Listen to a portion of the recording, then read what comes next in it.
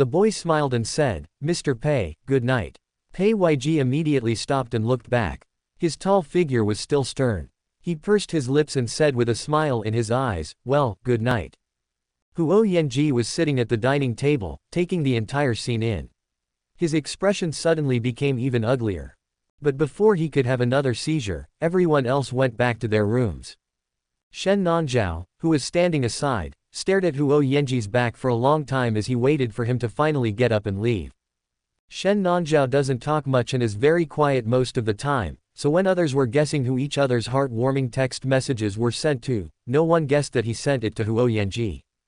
At first, he thought that the guest Huo Yanji had a crush on must be Bai Lin, but after his emotional expressions just now, Shen Nanzhao was sure that Huo Yanji's crush was You Mian. It was just that Huo Yanji himself seemed unaware of it, which was really strange. When Shen Nanzhao thought of this, he did not feel any discomfort or sadness in his heart. Because he didn't expect that several of the people on the show were acquaintances, so compared to the desire to find love when he first appeared on the show, he now wants to use the recording of the show as an excuse to rest for a few months. What we should be more worried about right now is Huo Yanji's attitude towards You Mian and Pei Yg. It seems quite extreme indeed. The staff ran up to the second floor and knocked on Bai Lin's door. "Bai Lin. Are you okay in your room? Do you need our help?" There was only a dim bedside lamp on in Bai Lin's room. After hearing the staff's voice, he was stunned for a few seconds before answering, "No, I just accidentally dropped the bedside lamp on the ground." The staff member was still a little concerned. "Are you sure you don't need a doctor?" There was blood flowing from the palm of Bai Lin's hand, as if he had been scratched by something sharp. The dim light highlighted his increasingly gloomy eyes and expression. But his voice was still very cute and innocent as he said, "Really, no thanks." There was silence outside the door for a long time, and then 2 or 3 minutes later, the sound of staff walking down the stairs was heard. After waiting for a long time for the staff to leave, Bai Lin sat down on the bed with a sullen face, frowned heavily and cursed. The huge wardrobe in his room was pushed to the ground, and the shock just now should have been caused by the wardrobe falling to the ground. The floor of the room was littered with broken glass, as if something had been smashed hard onto the floor and broken. A mobile phone was lying quietly in the middle of the debris. The phone screen was emitting a faint blue light, and from the broken screen one could still vaguely make out that the interface before it broke was the text message page. Re-examination notice. Student ID, 03, Oil Painting Department, Bai, Art History Appreciation 26 points, score, unsatisfactory, please take the re-examination before, days. We hereby inform you that you have received your request.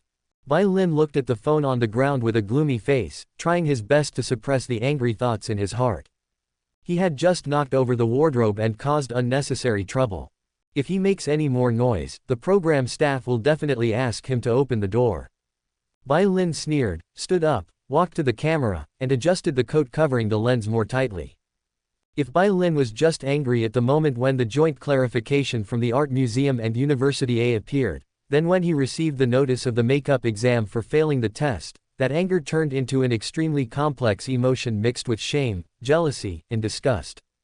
Not to mention that he also received a call from Muzi questioning him. What an idiot. He failed to perform his job as an agent and still has the nerve to scold him. Bai Lin squatted down and called Yan Guanqing with the broken phone. The beeping sound rang in his ears, and Bai Lin was not sure whether Yan Guanqing would answer the phone. He bit his thumb nail, feeling nervous and a little overwhelmed. If Yan Guanqing had spoken up for him, would those disgusting guys who claimed to be casual fans still be able to act so blatantly under his Weibo? As long as Yan Guanqing is still on his side. Bai Lin received heart-warming text messages from Yan Guanqing for 2 consecutive nights, but these 2 messages could not calm his uneasy mood at all. Could it be that Yan Guanqing has developed feelings for You Mian? Otherwise, why can I always see Yan Guanqing talking to You Mian recently? The beeping sound kept ringing in his ears and the call was not connected. Bai Lin's tense mood became gradually irritable as the waiting time became longer and longer. Bai Lin knew Yan Guanqing's temper very well. Although they had not known each other for long, this man's stubborn and arrogant character was too obvious. It's easy to get noticed by Yan Guanqing, all you have to do is be interesting enough. But it is also easy to be abandoned by Yan Guanqing. As long as he feels bored, he will abandon you without hesitation. Bai Lin was unwilling to lose Yan Guanqing's interest just like that, but knowing that calling him would disturb Yan Guanqing's work, he still called him. Just when Bai Lin's eyes widened and his emotions were about to get out of control, the call was connected. Yan Guanqing's usual lazy tone sounded on the other end, "Hello." Bai Lin burst into tears instantly and choked up, "Brother Guanqing, please help me. You are the only one who can help me now." On a sunny autumn morning, the sea breeze blows gently and the waves roll. Since the program crew did not arrange any dating activities for the whole day yesterday, the 8 guests received the next day's dating task cards from the program crew knocking on their doors before going to bed last night. In the morning, You Mian walked into the kitchen and raised his eyebrows when he looked at the date place on the card. This is an amusement park maze. Every road from the entrance is lined with 3-meter-high green walls that block vision and direction. Each route leads to different amusement park projects. The projects are separated from each other, but they will unexpectedly intersect with each other at some point. The maze was like a spider web spread across the task cards sent by the program team. Even if You Mian looked at them many times and tried to remember the route, it was useless. Because there is a line of small words written at the bottom of the card. The maze-style diagram is for reference only, and we are not responsible for its accuracy. You Mian held up the card in his hand and shook it towards the camera, then said with a helpless smile, "The director is bullying me." As soon as You Mian finished speaking, the door of the room on the first floor was opened, and at the same time, footsteps were heard coming down the second floor.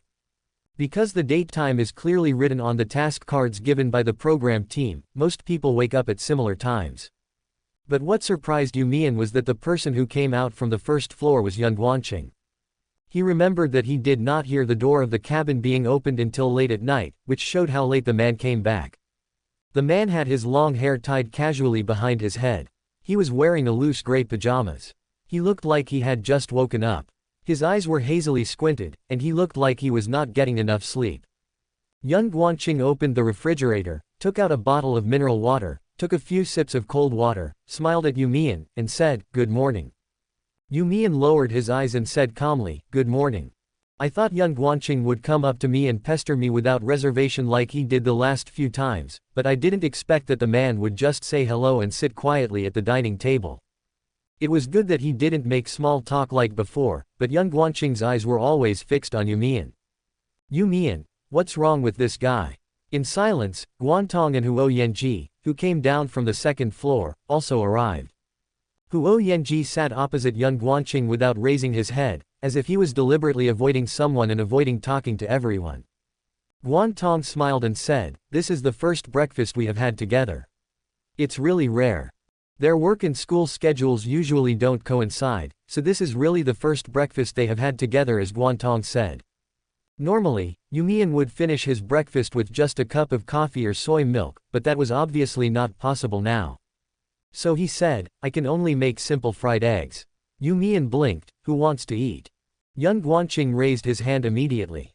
Huo Yanji struggled to decide whether to lift it or not. In front of the beauty, only Guantong still maintained a trace of rationality and asked one more question. "Honey, can your cooking skills guarantee that there will be no eggshells in the fried eggs?" You Mian stopped tapping the eggs. "Obviously not." Huo Yanji hesitantly let go of his hand completely. Yan Guanqing almost choked on the mineral water in his hand. The atmosphere gradually became awkward. Guantong slapped his head and said, "Forget it, I'll do it myself. I still know how to cook a bowl of noodles." Today it was You Mian's turn to be in charge of lunch and dinner, so he felt a little uncomfortable doing nothing. Guantong didn't eat his fried eggs, and Huo Yanji and Yan Guanqing who were sitting over there, You Mian didn't want to ask them. So when he heard another footstep, You Mian asked quickly with bright eyes, "Would you like some fried eggs?" Pei Yg, who had just walked out of the room, paused slightly. This CEO, who was so decisive in the business world that he even deducted a decimal point in the contract very carefully, did not hesitate at this moment. He did not even know what he was about to face, and immediately responded, "Eat." 40 minutes later, as an apology, You Mian revealed to Pei Yg at his request that the first stop of his maze might be the pirate ship. Chapter 32. Because this date project was a maze, the guests in the cabin did not ride in the same car before departure. Instead, they were taken to the date location by 7 cars. Before everyone left, the director specifically stated that Bai Lin had taken a leave of absence due to illness and would not participate in this date project. Everyone stood in front of their cars with different expressions. You Mian had no opinion on this and got into the car first. With him breaking the atmosphere, Guantong and others also got into the car one after another and prepared to set off. As soon as You Mian got into the car, the cameraman in the front row handed him a mobile phone and a selfie stick, and explained, "Today's recording session, the guests will each bring their mobile phones to live broadcast." You Mian took the phone and found that the program team had already adjusted the live broadcast platform interface, but had not yet clicked the play button. Start live streaming from the second date. You Mian was a little confused. The photographer sat in the passenger seat, holding the camera back, and answered, "The director said we can't miss the trending search opportunity we got yesterday, so we need to seize the time to warm up." Although the phone in You Mian's hand had not started live streaming, the photographer had already started filming. So You Mian couldn't help but look up at the camera and said with a smile, "You are speaking so honestly in front of the audience, aren't you afraid that Director Hong will hear it? He is trying to ride on the popularity in a legitimate way, and You Mian admires the director's variety show thinking." The photographer held up his camera and chuckled a few times, "Brother Mian, don't tell the director." The car was halfway through the journey when the staff reminded us, "It's time to start the live broadcast." You Mian looked away from the window in surprise, glanced at the phone in his hand, and asked, "Starting in the car?" After getting a confirmed answer from the staff, You Mian clicked the live broadcast button. Relax, there shouldn't be many people coming to his live broadcast room, after all, Young Guanqing is at the top. When he thought of this, You Mian felt a little relieved. Seeing You Mian being so cooperative, the staff beside him couldn't help but laugh. What a good boy. When the live broadcast room opened and his face appeared on the mobile phone screen, You Mian suddenly thought of other people who were also broadcasting live, and wondered what Pei Weiji's mood would be. Before he could think further, the surge in the number of people in the live broadcast room had completely stunned him. Audiences poured into the live broadcast room crazily, and the number of viewers soared from 0 to 3 digits, 4 digits, and finally stopped at the point where it would break through 5 digits. You Mian, what's going on? The live broadcast screen showed the boy's expression with slightly wide eyes. He seemed a little surprised and as if he was frightened. A pair of amber eyes were illuminated by the sunlight from the sidecar window, with a hint of tender green in them, and a mixed-race feeling was about to overflow the screen. The boy was wearing a bright avocado-colored loose jacket with the word, "Cool Boy," printed on his chest. His neck was snow-white, and his eyes were gentle and overly beautiful. His chestnut brown hair swayed as You Mian tilted his head, like a piece of brilliant gold. Whether it is his bright eyes or brilliant smile, they are always displaying magnificent vitality, which makes people happy. The barrage of comments suddenly surged wildly. Damn it, baby, kiss, kiss, kiss. When I saw the live broadcast reminder from the official Weibo of the program group, I didn't hesitate and clicked indirectly. Ah, Mian baby is so beautiful, give me a kiss, how can you be so beautiful? You look like a mixed race, your eyes are so beautiful. It's better than the photo. I saved the photo of A and look at it day and night. What brand of coat is the baby wearing? I want to buy the same one, please give me a link. Crazy, crawling healthily. Are you in the car? How many dates are we on the show now? Do you have a crush on someone right now? Tell me quietly. What are you going to do later, baby? Ah. The comments were scrolling too fast, so You Mian could only hold down their comments and read them one by one. The amusement park was still some distance away, so he answered the questions in order without rushing. A coat. You Mian lowered his head and gently tugged at the collar of his coat, frowning and saying, "My classmates and I bought it when we were shopping, but there doesn't seem to be a link." Damn, how can you be so good? Wipe the blood from your nose. Ah, Mian replied to me. Shopping with friends sounds like a college boy.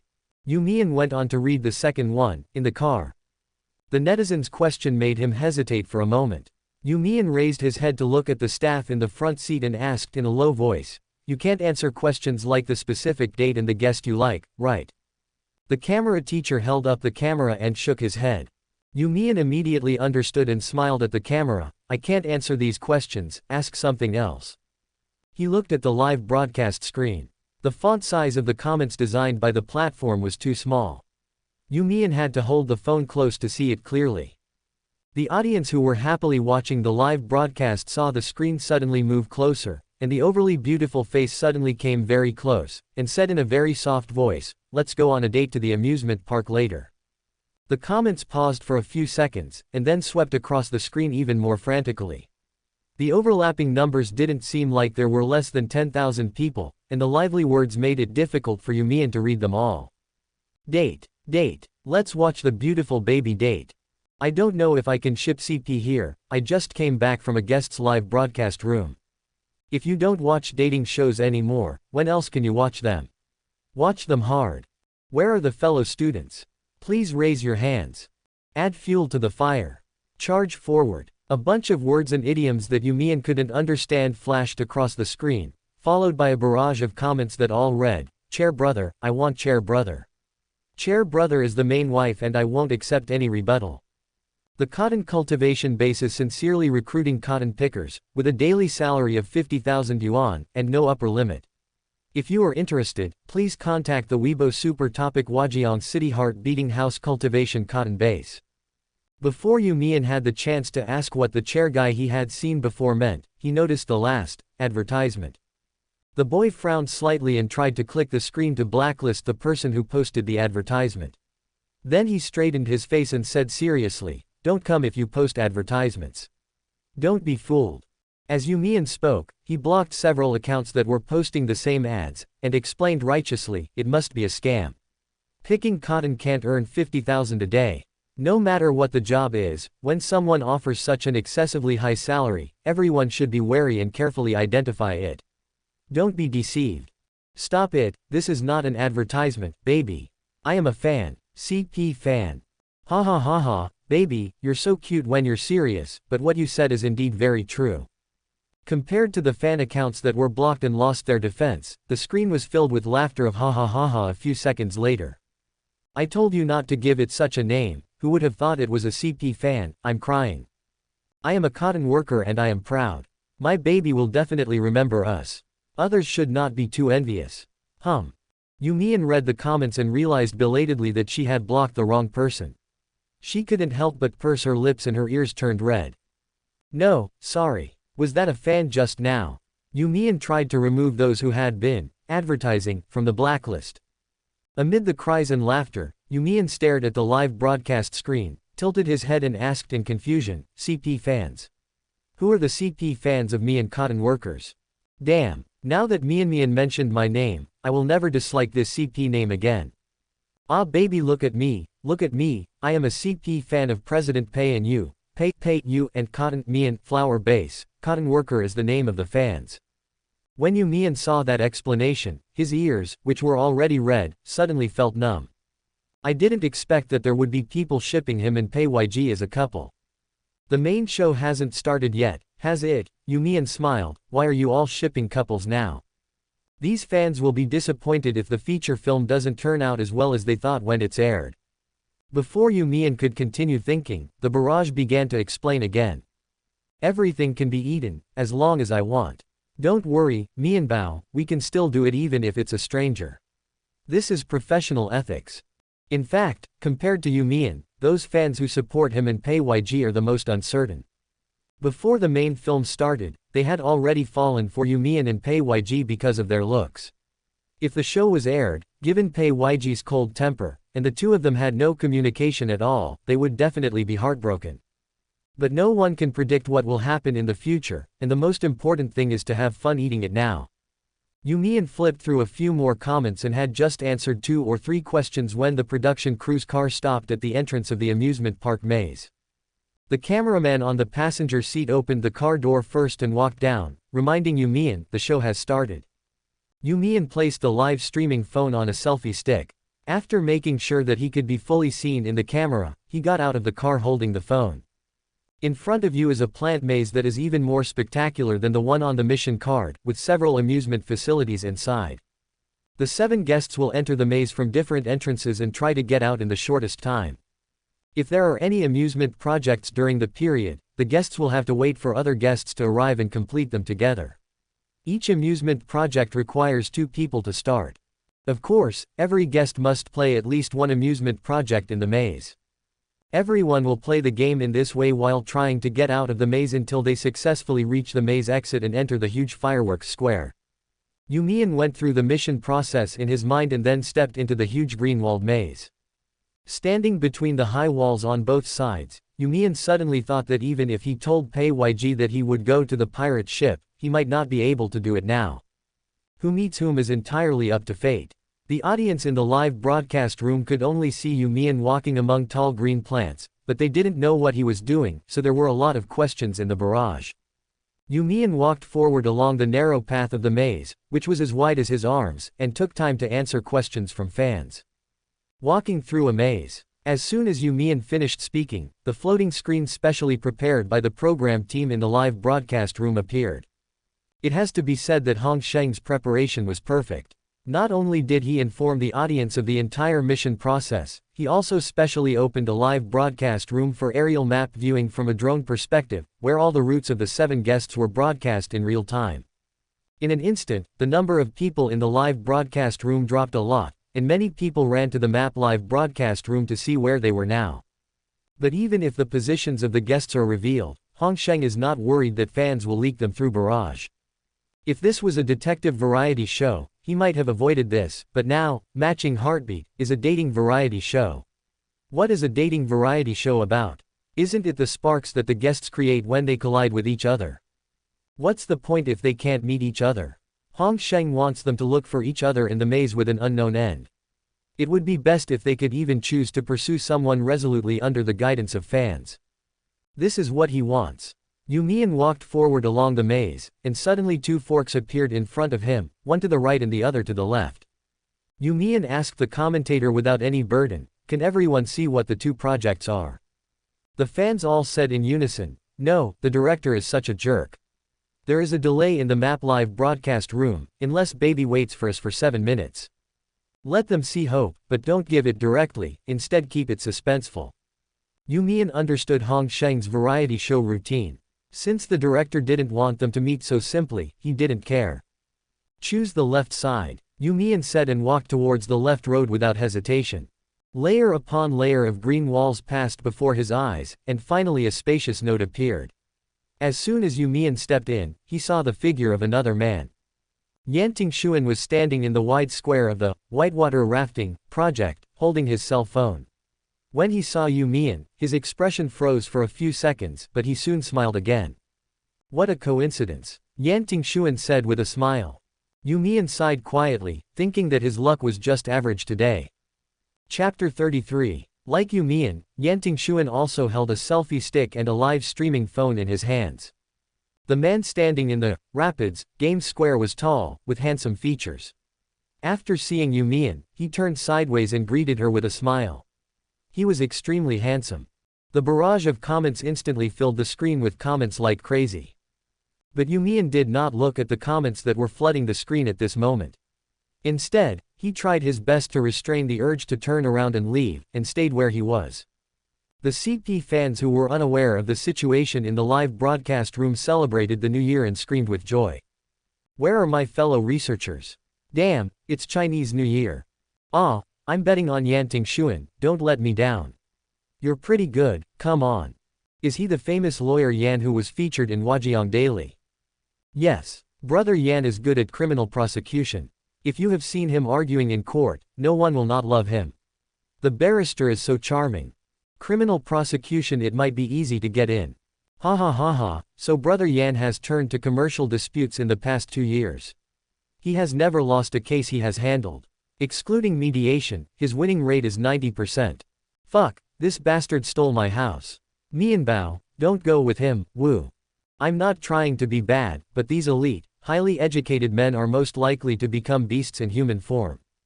Everyone, don't worry. The person who is suspected of stealing the home has a large number of CP fans. I heard that the CP partner is Bai Lin." The comments were silent for a moment, and then they all started to post bad news. The date location this time was a huge green-walled maze playground. There were a lot of tourists on weekdays, so in the shooting pictures, many tourists could be seen walking past their camera from time to time. Some passers-by would look at You Mian and Yan Tingxuan curiously, and when they saw two men with outstanding looks and figures, they would mistakenly think they were some little stars. With a PD following behind him and a live streaming phone in his hand, You Mian could only say, "Let's go and work on the project." Yan Tingxuan smiled and looked sideways at him. "Aren't you going to wait for the others?" You Mian frowned slightly. He didn't want to wait for others because it would only prolong the time he spent with Yan Tingxuan. "No need, let's just go the two of us," You Mian said. Yan Tingxuan raised his eyebrows slightly and said with a gentlemanly smile, "I'll listen to you." The comments on the phone in front of him started scrolling frantically again, as if cheering for the interaction between Yan Tingxuan and him. You Mian didn't know why Yan Tingxuan, who had tried so hard to distance himself from her, suddenly became like this. Not only did Yan Tingxuan make You Mian very uncomfortable, but he also worried about what other party might have up his sleeve.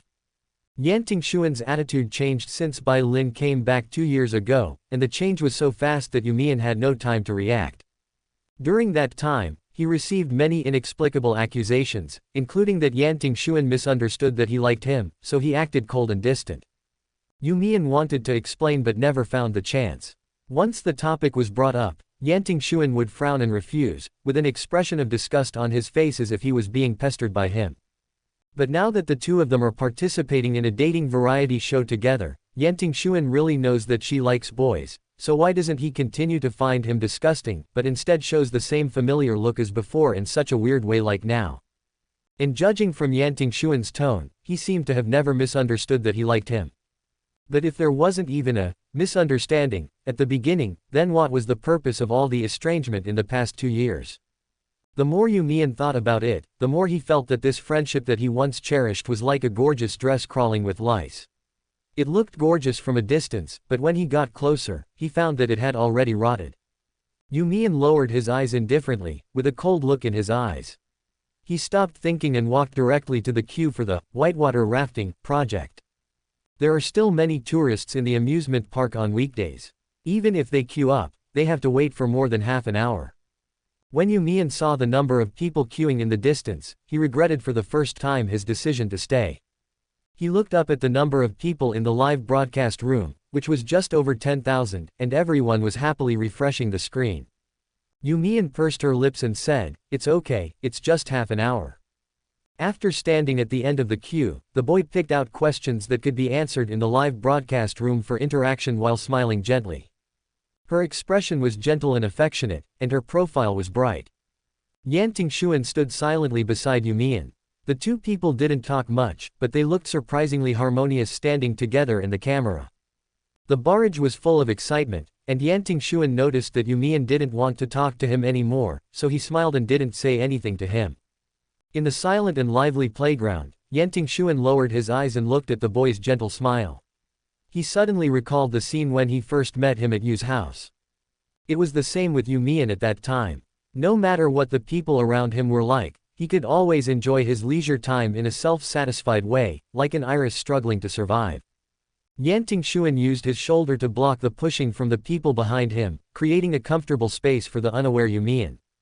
The man was tall, and the neatly cut brown coat made his legs look extremely long. He always had a casual and considerate smile on his face, looking both ruthless and amorous. Yan Tingxuan supported himself on the railing with one hand, staring at You Mian inconspicuously. He always avoided recalling the past days, but now the changes in You Mian forced him to wonder where things started to get out of control. Or maybe he had anticipated such a change from the beginning, but he didn't expect it to come so quickly, nor did he expect You Mian to really fall in love with someone else. Obviously, the person who stayed by You Mian's side and accompanied her for more than half of her life was Yan Tingxuan. They first met on a winter day. The Yu family held a grand birthday party, and almost everyone in Huajiang City's upper-class circle received an invitation. Before Yan Tingxuan left, his mother repeatedly told him to build a good relationship with the young master of the Yu family. The same words were repeated too many times, and Yan Tingxuan, who was still a teenager at the time, had already responded impatiently, "I know, mother." Yan Tingxuan repeated word for word, coaxed him and asked him to talk more about Dad's company in front of Uncle Yu. Yan Tingxuan, whose figure was so slender that he looked particularly straight and proud among his peers, had no idea about this young master of the Yu family who had appeared out of nowhere. He would approach the young master just because he could help their family. When Yan Tingxuan found You Mian holding the gift box that his mother had carefully selected, she was sitting on the glazed steps next to the flower fountain. The little girl has chestnut-brown curly hair and is holding a bottle of dark green watercolor in her arms. She has round cheeks and big, beautiful eyes. You Mian sat quietly on the steps, sideways, holding the bottle of watercolor and looking at the sun, one eye slightly narrowed, with a comfortable and warm expression. Yan Tingxuan kicked a small stone in front of him. The stone hit the glazed steps with a crisp click. The 8-year-old You Mian was startled and quickly put the watercolor bottle into his arms. Yan Tingxuan came closer with the gift box on his back. The young man raised his chin and asked dignifiedly, "Hello, are you You Mian?" Without waiting for You Mian to answer, Yan Tingxuan raised his hand and pinched his cheek, frowned slightly and smiled. "You are so young, how old are you?" You Mian trembled and did not dare to speak. He just stretched out his right hand and made the number 8. The overly pretty child looked like an exquisite handmade doll, but as the protagonist of the birthday party, he was sitting here alone, playing with a glass bottle that he had thrown away without knowing if anyone wanted it. Yan Tingxuan squatted down and took out the gift box from behind. "My name is Yan Tingxuan, my father is Yan Tingxu, his company is Chunghua, and he has business dealings with your father. When you see your dad later, remember to tell him that there is a brother named Yan Tingxuan who treats you very well. He takes you out to play and gives you delicious food. You like me very much and want to play with me all the time." Yan Tingxuan said a lot of things at once, and then he handed the gift box to You Mian and asked, "Did you remember it?" You Mian held the watercolor bottle tightly in his hand, and blinked silently when a strange voice spoke to him. "Tisk." Yan Tingxuan frowned irritably. "Get up." Yan Tingxuan reached out and grabbed little You Mian's arm and lifted the little guy up. "I'll say one sentence, and you remember it." Yan Tingxuan pulled You Mian and walked slowly into the banquet hall. "My name is Yan Tingxuan." You Mian blinked his big round eyes slightly. His palm was held and felt very warm. "Yan Tingxuan." Yan Tingxuan. "Yes, my father is Yan Tingxu." The two of them pulled each other to the door of the study. Yan Tingxuan said it no less than 10 times along the way. He felt that as long as the young master was not a fool, he should be able to remember it. Yan Tingxuan squatted in front of You Mian, patted his shoulder, and instructed, "Go in and find your father and let him hold you, then tell him what I just taught you." You Mian held the huge gift box in his arms and shook his head silently. Yan Tingxuan just frowned when he heard You Mian finally speak, but what he said was, "Dad won't let me enter the study." Yan Tingxuan was stunned. "Why?" You Mian raised her chin and stared at Yan Tingxuan, stumbling and whispering, "Dad never hugs me, and Mom doesn't seem to like me very much either." Brother. You Mian nervously grasped the corner of his clothes and stammered to apologize, "I'm sorry, I may not be able to help you." Yan Tingxuan couldn't understand. Shouldn't the young master of the Yu family be able to easily pick the stars and the moon in the sky? Why did he end up like a poor little thing who was unloved by his father and mother? Yan Tingxuan thought You Mian was deliberately shirking his responsibility, so he angrily said, "You are deliberately delaying my work, so I won't play with you anymore." After saying this, Yan Tingxuan turned around and was about to leave. You Mian behind him called out softly, "Brother." Yan Tingxuan did not stop at all. People who were of no use to him were of no use to him. After a few seconds, I heard the door open behind me with a heavy creaking sound. Yan Tingxuan's footsteps finally stopped. He slowly turned around and saw You Mian standing on tiptoe to open the door of the study. That was the first time Yan Tingxuan heard his own heartbeat. What a strange child. But just as Yan Tingxuan turned around and walked back towards You Mian, an angry roar came from the study. "Who let you in? Get out!" Yu Jiwan threw a book out the door, and it hit You Mian's forehead hard, causing a hideous stain of blood to instantly ooze out. You Mian fell directly onto the carpet with his head tilted back, making a dull thud. Yan Tingxuan stared at the scene in front of him in a daze, walked quickly forward to support You Mian, and quickly pressed the child's forehead with the hem of his shirt. He frowned and murmured, "What's going on?" The study door next to Yan Tingxuan was closed again, as if nothing had happened just now. Yu Jiwan didn't seem to guess that there was someone else around You Mian. He just closed the door coldly as usual without even looking outside. You Mian blinked, and there was a warm amber light in his pupils. "Brother, I tried." Yan Tingxuan was stunned, and his hands continued to press on his shirt. He asked, "What did you say?" Little You Mian raised his chubby arms and said, "In the 22nd episode in which the warrior tried to defeat the dragon, he failed." Yan Tingxuan was silent for a few seconds and then deliberately said, "You are so happy even though you lost." As a little warrior who regards his father as a dragon, Yan Tingxuan strangely gains a sense of recognition from little You Mian. Yan Tingxuan helped You Mian up and wiped the dried blood from his forehead. "May I have your name?" You Mian's amber eyes were filled with smiles. "My name is You Mian, you as in Yuki, and Mian as in Mianchan Luin." Yan Tingxuan lowered his head and patted You Mian's trouser leg. The young master was wearing a pair of brown suspenders and trousers, which made him look like a carved jade sculpture. Yan Tingxuan looked at You Mian in silence for a long time. It lasted so long that even someone as quiet as You Mian could hardly help but ask him what he was thinking about. Suddenly, Yan Tingxuan spoke. "Don't play alone anymore, come play with me." At that time, Yan Tingxuan didn't understand why he said that, and he still doesn't quite understand it now. Being involved with a person who has no use to him really doesn't fit Yan Tingxuan's standard for money. But the fact is that he has been involved with a young master who is of no practical help to the Yan family for more than 10 years. Over the years, Yan Tingxuan has tried his best to squeeze out all the usefulness of You Mian to the Yu family. Although the final result is of little use, perhaps this is the consolation he uses to prove that his standards for measuring the value of others have not changed. Yan Tingxuan firmly believes that pragmatism is paramount in interpersonal communication. He would never admit that he had been soft-hearted towards a person who was of no use to the Yan family or to him. I also don't want to admit my sad and ridiculous secret love history of more than 10 years. So when Bai Lin appeared, pointed his finger at You Mian in confusion and asked, "Does he like you?" Yan Tingxuan saw that You Mian's face, which was always gentle, always tolerant and always calm, suddenly showed an expression of surprise that was just for him. Yan Tingxuan was the one who knew better than anyone that You Mian didn't like him. But at that moment, when he saw You Mian's expression change drastically because of him, Yan Tingxuan heard his own heartbeat violently for the second time. "Do you like me?" Yan Tingxuan asked You Mian in a hoarse voice.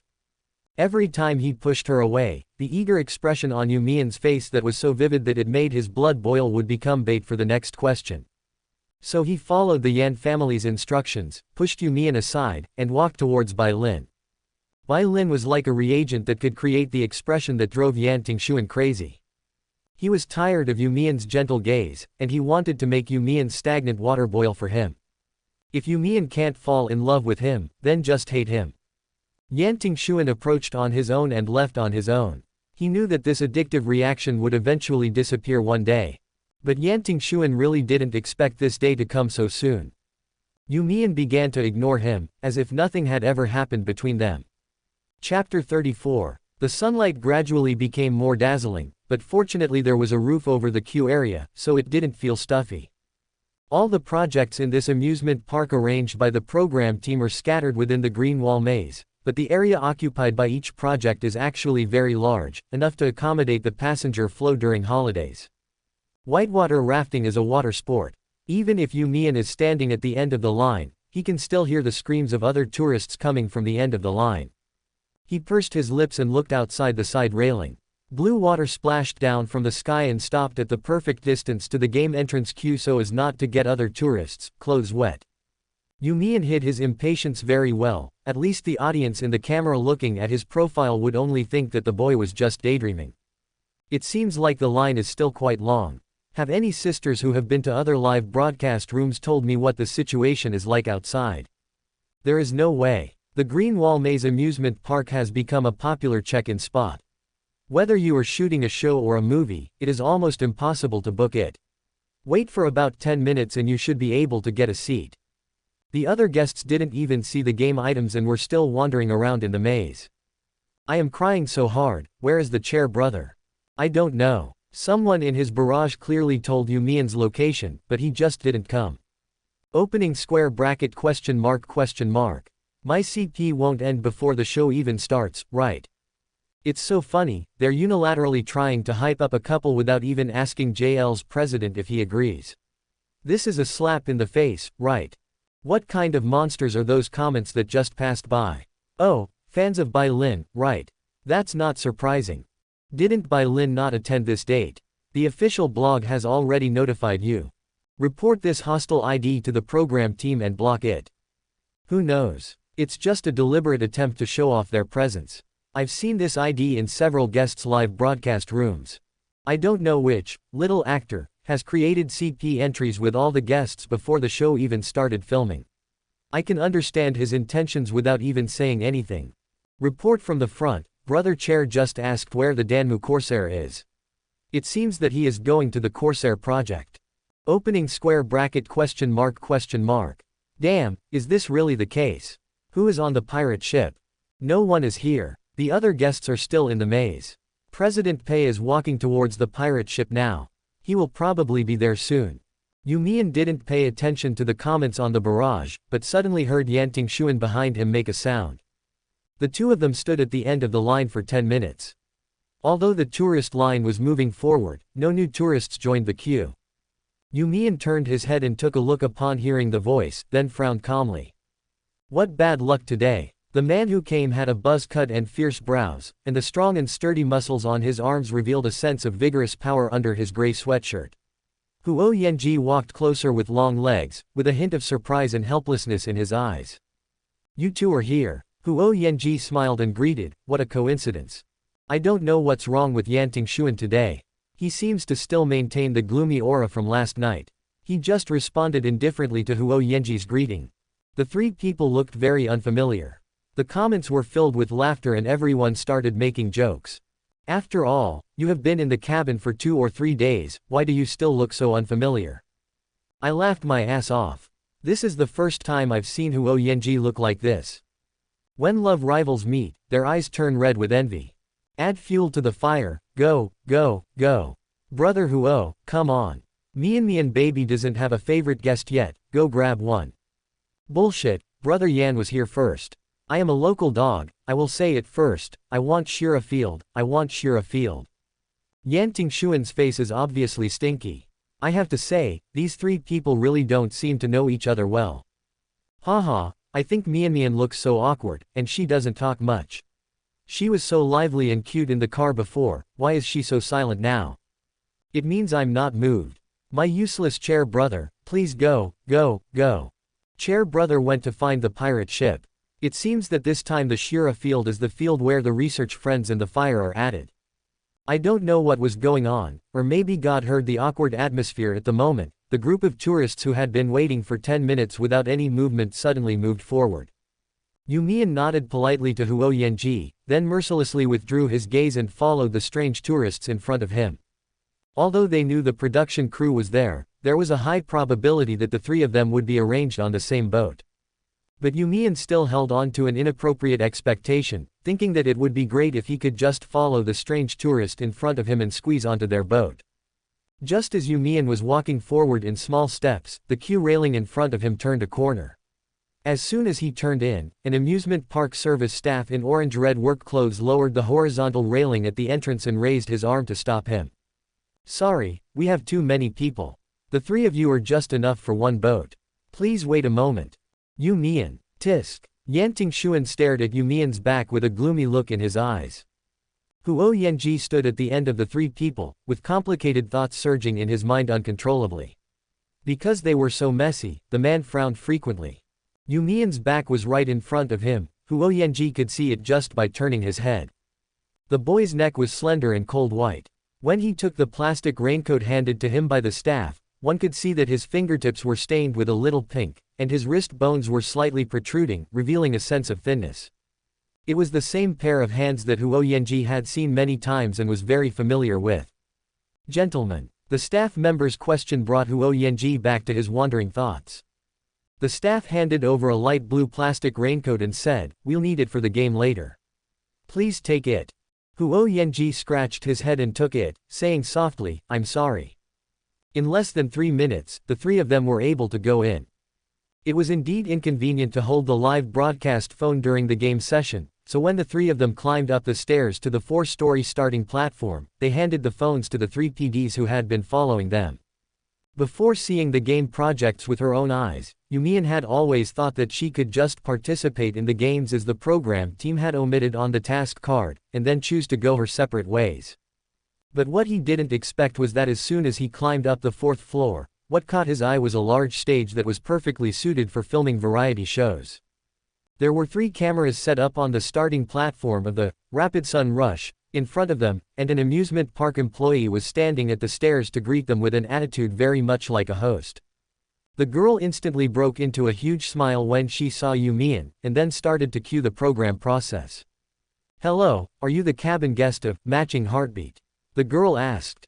"Right." Just as You Mian nodded, Yan Tingxuan and Huo Yanji followed closely behind him and walked up. The girl's smile grew even wider, and she led the 3 people to sit on 3 tall chairs on the platform. Yan Tingxuan looked around, with a gentle smile on his face. Even though he was a little confused, his tone remained gentle and he asked, "What's going on? Aren't we playing with water boats?" Huo Yanji followed at the back, and when he saw this, he raised his eyebrows slightly, and said in surprise without disguising it, "The program team is really generous, I really didn't expect that they could set up a stage here." The 3 chairs they sat on were blocked by white partitions on both sides, so they could not see each other and could only hear each other's voices. You Mian already had some guesses in his mind when he saw this set of props. The girl seemed to be the first time to be entrusted to be the NPC in a variety show. Her voice was a little stiff when she read the hand card. "Welcome the 3 guests to the River Rush game level. The loser of this level will experience the water boat game that is right in front of you, falling from the 4th floor. The winner is free to choose to participate or not." You Mian sat on a high chair in the middle, with Huo Yanji on his right and Yan Tingxuan on his left. When he heard about the game rewards and punishments, he couldn't help but think that it was indeed a dating variety show, with the punishments and winning rewards all centered around the 2 guests' crushes. The 3 guests will need to take 6 rounds of questions and answers. Points will be awarded for correct answers and no points will be awarded for incorrect answers. The one with the highest score will win.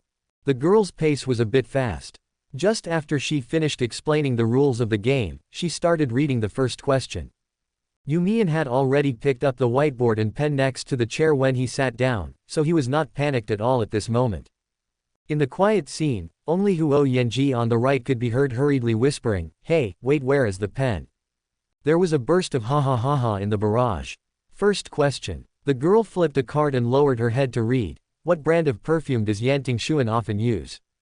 The questions in the girl's hands were varied, all of which were collected by the program team in advance when the guests were preparing for the interview. Since there were 3 of them coming at this moment, the questions were all centered around them.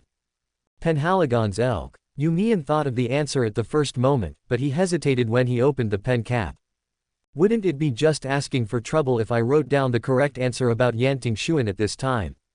So after a pause of just a few seconds, You Mian changed the answer in his mind and randomly wrote a wrong answer. The 3-second countdown sounded on the scene, and the recording effect was full.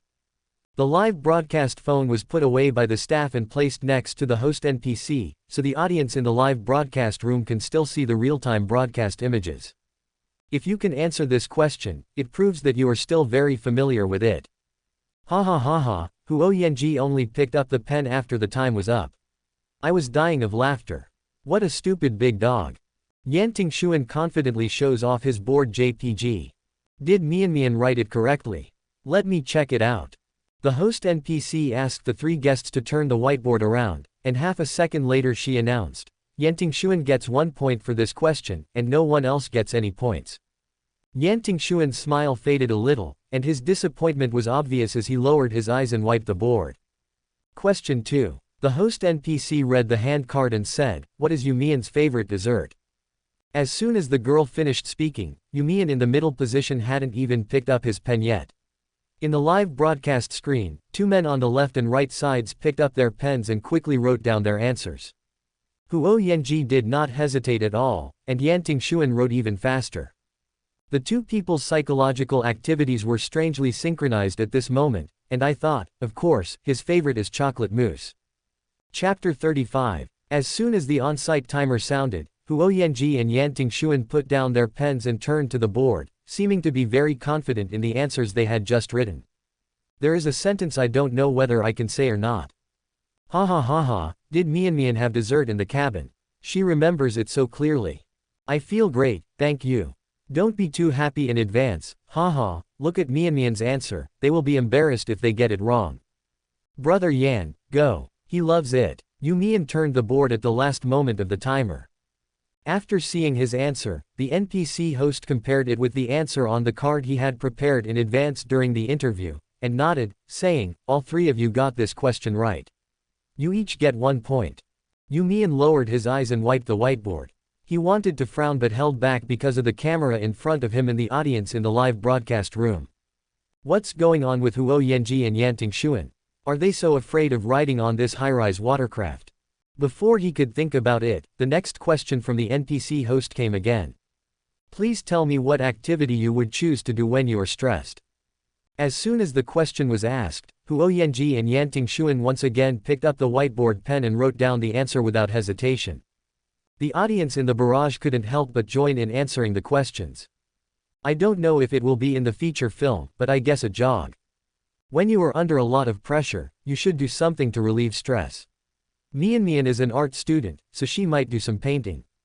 The trailer shows 2 frames of Mian and Mr. Pei driving out to purchase goods. Since Mian can drive, could they be going for a drive? Kiss. Kiss. Kiss when you are stressed. Shut up, what kind of lewd words are you talking about? You Mian was no longer as surprised as before when he heard the writing sounds coming from both sides. He calmly wrote down the answers to the questions that the program team had asked during the previous interview and turned the whiteboard over. Sudoku. The same 2 words were written on the boards of Huo Yanji and Yan Tingxuan. The NPC host didn't know the inside story, so he just laughed and said, it seems like everyone has a high level of tacit understanding and understanding of each other. Huo Yanji's happy mood of answering the question correctly suddenly changed when he heard this. His brows, which were raised just now, slightly sank, and he wiped the writing with more force with the eraser. Yan Tingxuan smiled and said nothing, and it was impossible to tell what he was thinking. For this question, each of the 3 of you gets 1 point. Next question. Along with the voice of the NPC host, the barrage of comments suddenly flashed across the screen the moment the 3 people's answers were seen. Hey, if you 3 keep doing this, I'll accuse you of spreading rumors. What's going on? This must be a private conversation, right? Sudoku. Licking Mianbao, damn, I suddenly feel so sexy. Huo. Confident, Yan, more confident. Ha ha ha ha ha ha ha, this is really adding fuel to the fire and a paradise for fellow researchers. I don't know where my useless chair brother is. I bite the quilt tightly. Why do you call Mr. Pei, chair brother? It doesn't sound good. Can't you just call him Pei YG? Mr. Pei's name sounds good. Because I don't know why I always feel uneasy when I call him Pei YG directly. JL lawyer team is dedicated to serving you. Please tell me what you think you are best at. Huo Yanji suddenly slowed down as he looked at the clean whiteboard that had been wiped clean. His fingers holding the pen trembled slightly, and he was actually hesitating whether he should start writing. The next second, there was a rustling sound of writing beside me. It was You Mian and Yan Tingxuan answering questions. Huo Yanji no longer hesitated and immediately wrote down the correct answer. The depressed mood that had been disturbing his inner thoughts since he started participating in the program not only did not disappear with time, but appeared more and more frequently, and increasingly affected his overall state of mind. The host NPC looked at the 3 people's answers and raised his hand and said, congratulations to Huo Yanji and You Mian for each getting a point. The correct answer is color perception. Huo Yanji's eyes softened for a moment when he lowered his head.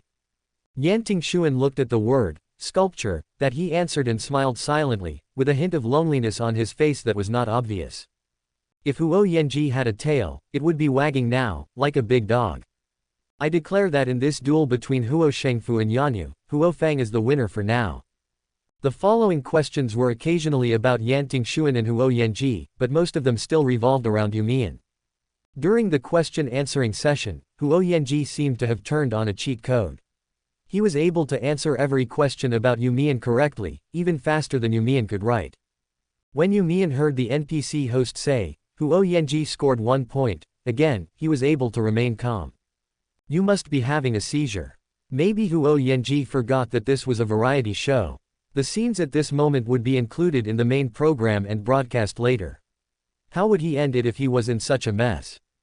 However, these thoughts only flashed through You Mian's mind, and what happened to Huo Yanji had nothing to do with him. What he needs to worry about now is that he might be the one taking the boat. You Mian smiled helplessly and wrote down the answer to the previous question. He didn't know what color and brand of boxing gloves Huo Yanji used now, but he knew that he had used winning white boxing gloves a long time ago. Because he was unsure, and more importantly, he didn't want to give the right answer, so You Mian wrote down another brand that Huo Yanji probably wouldn't use. Sure enough, the NPC host announced that Huo Yanji and Yan Tingxuan would each get 1 point for this question. But the correct answer turned out to be the winning white boxing gloves. You Mian lowered his eyes and sneered lightly without knowing what emotion he was expressing. The barrage of comments refreshed the screen very quickly, as if everyone was excited about the tacit understanding between them, but occasionally there would still be a few inappropriate comments that provoked a fight. Advising CP fans not to be too ostentatious. We have news from internal staff that Huo Yanji's favorite guest is Bai Lin. Damn, it's so annoying, you're begging for food again. Huo Bai is the real one. You Mian doesn't even know the brand and color of Huo Yanji's boxing gloves. Can you still support this kind of couple? I can only say that they should eat something good. I am speechless. Can Bai Lin's fans please stop speaking so harshly? So what if You Mian answered incorrectly? Huo Yanji answered all 4 questions about You Mian correctly. Isn't he just a big dog wagging its tail for attention? Can't I just support him? Hee, this is so funny. Huo Yanji is a WPE gold medal boxer. You bastard, only a top student from University A like Bai Lin can be worthy of him. There are a lot of private street photos of Bai Lin and Huo Yanji. Do you want me to send them to you? I am dying of laughter. The ID that was jumping up and down in the barrage was the same person. Before other fans could respond, the host lady smiled and reminded in the live broadcast, the person who is currently in the lead is Huo Yanji. The other 2 guests should work harder. Last question. Please tell me what color Bai Lin is most used to using to start laying the base layer. The question suddenly mentioned the name Bai Lin, and the 3 people present were slightly surprised. But what was unexpected was that among the 3 people, You Mian was the fastest to write down the answer. The other 2 people frowned and thought for a while before they started writing. The reason why You Mian wrote so fast was that he had no idea, so any answer would be wrong, so he might as well just guess. Huo Yanji stumbled as he wrote down a color, and the state of nothingness as if he was floating in the air with no sense of grounding enveloped him again. Why didn't he know? Or he should have known, but why didn't he write it down? I clearly knew all the questions about You Mian just now. But when Bai Lin was asked, he should have answered more quickly, but he didn't know. Huo Yanji's neck drooped lower and lower, and the fingers holding the pen clenched suddenly. He actually didn't know what color Bai Lin usually used as the base when painting oil paintings. What made Huo Yanji even more upset was that the first thing that came to his mind was the oil painting that You Mian had painted when he was spending time with her in college. You Mian was used to using orange as the base, he remembered it clearly. Huo Yanji pursed his lips tightly, veins on his forehead bulged slightly, his shoulders were tense, and the lines of his muscles were clearly defined. The man looked like he had been hit by something, so severe that he was a little dazed. A beep sounded at the scene. The host asked the 3 of them to show their boards, and then she said in a surprised voice, "Unfortunately, all 3 of you got this question wrong, so no one got any points. So the final winner is Huo Yanji. Congratulations." You Mian and Yan Tingxuan clapped politely. As soon as the NPC's mission was completed and the program team had enough material to record, the staff in orange-red clothes stepped forward and handed plastic raincoats to You Mian and Yan Tingxuan. Huo Yanji was still sitting on the high chair with his head down, obviously still immersed in the game. Although You Mian was a little surprised that Huo Yanji and Yan Tingxuan failed to answer the last question correctly, he was not that surprised. He didn't want to think about these annoying things, so he took the raincoat from the staff and put it on. If you lose the game, you have to take a water boat, which is quite annoying.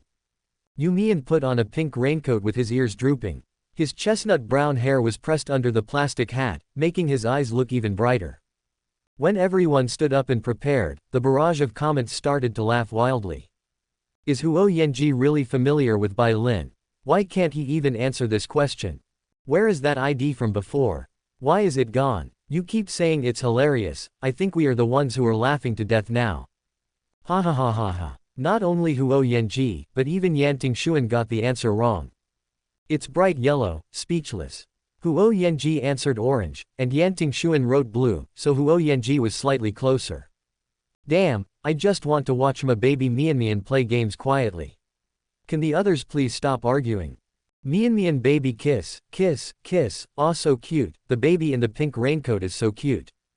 Take a screenshot quickly. At this moment, You Mian had put on his raincoat and was standing aside, waiting for the staff to prepare the water boat for departure. The boy stood quietly at the back of the crowd with his eyes downcast. He was very close to the live broadcast phone, so everyone could see his expression clearly. Obviously, the game session just now and the barrage at this moment were refreshing the screen, but the boy suddenly lowered his head and yawned lightly. Ha ha ha ha ha ha ha ha ha ha ha ha ha, Mian must be feeling bored. Mian baby's inner thoughts, I am not happy without Chair Brother. Chair Brother, come and rescue Mian from this boring hell. The preparation time didn't take long, and after a few minutes the staff signaled You Mian and Yan Tingxuan that they could sit on it. You Mian didn't want to sit in front of Yan Tingxuan, so she waved at him, signaling him to go first. Yan Tingxuan was wearing a blue raincoat. Seeing this, he smiled at You Mian and said, I'm tall. If I sit in the front, you won't be able to stretch your legs. As the two were talking, the host's voice came from behind, as the winner, Huo Yanji can choose to participate or not. Do you want to participate? The host knew in advance that the program they were recording was a dating variety show, so he seemed to be happy to see this shura scene. You Mian took a deep breath when he heard this. It was already uncomfortable to sit with Yan Tingxuan. Could it be that Huo Yanji wanted to join in the fun now? Without waiting for Huo Yanji to answer, Yan Tingxuan, who was standing by the water boat and ready to get on board, suddenly turned around and said with a smile, Hey, don't come on. This boat is quite small. If you come on, it will be too crowded. Huo Yanji stood at the back and pursed his lips, his expression revealing no emotion. Weren't you answering the questions very enthusiastically just now? Now you're on the boat, so all your answers were in vain. Yan Tingxuan spoke word by word, blocking Huo Yanji's way to agree to participate. You Mian rarely agreed with what Yan Tingxuan had just said, and urged him to get on the boat. Is this a reward or a punishment? Ha ha ha ha. Huo Yanji watched his fellow students sail away on the boat, ha ha ha ha ha ha. The design of this game is such that it's better to just lose and then you can still hug Mian. Yan Tingxuan didn't hug her. He couldn't hug her because he was sitting in the front. Research friends. Research friends. Fellows go to Oida. You Mian sat at the back of the water boat under the instruction of the staff. Just as Yan Tingxuan had just said, he couldn't spread his legs apart, so he could only sit down with his legs slightly bent. Hold on to the shoulders or waist of the person in front of you, otherwise you may be thrown out easily, the staff reminded. Yan Tingxuan was sitting in the front, and his fingers holding the iron rod suddenly felt numb. The waiting process was not long, but he became anxious. Then I heard You Mian say behind me, no need, I'll just grab the pole next to me. The staff member did not continue to persuade him, but just nodded and said, sure, it's okay to grab it there. Yan Tingxuan, water boating is not a time-consuming game project, it is just a matter of rowing from the top down. Walk. With a loud shout from the staff, the entire water boat suddenly flew out from the vertical downward curve. You Mian closed his eyes tightly, the sound of countless splashing water filled his ears. A sharp feeling of weightlessness came from the soles of his feet, and he almost raised his hand to grab the shoulder of the person in front of him. But even though his subconscious instinct was playing tricks on him, You Mian tried his best to control himself and not move his hands at all, and kept tightly gripping the iron bar at his side. Ah! Yan Tingxuan was shouting in the front, his voice was very cool and he seemed to be enjoying it very much. Bean-sized drops of water hit the two people, and the vertical curve was passed by, and the two people rode the water boat towards the smooth slide. Projects like water boats take a very long time and are over in almost the blink of an eye. The gaming experience is really short and fast. The raincoats protected them from the oncoming water splashes and at least kept their clothes dry. The feeling of weightlessness when falling from a height will really make your adrenaline surge for a few seconds. Therefore, even You Mian, who was feeling a little uncomfortable with the feeling of weightlessness just now, had bright eyes and was obviously excited when he stepped out of the water boat under the guidance of the staff. Yan Tingxuan couldn't help but stare in a daze for a few seconds. You Mian took off his raincoat, his curly hair brushed across his eyebrows.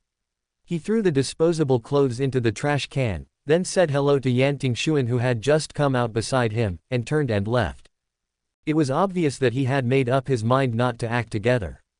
Yan Tingxuan frowned suddenly. He was about to chase after him when he heard the staffs shouting behind him. After getting rid of Huo Yanji and Yan Tingxuan, You Mian's expression became more cheerful. As soon as he took the live broadcast phone back from the PD, he saw the barrage of comments on it swiping the screen frantically.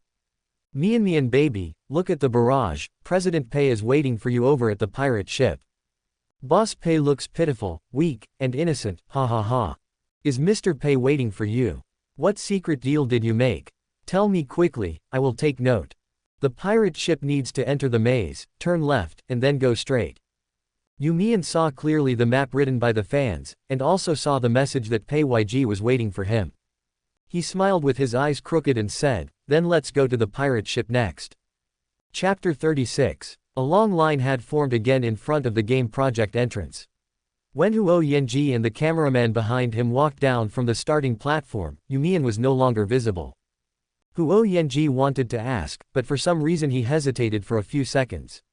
Finally, he pretended to be casual and asked hesitantly, hey Hu, where is he? Yan Tingxuan had just walked out of the water boat, and just like You Mian had just done, he took off his wet raincoat and threw it into the trash can. When Yan Tingxuan heard Huo Yanji's words, he stared at him with a half smile, and put on the gold-rimmed glasses he had taken off earlier. Who is it? Huo Yanji was stunned when he heard this. Yan Tingxuan leisurely admired Huo Yanji's complicated expression before explaining, he left. He wanted to walk through the maze alone. Huo Yanji was suddenly stunned. He had thought that the three of them would walk together until they walked out of this maze park together.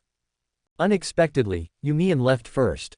Yan Tingxuan put one hand in his pocket, his eyes were ruthless, and he still had a smile on his face. What about you? Do you want to go alone or together? It doesn't matter whether the two remaining guests from Lily of the Valley side go together or separately. Yan Tingxuan was in no mood to joke with Huo Yanji at the moment. He just asked casually and turned to walk towards the entrance of the maze opposite. Huo Yanji sighed, then followed. Let's go. We finally met someone. Bai Lin is not here anyway. Huo Yanji said. Yan Tingxuan and Huo Yanji walked side by side into the maze. Yan Tingxuan raised his eyebrows and smiled, raised his hand and patted Huo Yanji's shoulder, and said seriously, you miss him a lot. The live broadcast room in front of the two people was not closed, and the barrage of comments continued to refresh. It's just that the number of people in their two live broadcast rooms is slightly less than You Mian's.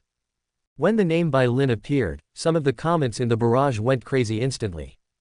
Huo Yanji suppressed the inexplicable urge to refute in his heart, and hummed lightly with the corners of his mouth. In fact, the moment he walked down from the starting point and didn't see You Mian, Huo Yanji felt unhappy. Is it because You Mian left? When Huo Yanji thought of this, his expression became even colder, his rough brows slightly frowned, and to anyone who could see him, he looked like he was lost in thought. As soon as the two people left, young Guanqing walked into the whitewater rafting water plaza holding the live broadcast phone. The long-haired man was wearing a camel-colored short jacket and black boots. His bright eyes were hidden by sunglasses, leaving only his delicate jaw angle exposed. He was a natural camera darling. Young Guanqing's appearance caused a commotion among the tourists queuing in the square. Many people ran out of the long queue, holding the notebooks they had taken out of their bags and asking for autographs. Ah, is it young Guanqing? Yes, that's him. Come on, go take a photo.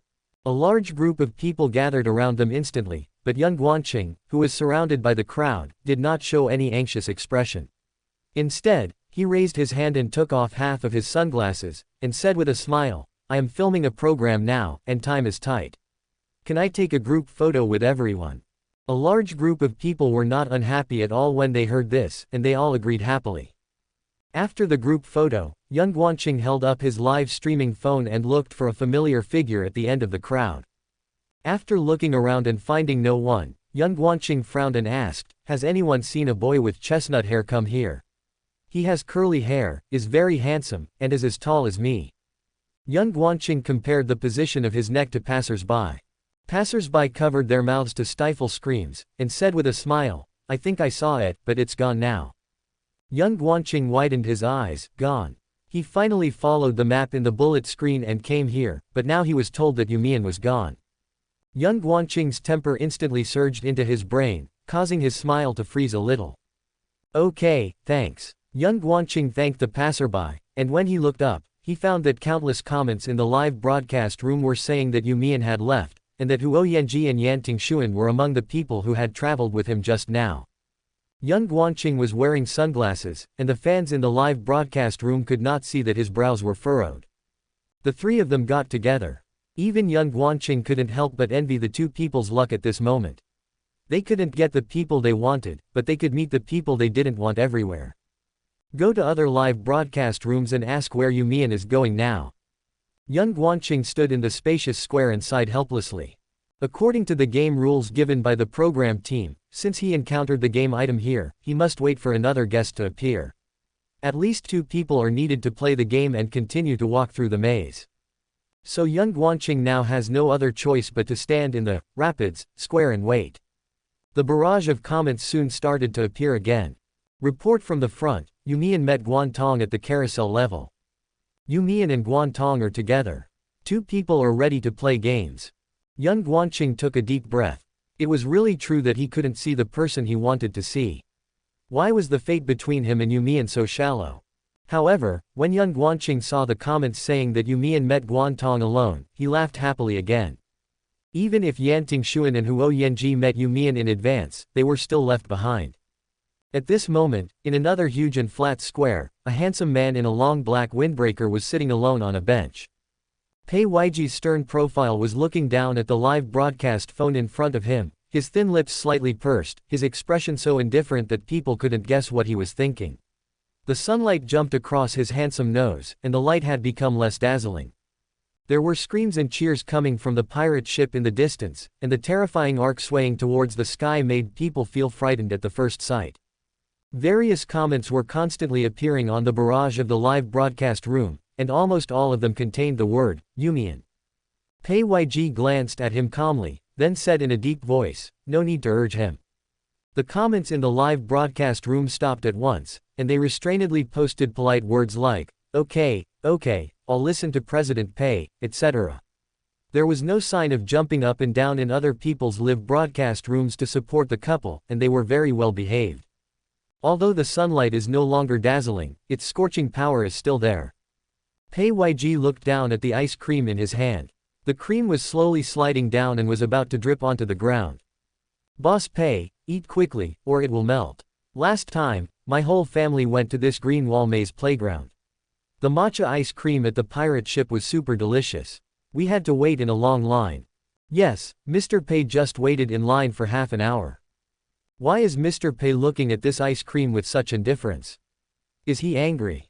How is that possible? Don't make blind guesses. It's all the fault of the program team. They set up the map in the live broadcast room in a mess, and it changed every once in a while, so the little sister in Mian's live broadcast room got the route wrong. Mianbao was stunned when he broke into the carousel square just now, ha ha ha. It was so hard for my little lover to see each other, I cried. Just when everyone was chatting enthusiastically, Pei Weiji suddenly stood up. The audience in the live broadcast room were all shocked. Is Mr. Pei leaving? Stop it, woo. The cotton workers will never admit defeat. I'm kneeling on the ground begging Mr. Pei, please wait for Mian. Ah, someone stop him. My CP is facing the crisis of being together every day. Is this the charm of being together? Peaceful. I am too concerned, and without any guests, President Pei can't leave even if he wants to. But a tense atmosphere had already spread in the live broadcast room, and rational voices were temporarily drowned out by a group of panicked remarks. No matter how loud the comments in the live broadcast room were, Pei Weiji never stopped. But just when some people thought Pei Weiji was going to leave, they saw the man walk to the flower bed not far to the right of the bench and stand still. He handed the ice cream in his hand that was almost melted by the sun to the curly-haired boy who had been staring at this side since a while ago. Pei Weiji's tall stature scared the little boy so much that he turned around and ran back to find his mother. But the ice cream the other party handed over was the one he had been eyeing for a long time, and the boy did not expect that Pei Weiji would take the initiative to get up and give it to him. While the little boy was hesitating, Pei Weiji said, "It's melting fast." I still have to wait for someone. If you don't eat it, I'll throw it away. The boy didn't dare to hesitate after hearing that. He immediately reached out to take the matcha ice cream from Pei Weiji's hand, tilted his head and ate up the cream that was stuck on the crispy skin and was about to slide off. Thank you, big brother. After eating the delicacy he had been dreaming of, the little boy squinted his eyes with joy and shouted happily. Pei Weiji lowered his eyes slightly and looked at the little boy's brown curly hair. He couldn't help but reply, "You're welcome." Just as the little curly-haired boy was running away with his Crocs clacking on his feet, a panting male voice was heard behind him. Pei Weiji's heart skipped a beat. Before he could turn around, he heard the other party gasping for breath and said with a clear, bright and lively smile, "Boss Pei, have you been waiting for a long time?" The screams from the pirate ship in the distance could not stop Pei Weiji's heartbeat at this moment. When Pei Weiji turned around, he saw You Mian bending over with his hands on his knees to calm his breathing. He tilted his head and raised his chin slightly, and his eyes were so bright that it made people's heart palpitate. There was a thin layer of sweat on You Mian's forehead and nose. The boy seemed to be relieved after seeing Pei Weiji. He stood up and said with a smile, "I almost broke my promise, but luckily I made it in time." You Mian took the wrong turn at the fork in the road and ended up at the carousel. Guan Tong happened to have been waiting there for more than 10 minutes, and the two of them worked in sync and quickly completed the game. Guan Tong said that it would be boring for the two Iris guests to travel together, and seeing this, You Mian rushed to the pirate ship. On the way, You Mian inexplicably saw comments in the live broadcast room saying that President Pei was leaving. Thinking that he was going to miss it again, he hurriedly ran away. I didn't expect that he would really catch up. Pei Weiji asked You Mian to sit on the bench, and looked at his live broadcast room with a slightly gloomy look in his eyes. He said lightly, "Didn't you say not to urge me?" The man's voice was intimidating without him being angry, and in an instant all the comments in the live broadcast room were grimacing in fear.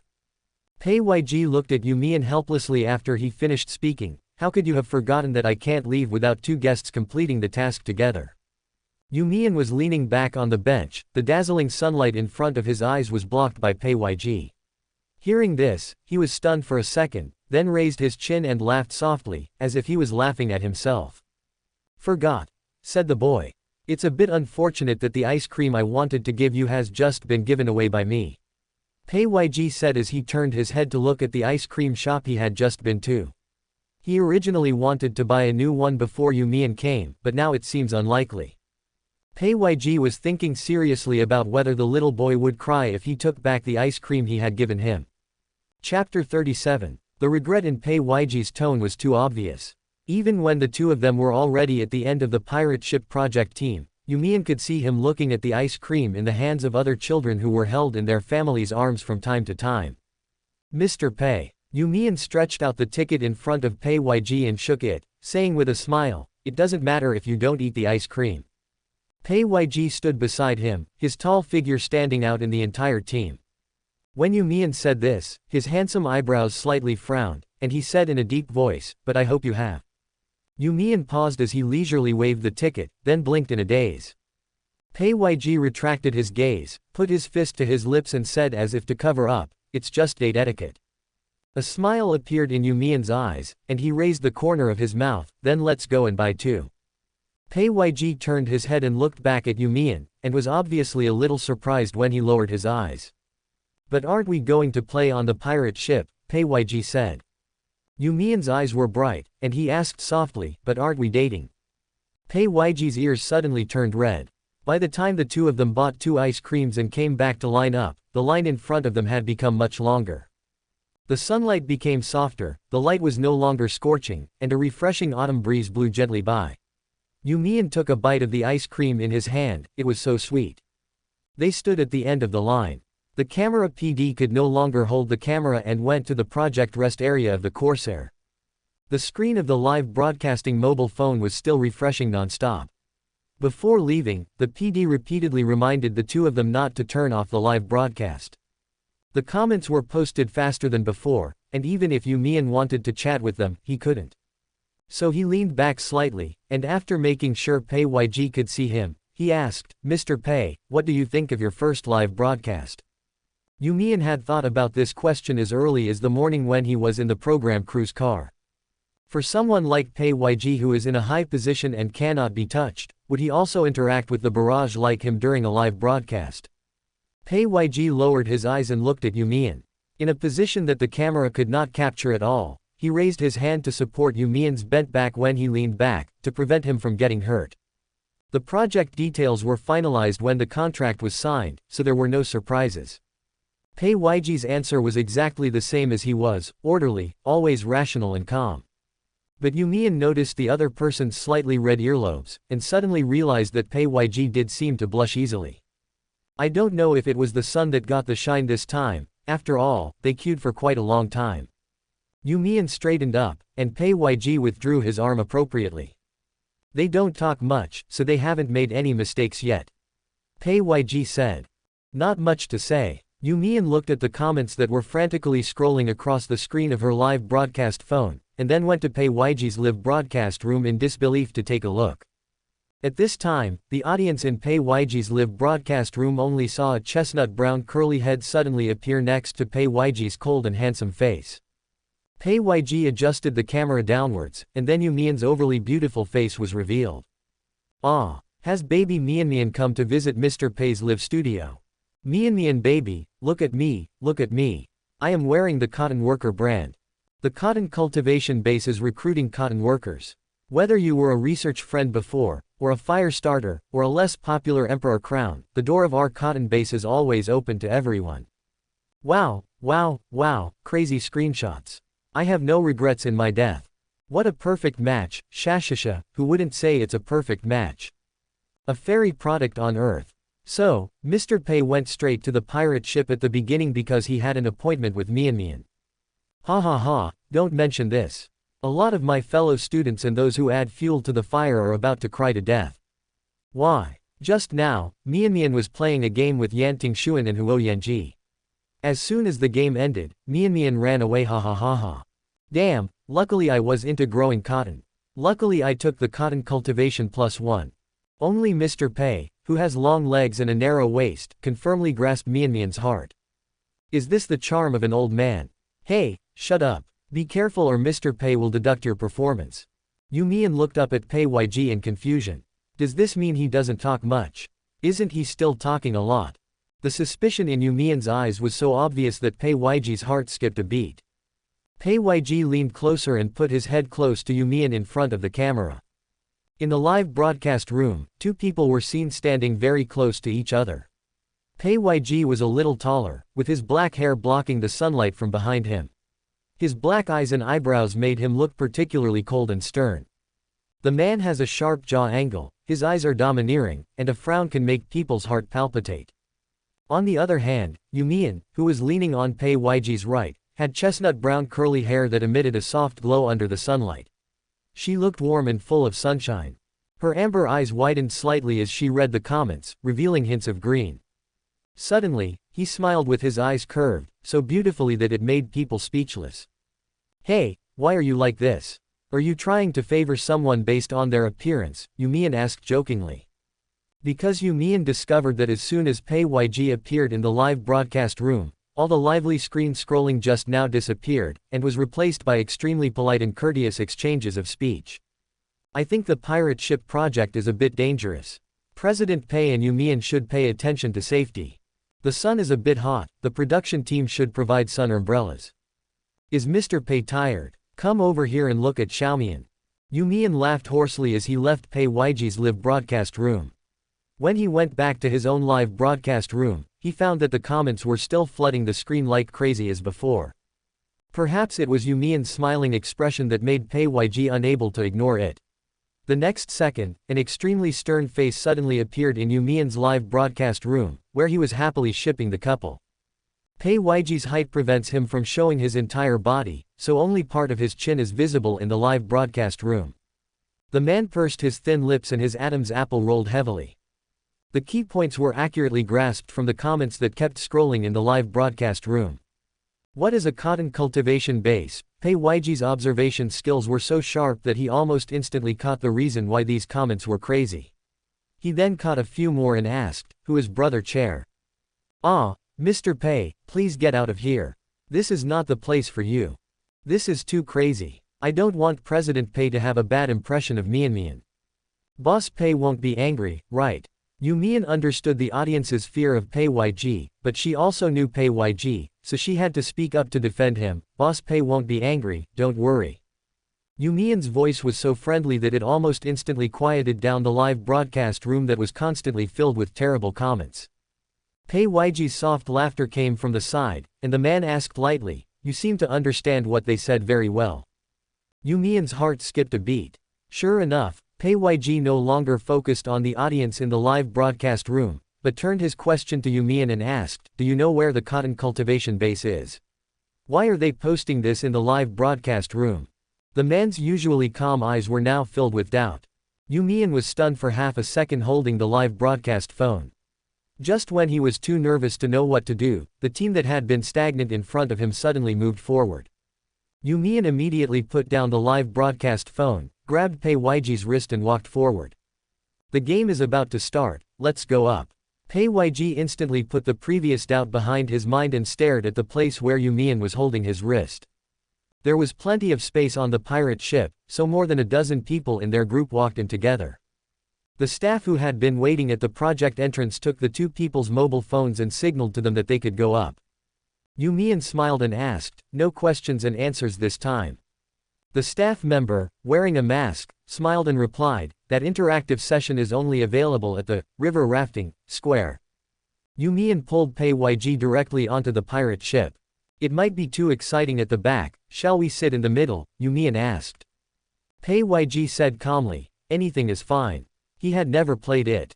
You Mian could guess that Pei Yg had never played these games, so he directly pulled him to sit in the middle of the third or fourth row. The amusement park staff came up to check whether their seat belts were fastened. After all preparations were completed, all irrelevant people stepped back and stood outside the game stage. Pei Yg suddenly realized that this was a rare time for him and You Mian to be alone. Although there was no PD following him before, the existence of the live broadcast room still made Pei Yg feel uncomfortable. Now their discussions and communications will not be broadcast live in real time and are absolutely secretive. Pei Yg tensed his shoulders and turned his head to look at You Mian. The sunlight hit the boy's face, creating a blurry yet brilliant shadow.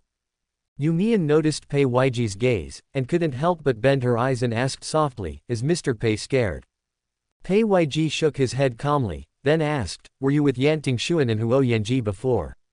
You Mian blinked and nodded, "Yes." "Are you having fun?" Pei Yg asked casually. He originally thought that as long as You Mian was happy now, it would be enough. However, when he knew that You Mian had met Yan Tingxuan and Huo Yan, the first thing Pei Yg thought of was not anything else but how You Mian felt at that time. Is You Mian happy? Pei Yg had not forgotten You Mian's resistance to Yan Tingxuan, and he was not familiar with Huo Yanji in the small room. So in such a situation, would You Mian feel embarrassed and awkward? Pei Yg looked at the boy seriously, while quietly waiting for You Mian's answer. You Mian thought about it for a moment and answered honestly, "The game is fun, but the people are uninteresting." Pei Yg is a person who makes him feel absolutely safe, and You Mian is not worried about the consequences of telling Pei Yg these words. He was not worried at all and he was not on guard against Pei Yg. Pei Yg had a faint smile in his eyes. "You don't like them?" This time, You Mian looked at Pei Yg with some genuine surprise. Pei Yg had tried to probe him several times before with questions related to his family background and identity. Although You Mian had rejected him forcefully, he knew that even if Pei Yg didn't intend to look for it, he would know this information sooner or later. But precisely because of this, what really surprised him at this moment was that Pei Yg actually didn't know about his complicated relationship with the Yu family and Yan Tingxuan until now. There was obvious surprise in You Mian's eyes. Pei Yg explained calmly, "Don't do it again or again, but not 3 times. I remember what you said." And he did it. You Mian's document is still in the cabinet in Pei Ygi's office and has never been opened. The mechanical clicking sound of a pirate ship starting up could be heard under my feet. As they slowly rushed into the sky, the sound of the wind filled their ears. The arc of the pirate ship's swing became larger and more terrifying. As the excitement gradually rose, You Mian heard Pei Yg beside him suddenly say, "Don't call me President Pei from now on." You Mian held tightly onto the horizontal bar in front of him. The terrifying swinging and feeling of weightlessness made his adrenaline surge. Then what should I call you? You Mian asked with a loud laugh. Pei Weiji's voice appeared after a while. You can call me whatever you like. Pei Weiji turned his head to glance at You Mian, who was laughing happily, and thought to himself, do whatever you want. This is a beautiful white bird whose wings were broken. It should have been soaring in the sky, under the sun. It should be free to fly wherever it wants. Okay. The pirate ship's tilt had reached its maximum degree. Countless people's screams and shouts could be heard from near and far. Some people had even cried out of fear. The pirate ship stagnated at this terrible angle for a few seconds and then suddenly swung forward. Pei Weiji, You Mian laughed and shouted, is the pirate ship fun? Are you happy? The boy's bright smile and beautiful profile were reflected directly in Pei Weiji's eyes. Pei Weiji's expression as he stared at You Mian suddenly changed. The two simple words, admiration, and cherishing talent, seemed unable to contain his surging emotions at the moment. The smile in the man's eyes grew bigger and bigger, and he smiled and said, happy. The handshake when they first met, the mint candy box clenched in his hand, the marsala wine that aroused his curiosity, the hands that accidentally touched his earlobe when he was selecting the guest of his choice, the snooker that scored 7 points. No one would not love such a flamboyant and beautiful You Mian. Chapter 38. After the two people came down from the pirate ship, the comments in the live broadcast room almost went crazy. Tell me someone is recording the screen. The sound of the Corsair starting up was so loud that I couldn't hear what the two people were saying, but baby Mian was laughing so happily. Now I have to criticize the two people in the Whitewater Braving project. Yes, Mian was very silent throughout the first game and didn't look very happy. Don't speculate on the relationship between the guests. What if they are just good friends? I am a rebel and I say that Mian is happier when she is with Chair Brother. No objections accepted.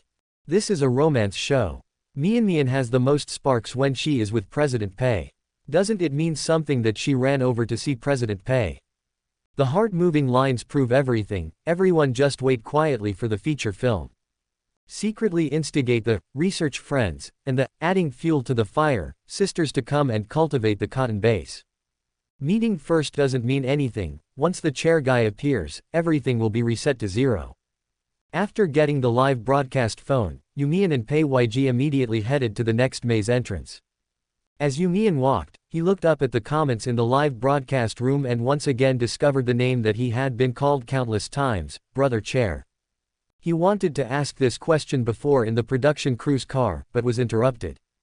Now that he finally had time, You Mian asked with a smile, what exactly does the chair brother you guys keep referring to mean? How did it come about? You Mian guessed from the audience's discussions and tone that this guy on the chair must be Pei Weiji without a doubt, but you were a little confused as to why the audience gave Pei Weiji such a name. It cannot be said, it cannot be said. Mian, go to the cotton cultivation base yourself, there are detailed explanations there. Mian is very curious about Mr. Pei, I am intrigued. Afraid, dare not say. Looking at the word, fear, all over the screen, You Mian felt that he had underestimated Pei Weiji's level of intimidation. He logged into Weibo with his mobile phone, clicked on the words, cotton cultivation base, in the search box, and instantly a very active super topic popped up. As soon as You Mian clicked in, he saw the popular science guide for new fans. After the name, Chair Brother, it was marked with the 46th second of the trailer of the program, matching heartbeat, and the blogger also kindly released a picture of that frame. It was the second after Pei Weiji and Yan Tingxuan walked towards You Mian at the same time in the trailer. Pei Weiji pulled out a chair and sat down. His expression was as cold as ever, and he said lightly, actually, it doesn't matter where I sit. You Mian suppressed her smile and looked up at Pei Weiji who was walking beside her. It turns out that the chair is this one. Today's audiences have sharp eyes. Looking back, You Mian thought that was indeed the time when he and Pei Weiji gradually became familiar with each other. Moreover, he wanted to avoid Yan Tingxuan at that time, so he didn't notice that Pei Weiji said such an offensive remark. You Mian put away his phone and laughed along with the audience in the live broadcast room. Look to the left, watch the road. Pei Weiji suddenly reminded in a deep voice. He gently grabbed You Mian's arm and protected him as he turned a corner. While You Mian was stunned, he had already walked out of the green wall maze. Pei Weiji's palms were burning hot, as if his body temperature had always been this high, but the man's neck was still dry, without a single drop of sweat. Pei Weiji only gave a light support and withdrew his hand before You Mian noticed anything unusual, so as not to give people any discomfort due to excessive intimacy. Just as You Mian said thank you, his attention was suddenly drawn to the two huge castle-like buildings in front of him. The amusement park staff dressed in clown costumes and holding colorful balloons approached to greet them, saying, "Welcome to the Green Wall Haunted House. Do you want to go in?" The clown's smile is exaggerated and weird, and the clothes he wears are round and bloated, which perfectly fits the atmosphere of the haunted house game level at the moment. You Mian is actually not afraid of such ghost-like things, but the light in the haunted house should be quite dim.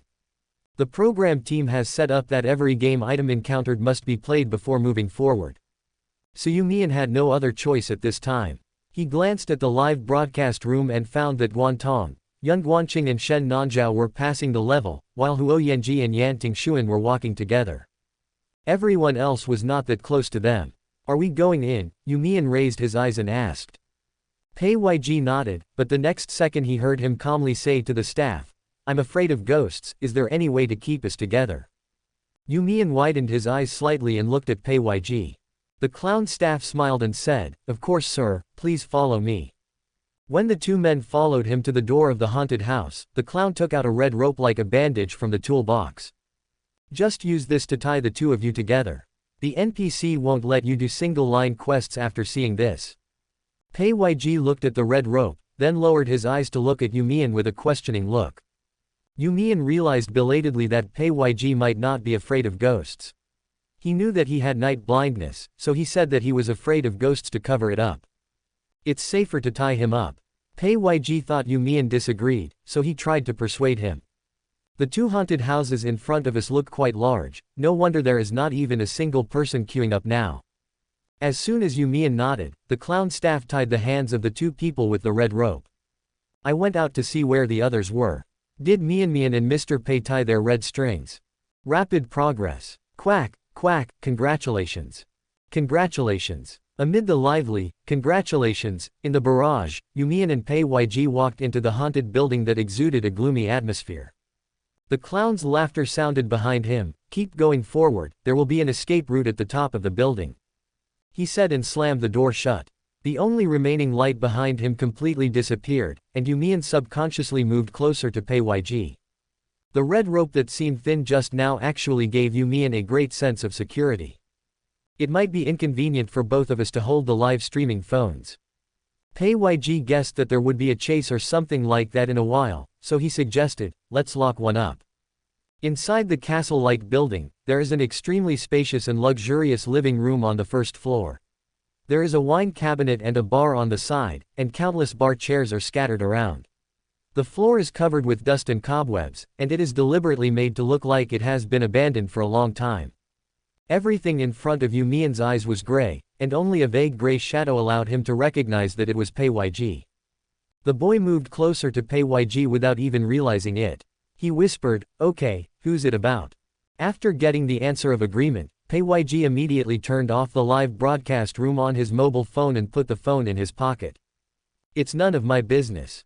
In an instant, the wailing audience in Pei Weiji's live broadcast room all rushed to You Mian's live broadcast room. "The haunted house is so exciting, Director Hong is really good at having fun. Please urge Director Hong to release the first feature film as soon as possible. My child is so thirsty. Don't be afraid, baby Mian."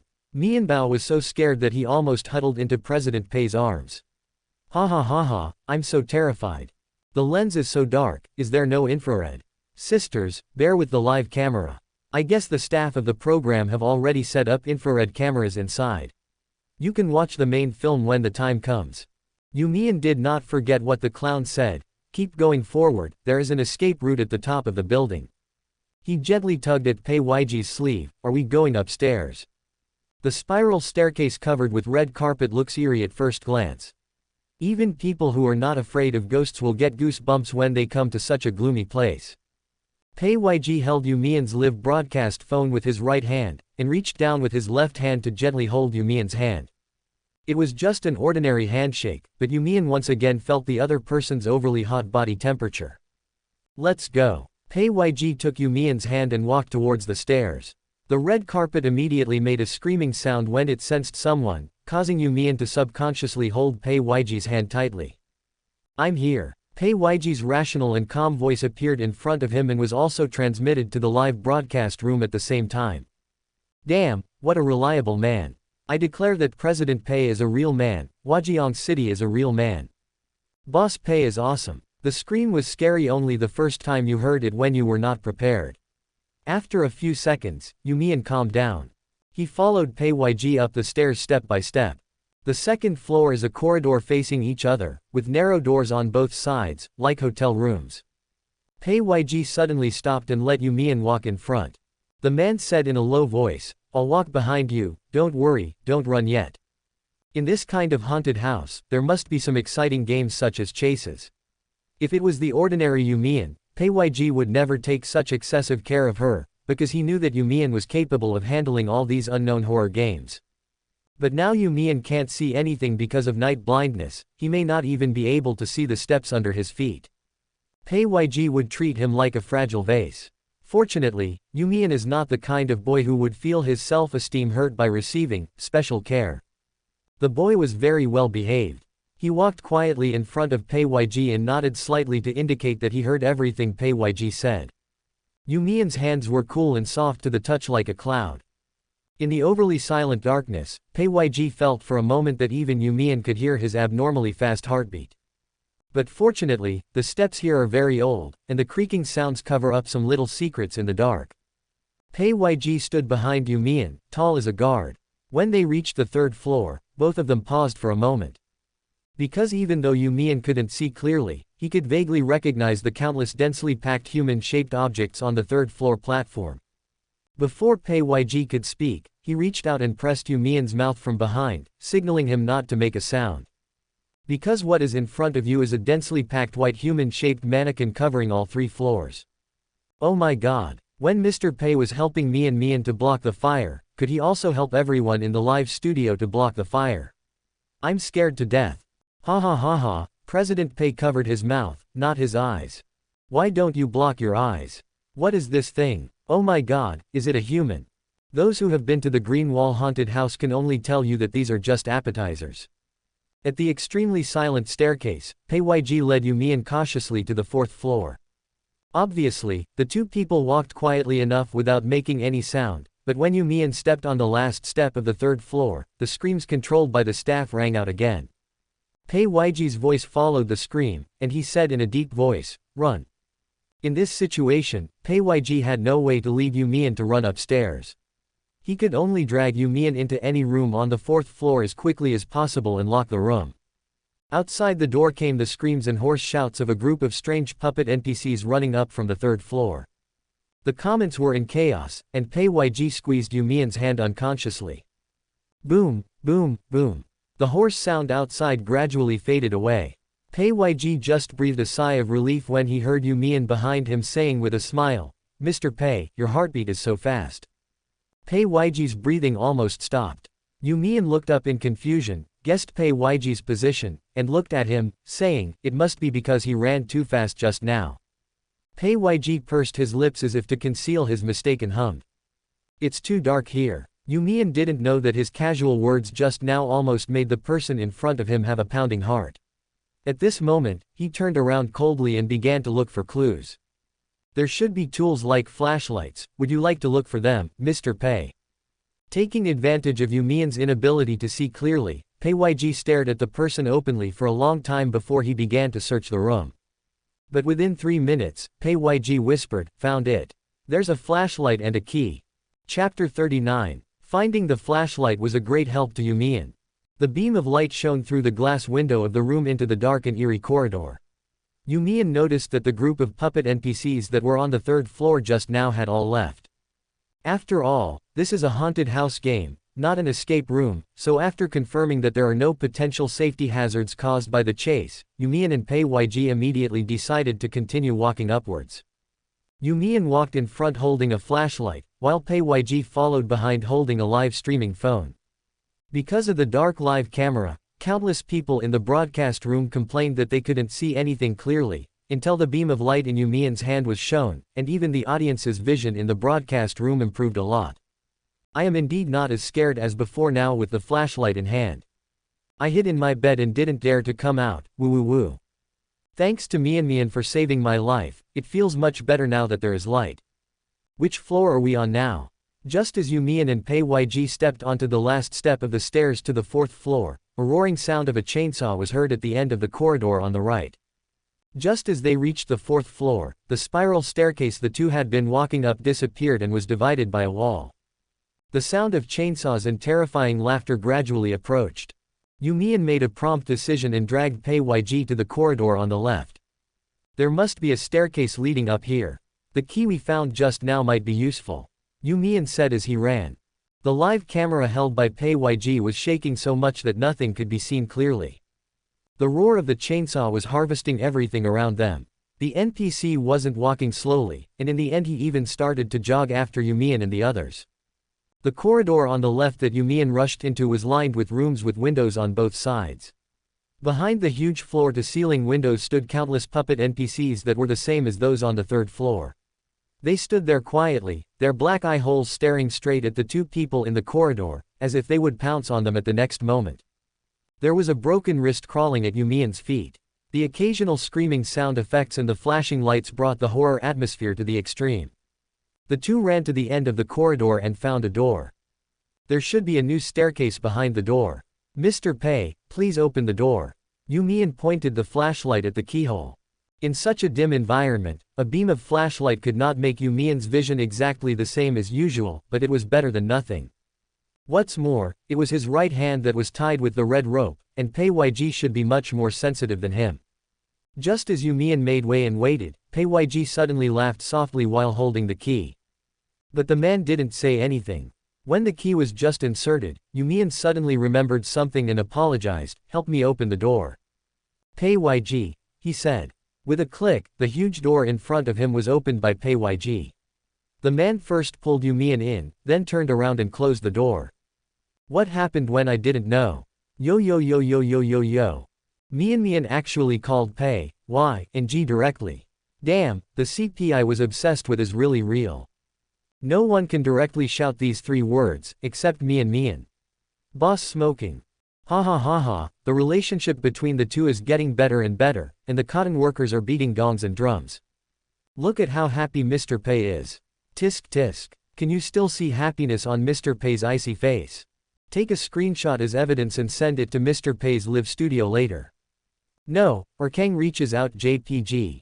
They thought they would feel more relaxed after walking through this door, but what You Mian and Pei Yg didn't expect was that just as they breathed a sigh of relief, they heard countless roars and terrifying running sounds coming from upstairs. There are 2 paths in front of me, one is a staircase leading upwards, and the other is a deep corridor leading straight forward. Pei Yg calmly and decisively grabbed You Mian's wrist and chose the straight road in front of him. You can't go up anymore, keep running. Pei Yg didn't move after he finished speaking. Instead, he turned sideways, lowered his eyes, stared at You Mian, and asked, "Can you still run?" You Mian blinked and was slightly stunned. Of course. What else can I do if I can't run anymore? The group of NPCs above are about to catch up. Hold me, carry it on your back. You Mian felt Pei Yig's hand coming up again. The man's palm was warm and dry. Unlike the previous 2 times of holding hands, this time Pei Yg suddenly said in a low voice, "Sorry." While You Mian was confused, Pei Yg had already led him to run, and the group of NPCs near the stairs also caught up with him. Roar. The hoarse screams that only zombies would make were left behind. While sighing at the professionalism of the NPCs in this haunted house, You Mian followed Pei Yg out of the deep corridor. The curtain at the end was lifted, and the dazzling sunlight instantly spread out before my eyes. Suddenly, You Mian felt someone covering his eyes with hands. Pei Yig's voice came from the palm of his hand that was emitting a warm yellow light. Adapt first before opening your eyes. You Mian was stunned. He stood there motionless and let Pei Yg block his eyes. The 2 of them hadn't let go of each other's hands yet, and You Mian could smell the clean and somewhat sharp scent on Pei Yig's body. Just like when he first saw it, it reminded him of a pool of calm cold water. The hand in front of him slowly loosened, and You Mian's vision gradually became clear. He turned his head and could see Pei Weiji's eyelashes slightly raised when he lowered his eyes. His dark eyes looked down quietly, making people's heart beat inexplicably. The man's overly cold and sharp profile was softened a little in the sunlight, and at this moment, You Mian actually felt that Pei Weiji was very gentle. Pei Weiji was very tall, so tall that even when You Mian stood beside him, she could only reach a small part above his shoulder. However, this position also allowed You Mian to see Pei Weiji's expression when he lowered his eyes as soon as she raised her head. A staff member dressed as a clown was jumping and shouting on the first floor, "Congratulations to both of you for passing the customs successfully. Please come down and take off the red ropes on your wrists." Following the clown's voice, You Mian looked down and realized that the other guests in the cabin were all standing below. Yan Tingxuan and Huo Yanji stood right below the castle haunted house. Both of them had very stiff faces, which was so funny that it looked like a game of connect the dots. Young Guanqing, wearing sunglasses, waved upstairs and shouted, "You Mian, come down quickly." Guantong and Shen Nanjiao also waved along with young Guanqing. Pei Weiji led You Mian down the 4-story external staircase behind the castle. He did not let go until the clown staff came forward and cut the red rope that bound their wrists. You Mian didn't notice anything wrong at all. He just smiled and greeted Guantong and Shen Nanjiao beside him. "You met each other?" You Mian asked. Guantong came to You Mian lively, his pink hair flamboyant. "When Nan Xiao, Brother Yun and I walked here together, Brother Yan and Brother Huo were already here." You Mian noticed that Yan Tingxuan and Huo Yanji had been staring at him since a while ago, but he didn't want to pay attention, so he just smiled and said, "Really?" Being ignored, Yan Tingxuan's eyes became even darker. "What's the next activity?" Young Guanqing asked the staff of the production team while putting his hands in his pockets. His eyes moved to You Mian, and he said with a half smile, "You have a lot of fun, You Mian." You Mian replied calmly, "It's quite fun, why don't you go in and play around?" Young Guanqing narrowed his eyes as if he wanted to say something, but for some reason he stopped and didn't say anything. "What's in there?" "Nan Xiao and I were so scared standing outside that we probably don't dare to go in." Guantong stood beside You Mian and chatted incessantly. "There are chainsaw men and zombies." You Mian deliberately scared him and said something more terrifying, "I chased them from the 1st floor to the 4th floor. Whenever I stopped, they pounced on me." Guantong was so frightened that his face turned pale when he heard this, but the next second he saw the smile in You Mian's eyes and he breathed a sigh of relief. He patted You Mian and said helplessly, "You Mian, you did it on purpose." You Mian laughed out loud, her triumphant expression looking cool and beautiful. Yan Tingxuan stood aside and did not participate in their conversation, but from time to time he noticed that the silent Pei Weiji on the other side was also staring at You Mian. The image of the man holding You Mian's hand just now has never left Yan Tingxuan's mind. Pei Weiji is the most senior person in their group. He almost never appears in magazines or media reports. Everyone only knows that he is the president of JL, and he is synonymous with cold and indifferent. Before today, Yan Tingxuan didn't care about the threat posed by this person at all. Because he always felt that people like Pei Weiji coming to participate in the show was just a win-win exchange of interests, and he would not really create sparks of love with any of the guests here. But what he had just witnessed slapped him hard in the face. Does Pei Weiji really like You Mian? What about You Mian? Does she like him too? With his thoughts in a mess, Yan Tingxuan's face became more and more ugly, but with so many cameras in front of him, he still had to put on a smile. The show is halfway through filming, everyone can now go to the restaurant at the Green Wall Playground for lunch. The staff of the program team gave a loud reminder. So, amid the continuous shouting of fans in the live broadcast rooms, the guests in the small house returned the live broadcast phones to the program team. The staff member smiled and said, "Today's live broadcast warm-up ends here. For the rest of the content, please support the main program of Matching Heartbeats." "Ah, I still want to continue watching. Can't you show the meal break scenes? Wow, wow, wow, I want to see them pick seats, I want to see who sits with whom. Go, go, go, grow cotton. Mr. Pei got a big score today. My fellow students are heartbroken. Did anyone notice that Brother Yan's expression just turned dark? I feel sad but ha ha ha ha." The guests in the cottage walked towards the Green Wall restaurant. After a morning of dating, not only did they not look tired, but their spirits were lifted. The program team prepared a long table for 8 people for them, and the menu was placed on the table for them to choose from. The restaurant had already been equipped with cameras, and You Mian slowed down the moment he walked in. It's not that he didn't see the covetous looks in the eyes of Yan Tingxuan and his men, so of course he would try to avoid them if he could. So when Guantong and Shen Nanzhao took the lead in walking forward to choose their seats, You Mian squatted down to tie his shoelaces to see how others chose so that he could avoid them. You Mian suddenly disappeared from the camera of the program cameraman. Pei Yg, who was standing behind You Mian, slightly curved his eyes when he saw this. The next second, the man walked to the dining table, pulled out a chair, and said calmly, "You Mian, sit next to me." Chapter 40. Although Pei Yig's action helped You Mian out of the predicament, it also caused surprise among the other guests present. Huo Yanji frowned tightly upon seeing this. It seemed that his frown had not relaxed since he saw You Mian and Pei Yg walking out of the green-walled haunted house together. The whole person is in a very tense state. Guantong sat opposite Shen Nanzhao, staring blankly at You Mian sitting next to Pei Yg, with the word, curiosity, already written all over his face. Yan Tingxuan walked to another corner and sat down with a smile as usual. There was no sudden emotion on his face. He just opened the menu and looked at it. He asked, "Everyone is tired after a morning of work. What do you want to eat?" Yan Tingxuan's interruption drew everyone's attention away from You Mian. All curious and inquiring eyes were restrained. Only young Guanqing sat opposite him with his chin supported, his eyes occasionally staring at You Mian. "Let's have something light." Young Guanqing smiled meaningfully and said, "I don't have a good appetite today." The long-haired man lowered his eyes dejectedly, as if his words this time did have some credibility. Yan Tingxuan raised his eyebrows lightly, but did not respond. He just continued to ask coldly, "Where are the others?" After everyone ordered their dishes, Yan Tingxuan stood up and walked to the counter. The people who stayed at the table started chatting casually, except for Huo Yanji, who was unusually silent. Guantong smiled cheerfully and said, "The game session set up by the program team is too tricky. If I didn't have to wait until another guest came to play the game, I would have probably walked out of the maze by now." Guantong went straight to the carousel level from the beginning. He first waited for You Mian there, and then they separated and met young Guanqing and Shen Nanzhao. Although the gaming experience with young Guanqing was not as good as he had imagined, it did fulfill Guantong's wish as a little fan.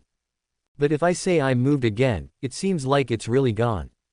"But it's quite interesting, isn't it?" Shen Nanzhao said gently. "If it weren't for this mandatory requirement, I wouldn't normally try many of the projects here." Guantong agreed after hearing this. "That's right, I won't ride a carousel, it's too boring." When everyone was relaxed, young Guanqing suddenly opened his eyelids lazily and looked at You Mian and Pei Yg, and asked, "How did you meet?" The topic at the scene suddenly turned to You Mian. The casual chat atmosphere once again became ambiguous and strange with young Guanqing's question. Guantong couldn't help but notice the abnormality of Huo Yanji and the restless mood of young Guanqing, who were sitting at the dining table. They walked into the haunted house square together, and witnessed the overly intimate interaction between You Mian and Pei Yg. At that time, not only Huo Yanji and young Guanqing, but even Yan Tingxuan, who didn't look abnormal now, had a cold face. Even if it was just a moment, Guantong would never remember it wrong. It was a kind of intimidating atmosphere that was unique to wild beasts, like the low roars they heard when they were chasing their prey. The situation is tense and urgent. But now these people have suppressed their emotions at that time and only revealed a little. Guantong only gradually came to realize it now. It seems that Bai Lin is just a cover. The person this group of people likes must be You Mian. Jealousy is the best tool to tell who a man's heart is with. At that time, the attitude of this group of people was clearly jealous and envious. Guantong held the chopsticks, and the more he thought about it, the more he felt that he was right. You Mian blinked, and before he could answer, Guantong interrupted with a nervous laugh. "It must have been the fans in the live studio who told them the location. Many of You Mian's fans came to my live studio and asked him to find President Pei, ha ha ha." As soon as Guantong finished speaking, young Guanqing's gaze once again fell on You Mian. "Is that so?" he asked. You Mian replied, "About the same." Guantong actually wanted to say something to ease the atmosphere, but because Pei Yg was sitting in front of him, his cold face made him dare not act rashly, so he could only swallow his antics. If he guessed correctly, Guantong secretly gave You Mian a thumbs up in his heart. You Mian is really awesome. The restaurant at the Green Wall Amusement Park is a semi-buffet restaurant, and the dishes ordered by the guests were served very quickly. After eating a few bites to fill his stomach, Huo Yanji, who had been in a daze, gradually joined everyone's conversation. Huo Yanji sighed. From the beginning to the end, it was just me and Yan Tingxuan. I didn't have any gaming experience at all. When other people heard this, they just thought that Huo Yanji was regretting that Bai Lin didn't come. Only Guantong felt that he knew the truth about why Huo Yanji was so distraught. Guantong then said, "Didn't you Mian play the river rafting with you guys? The comments told me so. Why didn't you guys continue to play together?" Yan Tingxuan remained calm. Huo Yanji was caught off guard by Guantong's sudden attack and almost choked. The man suppressed the sip of his drink and then smiled awkwardly. "Maybe I came down too slowly." Guantong stopped there, looking like he really didn't think much about it, and said in a long voice, "The sun won't be as strong in the afternoon. I wonder what the program team will arrange. Will we continue to walk through the maze?" Sure enough, as soon as Guantong finished speaking, almost half of the people present shifted their gazes to You Mian on the other side. Guantong suppressed his excitement, feeling that his previous guess was more than half correct. The boy just lowered his eyes and sat in his seat eating calmly, seemingly having no interest in these conversation topics. Her beautiful amber eyes were shielded by her raven eyelashes, and her curly hair looked very soft to the touch, making one want to get closer at a glance. You Mian, unaware that he had become the center of everyone's attention, was leisurely chewing a soft chicken nugget, playing the role of a silent bystander with ease. This kind of role comes easily to him. Therefore, You Mian only paid some attention to everyone's conversation topic, and he only raised his head slightly when the PD of the program team explained the afternoon date plan. At the same time, when You Mian just raised his head, those prying eyes were quickly retracted, resulting in the boy being unable to notice what happened just now. Now 2/3 of the green wall maze in the playground has been walked through by everyone, and the remaining part is no longer in the morning appointment mode. The staff member picked up 3 cards and said, "The Ferris wheel, roller coaster, and aquarium are the appointment locations for the afternoon. This time, the guests from the Iris group will choose first, while the guests from the Lily of the Valley group will choose blindly. Who your date is will be revealed when we meet in the afternoon." Are we both unaware of each other again? Guantong stood up first with a very positive attitude. You Mian didn't have any thoughts when he heard this, but this way of choosing without anyone knowing would increase the probability of others choosing him. After this date in the morning, You Mian really didn't want to be assigned to the same group with Yan Tingxuan and the others. What's the point of torturing each other and hating each other? The 3 guests from the Iris group, with different thoughts in mind, walked to another table and sat down at the signal of the staff. In front of me are 3 cards that have been placed by the program team. After a brief silence, Guantong asked softly, "Do you have anything in particular you want to choose?" Since the 4 guests on the show all have a crush on You Mian, Guantong doesn't plan to play those jealous tricks, and he doesn't bother to do that. What's more, when it comes to his ideal type, You Mian is the most suitable for his aesthetic taste. After adjusting his attitude, Guantong decided to treat this and subsequent dates as travel variety shows. The most important thing was to have fun. Guantong looked down and found that the Ferris wheel and the aquarium were both too quiet and leisurely. If it were him, he would definitely choose the roller coaster. Shen Nanzhao shook his head. "I'm fine with either. You guys choose first." You Mian's eyes swept across the 3 locations in front of him, silently weighing the probabilities in his mind. It should be easy to avoid and unlikely to hit anyone else. So You Mian pursed his lips and said, "I don't have any preference, either is fine." Seeing that both of them were so humble, Guantong put his hands together and smiled cutely, "Then I choose." Without hesitation, he reached for the roller coaster date card, leaving behind the Ferris wheel and aquarium. Shen Nanzhao supported his chin and hesitated. "I'm a little tired after walking for a long time this morning. I may have to walk around the aquarium again. I want to choose a place where I can sit quietly. What about you, You Mian?" Shen Nanzhao turned his head to look at You Mian, only to hear You Mian say with a smile, "Then you choose the Ferris wheel, and I choose the aquarium." Compared to the chatty and laughing atmosphere of the Iris group, the 4 guests of the Lily of the Valley group were silent to each other, as if no one was saying a word. Yan Tingxuan changed his smile and looked at Pei Yg with deep eyes, and said, Boss Pei and Xiaomian have become familiar with each other. The words, Mr. Pei, and Xiao Mian, instantly distinguish the closeness and distance between people. Yan Tingxuan played this trick when he first entered the cabin to do the group purchasing task. Pei Yg chose to ignore it then, and still does now. Pei Yg still didn't buy his trick. He was so cold, as if he was reviewing documents. He sat calmly in his seat and hummed without even raising his head. Yan Tingxuan could no longer maintain the smile on his lips, and he fell into a feeling of helplessness and anger. At noon, the program crew's cameras continued to record without stopping. Yan Tingxuan suppressed the emotions that were about to burst out and smiled patiently. Young Guanqing's narrow eyes passed Pei Yg and fell on the distant and unreal place, but his mood was much more stable than Yan Tingxuan's. The afternoon sun seemed to have just taken a nap and was much gentler than before. You Mian stood in front of the aquarium, his avocado-colored jacket making his chestnut curly hair look even more playful. The program's photography PD followed behind him and said silently, it should be almost time now. There are 4 guests in the Lily of the Valley group, but only 3 guests in the Iris group. No matter which choice you make, there will be 1 more person in one group. You Mian calmed himself down and thought, it can't be that bad, so just relax. At 3 o'clock on the dot, a tall figure came from a distance. He was wearing a long windbreaker and had an overly cold and indifferent handsome face.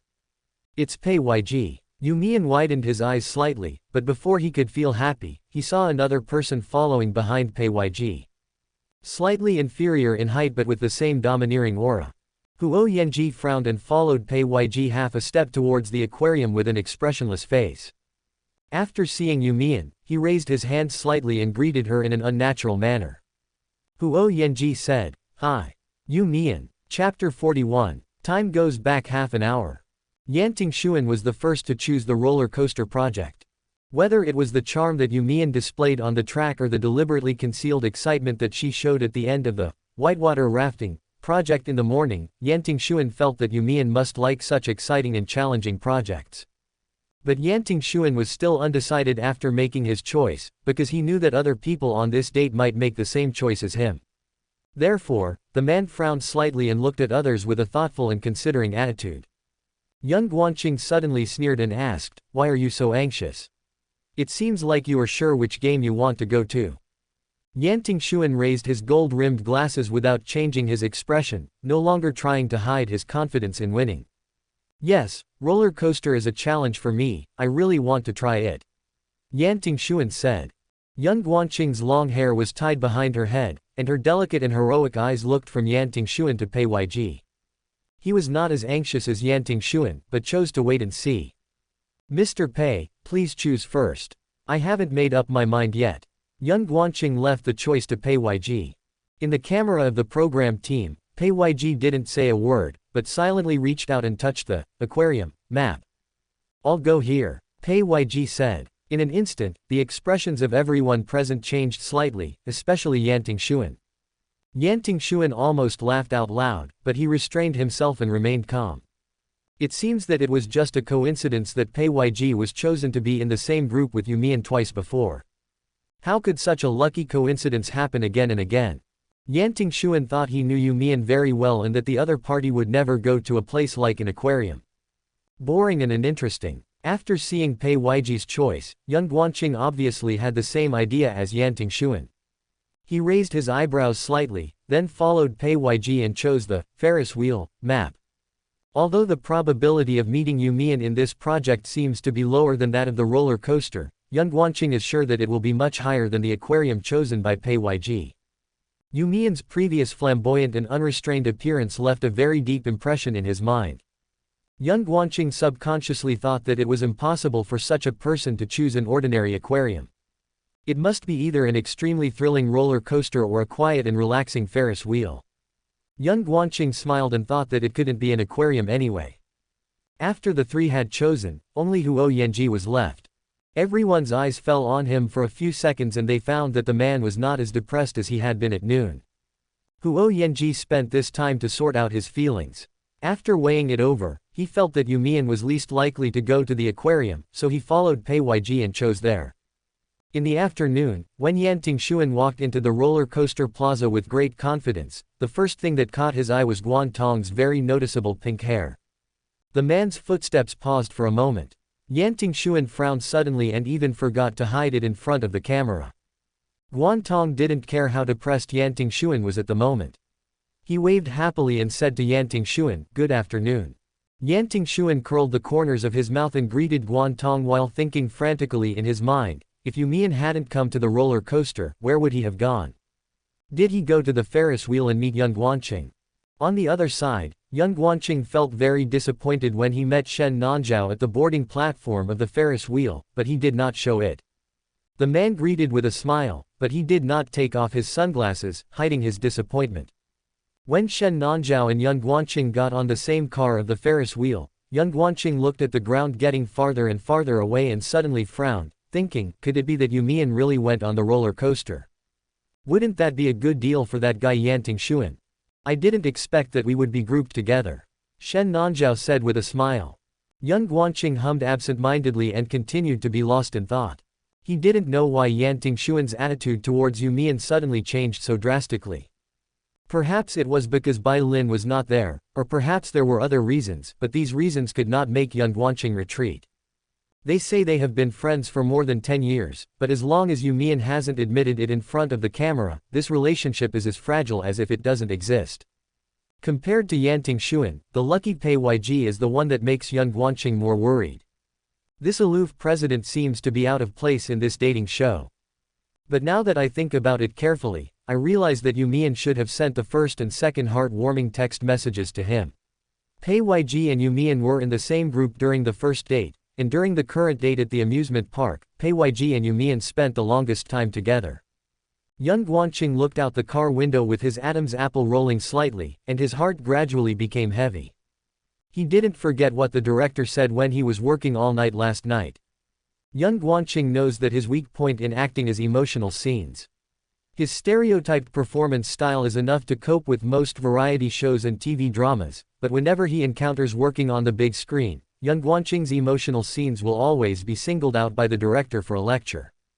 But the scene last night was actually completed in one take, and it was the most emotional and tearful scene that he usually finds most difficult to perform. The director was also shocked at the time, and the sound of freezing from behind the monitor was terribly loud. You can act so well, did you meet someone? The director knew that young Guanqing had taken on a dating variety show, so he naturally thought of this. Young Guanqing couldn't figure it out, so he casually took the bottle of water handed to him by the staff, smiled, and said, "I just met a very interesting person, and he hates me now." The director was stunned for a moment, then smiled and patted young Guanqing on the shoulder, saying, "This is not the way to like someone, control your temper. Use your eyes more often to observe and see how other people express themselves, just like when you were learning to act. Don't always refuse to admit defeat verbally." Young Guanqing smiled casually and explained, "Director, you misunderstood. I don't like him, I just think he is quite interesting." The director was slightly stunned, shook his head helplessly, smiled, and said meaningfully, If you don't hurry up, you'll cry when you miss it," he said. Young Guanqing propped up his chin and looked outside the Ferris wheel. He could no longer remember what the director had been rambling on about at the time. He only remembered that he was in a hurry to get back to the cabin for a date the next day. As a result, my luck was really bad and I didn't get to talk to You Mian the whole day. Do you observe more with your eyes? Young Guanqing thought he had controlled his temper, and he did not specifically attack You Mian today. The other party's attitude did seem to have softened a little. The long-haired man curled his lips slightly under the cover of his sunglasses and arms, and the afternoon sun fell on his tall nose, casting a rare warm color. Young Guanqing thought, this is so difficult, even harder than acting. There were a lot of tourists at the entrance of the aquarium. Looking around, you could see more than a dozen young couples and even more parents with children. In the bustling crowd, only 3 very outstanding figures were seen standing at the door. The boy was wearing an avocado-colored jacket, and his tall and slender figure made him look full of vitality. Huo Yanji had no idea how things turned out this way. He clearly wanted to avoid You Mian, but he ended up choosing You Mian's group. Unlike Huo Yanji's entanglement, Pei Yg didn't seem to care at all that there was another guest around him. He treated You Mian naturally and cordially. The man said in a deep voice, "It seems that we will be a group of 3 this afternoon. Let's go in first." You Mian nodded, turned around and walked into the aquarium with his body obviously turned towards Pei. Huo Yanji walked a small step behind the 2 of them, his eyes showing a complicated expression. There are 3 more people. In fact, such threesomes were not unfamiliar to Huo Yanji, or he had been accustomed to such threesomes for a long time. The person surrounded at that time was still You Mian, but the people standing beside him were himself and Yan Tingxuan. Huo Yanji could no longer remember why he placed his thoughts on Bai Lin on You Mian. But he still remembered the shock he felt when he heard others say that You Mian was Yu Jiwan's child. It was obvious that the real young master of the Yu family was still living a miserable life abroad with no one caring about him and no one loving him. How come there was another, young master of the Yu family, in China? So Huo Yanji came into contact with You Mian, learned everything about him, and discovered that it was this person who took over Bai Lin's identity. Even earlier than this, he met Bai Lin abroad and they became friends. Huo Yanji was deeply attracted to Bai Lin's pure and innocent love for art. But Bai Lin always seemed to treat his feelings coldly, neither rejecting nor agreeing. It was not until Bai Lin begged Huo Yanji to return to China to find out who the culprit was who had prevented him from meeting his parents that Huo Yanji agreed immediately. He transferred to University A and became a good friend of You Mian. It's just that there are too many people around You Mian, and it seems that everyone likes him very much. Huo Yanji scoffed at this. He was just a thief who stole someone else's identity. How could he deserve such admiration and love? Yan Tingxuan, as You Mian's childhood friend for many years, was the one who made things difficult for Huo Yanji. This kind of difficulty only subsided a little when Huo Yanji graduated and became busy. With Yan Tingxuan's departure, Huo Yanji spent more time with You Mian. You Mian also likes the oil paintings that Bai Lin likes, and the drinks that Bai Lin likes. Even the music that Bai Lin often listens to often appears in You Mian's player. They have so many similarities in habits, and the passionate emotions and passion for painting contained in their paintings are exactly the same. Huo Yanji almost subtly projected his admiration for Bai Lin onto You Mian, day after day, year after year. It was not until he learned that Bai Lin was about to return to China that Huo Yanji seemed to be suddenly awakened from his sleep. "Please hold the bracelet, sir." The staff member's voice pulled Huo Yanji's wandering thoughts back to reality, and also allowed Huo Yanji to instantly sort out his attitude towards You Mian. Huo Yanji convinced himself that what was fake, and the harm caused by You Mian to Bai Lin was real. He could not betray Bai Lin's trust because of this. His acquaintance with You Mian was a mistake. Now he wants to correct this mistake. But just when Huo Yanji thought that he had maxed out his defense and could easily avoid whatever You Mian said or did to him next without any unnecessary entanglement, Huo Yanji suddenly discovered that You Mian was ignoring him. Huo Yanji. In the bustling crowd of tourists, You Mian always walked with Pei Yg slightly ahead of him. The 2 of them looked at the map in their hands and discussed whether to go to see jellyfish or clownfish as the first stop. Pei Yg said, "Either one is interesting. I heard there will be a mermaid show in the afternoon." You Mian looked up at Pei Yg with great interest, her eyes shining. "Mermaid." Pei Yg pursed his lips, the kind played by the staff. You Mian habitually grabbed Pei Yig's wrist, and the 2 of them moved in sync with each other.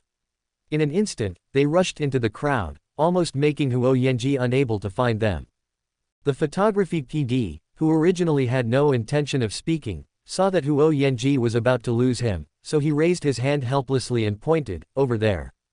Huo Yanji, who was left behind in the crowd and forgotten, clutched the bracelet, and suddenly felt a sense of grievance in his heart. He walked up quickly and grabbed You Mian's left wrist, asking softly as if he was jealous of Yan Tingxuan countless times before, "Why didn't you wait for me? Did you do this on purpose?" You Mian looked at Huo Yanji in a daze, and then ruthlessly broke free from Huo Yanji's shackles while the other party seemed to be expecting but also resisting. Huo Yanji was slightly stunned. Due to the camera, You Mian only smiled faintly and said, "Sorry, I forgot about Mr. Huo." Extremely polite, extremely courteous, but also extremely distant. In an instant, Huo Yanji's face turned extremely ugly. Pei Yig's tall figure suddenly spoke from the other side of You Mian, as if deliberately adding fuel to the fire, but he still said calmly, "There are too many people and I can't take care of them. Sorry." Huo Yanji. Before Huo Yanji could come back to his senses, Pei Yiji raised his hand and gently pulled Yu Mian from between the two of them to his side. With a stern aura, he slowly said in a deep voice, "Don't pull him in public. You're making him uncomfortable." Chapter 42. In front of the aquarium's huge acrylic display window is a viewing corridor that is more than 20 meters long.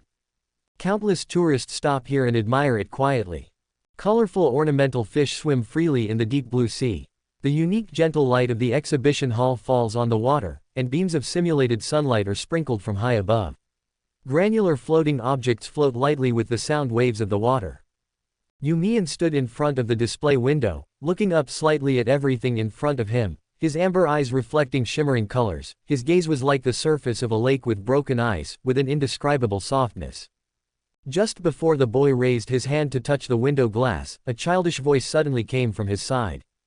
The little boy was held in his mother's arms, blinking his eyes as he looked at the display window next to him.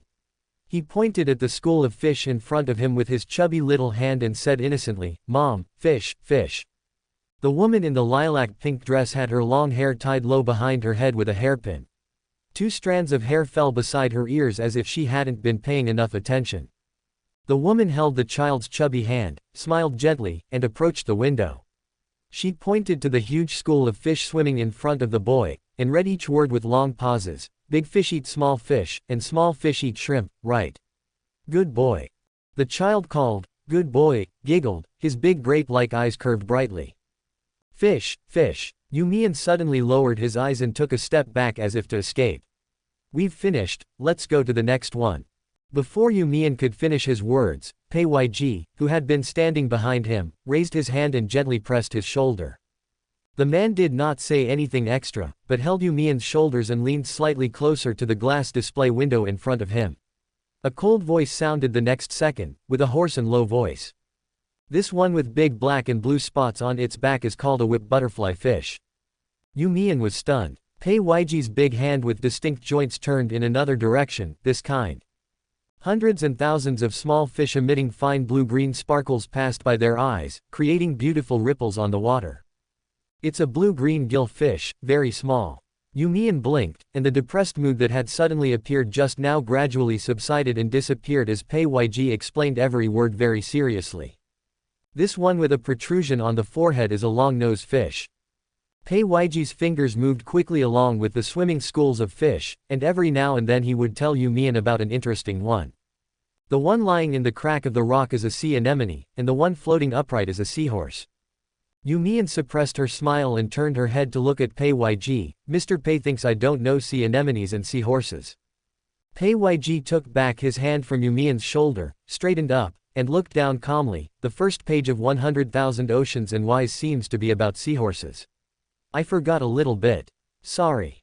What Pei Yiji didn't say was that the first enlightenment book his mother read to him since he could remember was 100,000 Oceans Whys. The man was not very good at comforting others and had never done so before, so he seemed a little unfamiliar. Yu Mian smiled in a carefree manner, and seemed to have moved on from the incident even faster than Pei Yiji, the bystander. "Let's go see the jellyfish," Yu Mian said. Several huge fish swam through the arched glass display window above his head. Huo Yanji stared upward, confused by the conversation between Yu Mian and Pei Yiji. "What fish school, what butterfly fish? It's really boring to meet someone like Pei Yiji, and I don't know why Yu Mian is smiling so happily." Huo Yanji, who was completely ignored by Yu Mian along the way, followed them half a step behind. Although he felt inexplicably annoyed, he restrained himself and did not take the initiative to talk to them.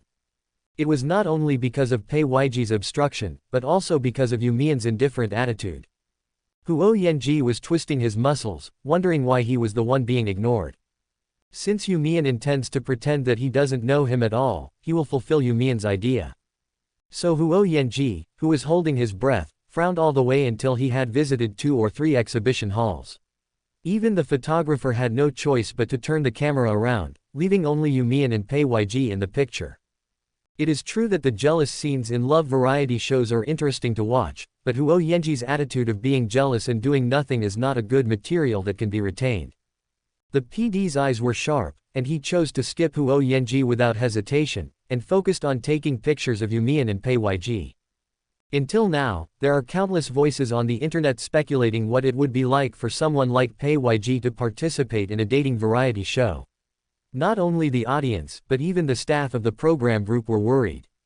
They even decided at one point that all shots should revolve around this cold-faced president under Hong Sheng's persuasion. But who could have thought that this day would come? The photographer looked down at the scene in the camera. Bai Lin, a tall and handsome man, was seen standing in front of a round glass cabinet. The man's profile was cold and handsome, and his eyebrows were as proud as an iceberg wrapped in frost. You Mian's head reached the upper part of Bai Lin's shoulder. The boy's eyes were extremely soft, and his cold white skin looked excessively beautiful under the light of the display case in front of him. He fluttered his long eyelashes, and suddenly he turned his head and said something to Bai Lin. The camera recorded all of this in detail. Suddenly, the originally cold Bai Lin leaned over and listened closely. This intimate and direct action had nothing to do with his expression at all. Anyone who sees it will see a look of partiality.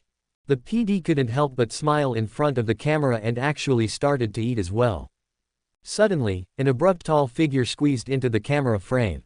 Huo Yanji stretched out his wrist and shook his watch at You Mian, and said in a somewhat ruffian tone, "How long do we have to hang around here? The director said there will be a fireworks display tonight. If we want to catch it, we must go to the exit of the maze now." You Mian frowned slightly, and when he turned his head, indifference suddenly appeared in his eyes. At that moment, Huo Yanji seemed to hear the 4 words, "Stay away from me," that You Mian had not yet said. But You Mian didn't say that in the end. He curved his eyes without a trace of smile and said, "Let's go now." Bai Lin raised his chin calmly and said, "I have no objection." The attitudes of the two people made Huo Yanji feel like a third party who had intruded on someone else's date, feeling awkward and embarrassed. But if someone really showed up now and asked him to leave, Huo Yanji wasn't sure whether he would really turn around and leave, or continue to endure this awkward 3-person date. The 3 of them walked slowly through the circular glass columnar jellyfish display cabinets. The rippling light reflected on You Mian's profile. The boy lowered his eyes and looked at the nearby purple jellyfish and smiled softly, his eyes gentle. Huo Yanji's eyes were glued to You Mian. Seeing this, his heart suddenly skipped a beat and his fingers felt numb. He gradually recalled how long it had been since You Mian smiled at him like this. Even during the entire date, Huo Yanji didn't even get to say a few words to You Mian, and he just served as a background board the entire time. Bai Lin's voice came from the front, "The preliminary round is coming soon, how are your entries prepared?" Huo Yanji suddenly narrowed his eyes and pricked up his ears. You Mian, who was walking beside Bai Lin, was completely unaware of Huo Yanji's eavesdropping behind him. He was somewhat surprised that Bai Lin knew everything about this matter, so he replied, "I should be busy after this date. There are 4 stops in, matching heartbeats, which were filmed in 4 different cabins invested by JL. After today's date at the amusement park, their filming at the first beach house was also completely finished. The director gave the 8 people a few days to rest and regroup. The preliminary round of the Star Cup is scheduled during this free time. You just need to mail the preliminary works to the organizers.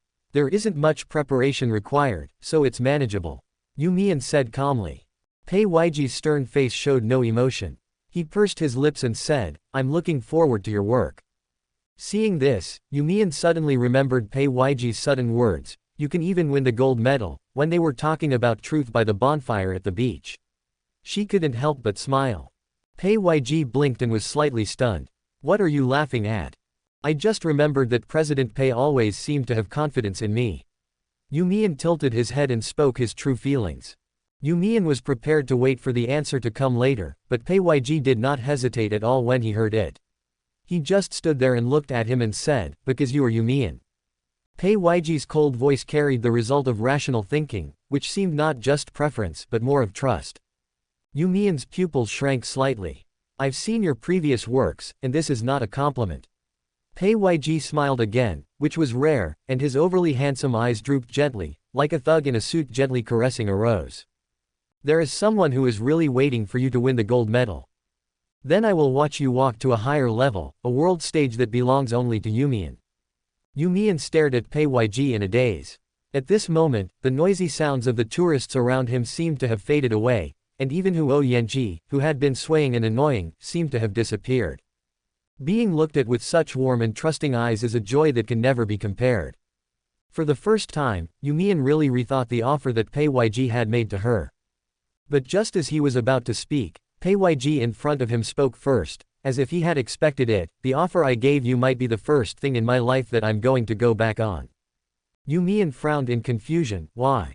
Pei Yg clearly wanted him to join JL before. You Mian waited quietly. Pei Yg lowered his head and said, because your future is not here. At the time, Pei Yg, as a businessman with high expectations for his talents, sent out his business card, hoping that You Mian could stay in JL and become a strong supporter of his business empire.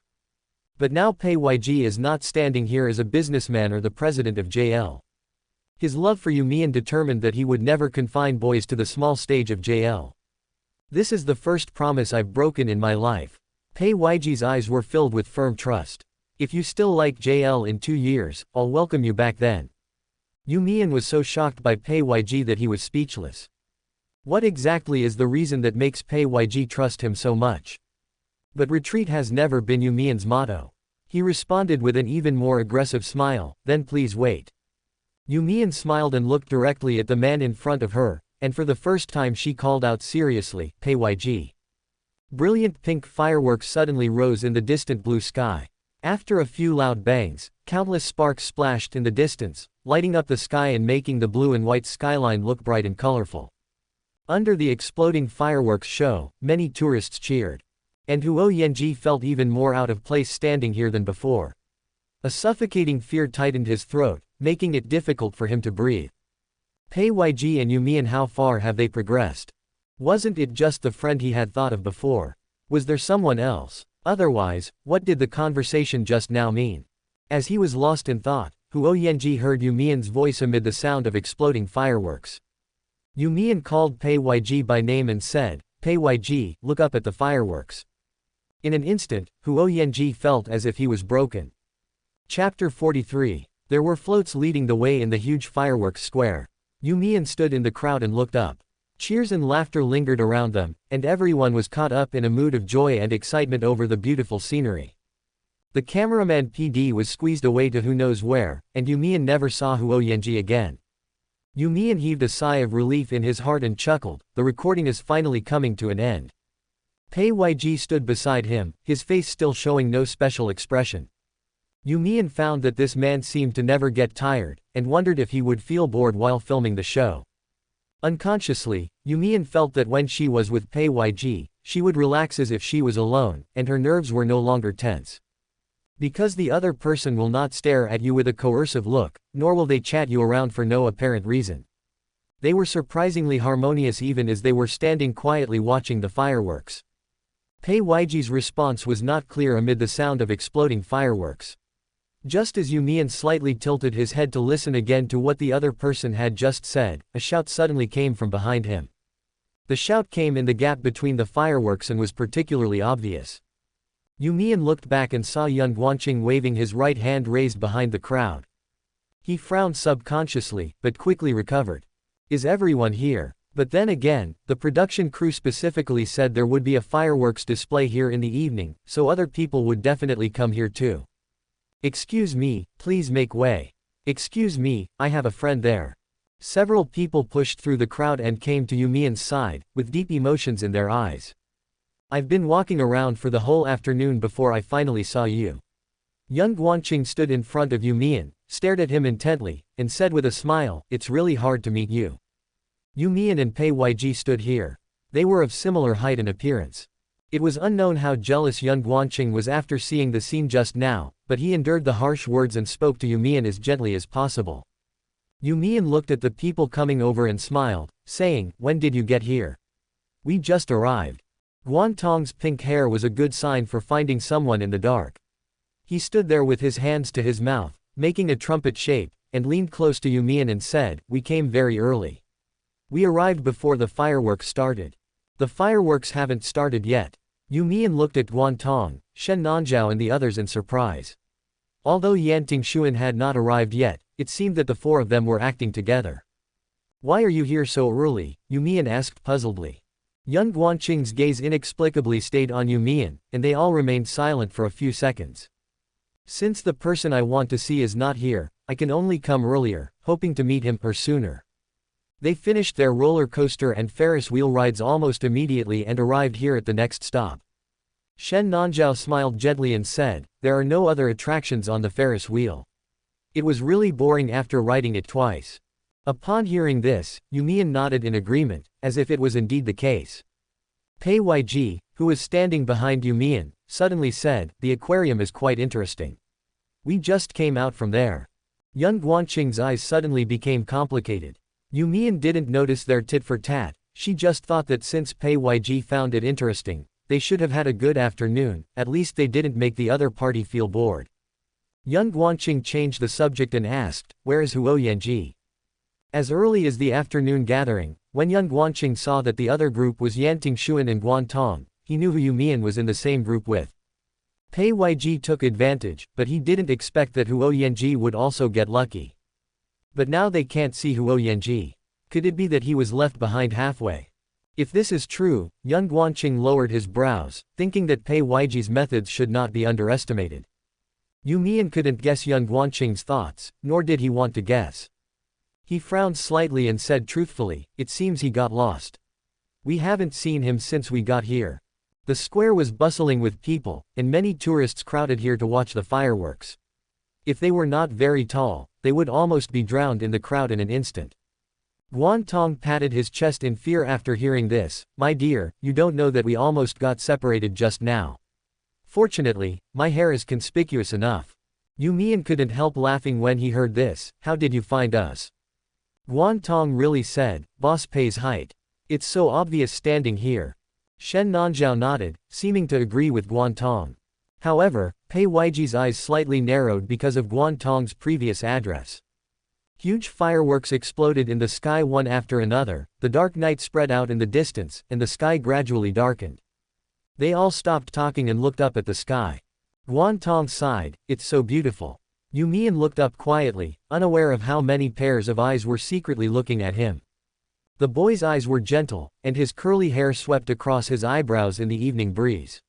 He still had a look that made people happy just by looking at him. Yan Guanqing suddenly thought of one thing, that is, whether Pei Yg knew about the affairs between You Mian, the Yu family, and Bai Lin. If you knew, Pei Ygi's attitude has already proved his stance on this matter. But if you don't know, Yan Guanqing raised his eyebrows curiously. Would Pei Ygi's attitude change then? Will he be another, Huo Yanji, or Yan Tingxuan, who turns against his allies at the last minute? The crowd around gradually dispersed, and the fireworks that had been ringing continuously gradually subsided. Countless lights lit up in the square, and music started playing, as if the grand fireworks show just now had ended. As soon as You Mian had a clear view of his surroundings, he saw a tall man walking slowly towards him from a distance. I've been looking for you guys for a long time. Yan Tingxuan raised his gold-rimmed glasses, walked closer and laughed at himself. Am I the only one left alone? Shen Nanzhao said helplessly, the fireworks show is over, where have you been, brother Yan? Yan Tingxuan put one hand behind his back, looked at the people in front of him solemnly, and suddenly took out a small bundle of guns from behind. Guantong exclaimed, and took the bunch of daisies handed over by Yan Tingxuan. Brother Yan, did you get separated just to buy this? Yan Tingxuan distributed the flowers one by one, until he walked in front of You Mian and stood still, and suddenly he felt that his hands were shaking. The man lowered his head and chuckled softly, then pretended to be calm and handed over a bunch of daisies. Not really. I was pushed to the door of the flower shop by the crowd. Yan Tingxuan answered Guantong's question while looking straight at You Mian. The others gathered together to play with the flowers in their hands. Shen Nanzhao asked in confusion, why did you buy daisies? What is the meaning? They look so delicate.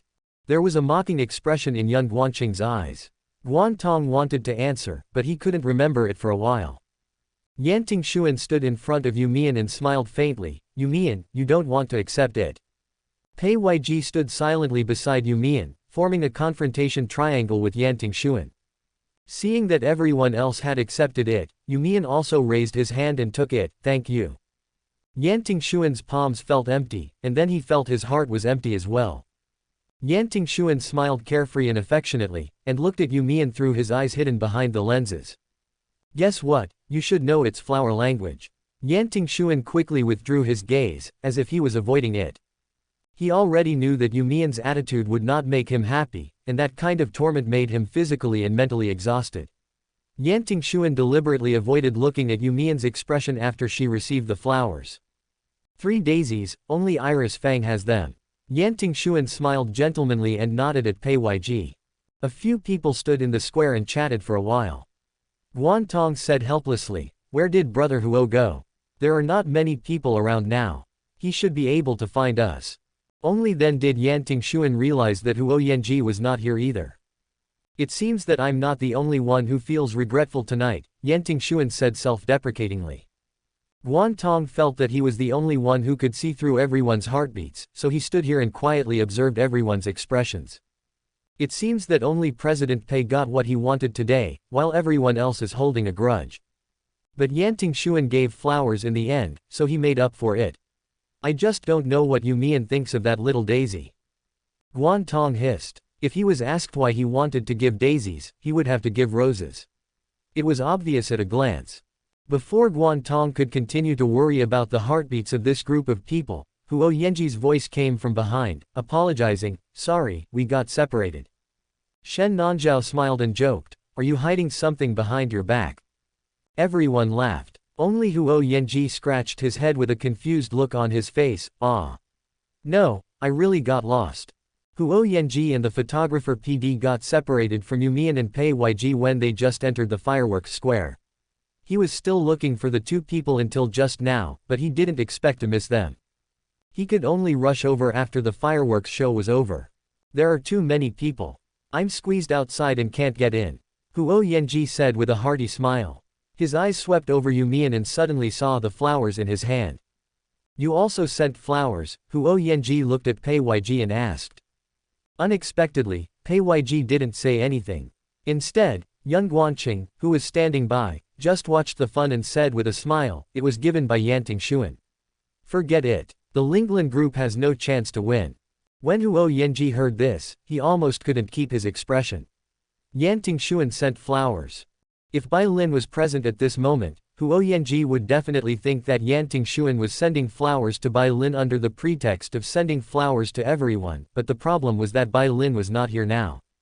So who does Yan Tingxuan really want to send this off to? A person like him who pursues results and maximum benefits in everything would not do random things without reason. There must be a reason. And this reason, Huo Yanji could only think of You Mian. "Everyone will go home after today, right?" Guan Tong asked reluctantly. Shen Nanzhao responded with a smile, "Don't worry, the director won't give us a long vacation. I look forward to seeing you all at the next stop." You Mian followed the crowd, the little daisy in his hand pressed gently against his palm in the dark night, and for a moment it seemed particularly tender. Huo Yanji withdrew his gaze and stopped looking. The group got in the car and returned to the cabin.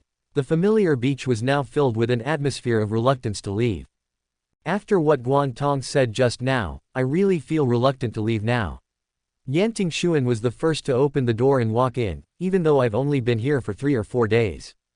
Guan Tong walked straight to the sofa and lay down limply, saying unintentionally, "Although it's only been 3 or 4 days, we've developed feelings for each other after spending so much time together." "Ah, why am I sad now?" Guan Tong deliberately exaggeratedly pretended to wipe away tears, causing everyone present to laugh. Young Guanqing calmly raised her hand to tie her long hair behind her head and said with a smile, 3 or 4 days is nothing. As long as you are heartless enough, a decade or so will seem like nothing. Yan Tingxuan and Huo Yanji's expressions suddenly darkened. Guan Tong, who was unaware of the situation, smiled and responded, "How is that possible? Brother Yun, you are exaggerating. I've raised a dog for more than 10 years and it's like my precious baby." Shen Nanzhao suddenly joined the topic. You Mian listened to these words without any emotion. He just walked straight to the room and said, "Everyone, go to bed early." Guan Tong waved at You Mian and put the daisies he had picked up along the way into the vase on the coffee table. "Put it here, or it will wither and die soon." Seeing this, Shen Nanzhao also came over and put it in, indeed, let it open for a few more days. "What about You Mian's?" Guan Tong asked doubtfully, "Should we put him here too?" Yan Tingxuan walked up the stairs with his eyes lowered, thinking that he should not treat him calmly, whether with resentment or anger. Don't treat him like a stranger. But just as Yan Tingxuan was thinking this, the sound of Guan Tong knocking on the door appeared at the bottom of the stairs. Guan Tong was saying, "Honey, do you want to put it there too? Or do you want to keep it in your room?" Yan Tingxuan held his breath and waited. The next second, he heard You Mian say lightly and casually, "Take it and put it together with yours." Yan Tingxuan suddenly gripped the stair handrail, veins bulged slightly on his forehead, and he lowered his head and laughed. Early the next morning, You Mian was the first to leave the cabin. As he passed by the living room, he didn't even glance at the three little daisies swaying on the coffee table. He was so calm that he seemed to have forgotten how the little daisy had nestled in his palm last night. As soon as You Mian got on the car to go home, he received the mailing address for his works from the organizer of the Star Cup. The boy's eyes lit up slightly. But before this happy mood could last for a few seconds, a call suddenly came in on the mobile phone. The caller is Bai Lin. Chapter 44. When You Mian walked into the box under the guidance of the waiter, there were already people sitting inside. The woman who was kneeling gracefully on the tatami behind the Japanese-style low table heard the door open, gently put down the teacup in her hand and looked over. Those are a pair of pupils as warm as autumn water, which remind people of the warm sunshine in spring. Bai Lin's short, jet-black curly hair fell flat against her ears, with a perfect curvature. The beautiful and exquisite light blue round neck suit is paired with high-quality warm jade bracelets and earrings, which looks luxurious at first glance. "Are you here?" Bai Lin looked at You Mian and smiled faintly, but her eyes did not curve. The contradictory feeling of being cold but having to pretend to be intimate suddenly appeared in the box. You Mian didn't respond, but sat down opposite Bai Lin and asked directly, "What can I do for you?" Bai Lin spoke gently, "Child, have you been angry with your father recently? He has been unable to eat or sleep well recently because he misses you." You Mian lowered his eyes and did not respond. Because he knew that all this was just an illusion. If Yu Jiwan was really a good father as Bai Lin said, Bai Lin would not have called him to meet her outside Yu's house. Perhaps they might even wish to move out of the Yu family on their own initiative. Seeing that You Mian didn't respond, Bai Lin's barely maintained gentle mask was instantly torn off. "How angry are you?" Bai Lin said coldly, "You should give in when you should. We are all family, so why should we hold grudges overnight?" You Mian lifted his eyelids and looked directly at the woman in front of him, saying mercilessly, "I have already signed the equity transfer contract. Mr. Yu promised that he will have nothing to do with me from now on. It is written in black and white and is protected by law." Bai Lin frowned when she heard this. "What are you talking about? Is this how you plan to repay us for raising you for more than 20 years? We are no longer a family after signing the contract. Or do you think a contract has nothing to do with us?" You Mian looked straight at her, not flinching. Bai Lin exploded instantly when she saw this look. "You've been at odds with us since Lin came back 2 years ago. Do you feel that you're just an adopted son and can't get any real benefits from the Yu family, so you start to resent us?" Bai Lin pointed at the table and shouted with real emotion, "You Mian. Bai Lin is your brother. You have kept him from returning home for more than 20 years. Now that he is back, why should you give him such a hard time? Those trending searches, those quarrels among fans, you were the one behind all of this, right?" Bai Lin took a deep breath, as if trying to calm herself down. The beautiful woman waved her hands and said with lowered eyebrows, "I don't want to talk to you anymore. Go back and apologize to Lin right now. Do you know how miserable he has been these past 2 days? And you're still filming the show. Do you have a conscience?"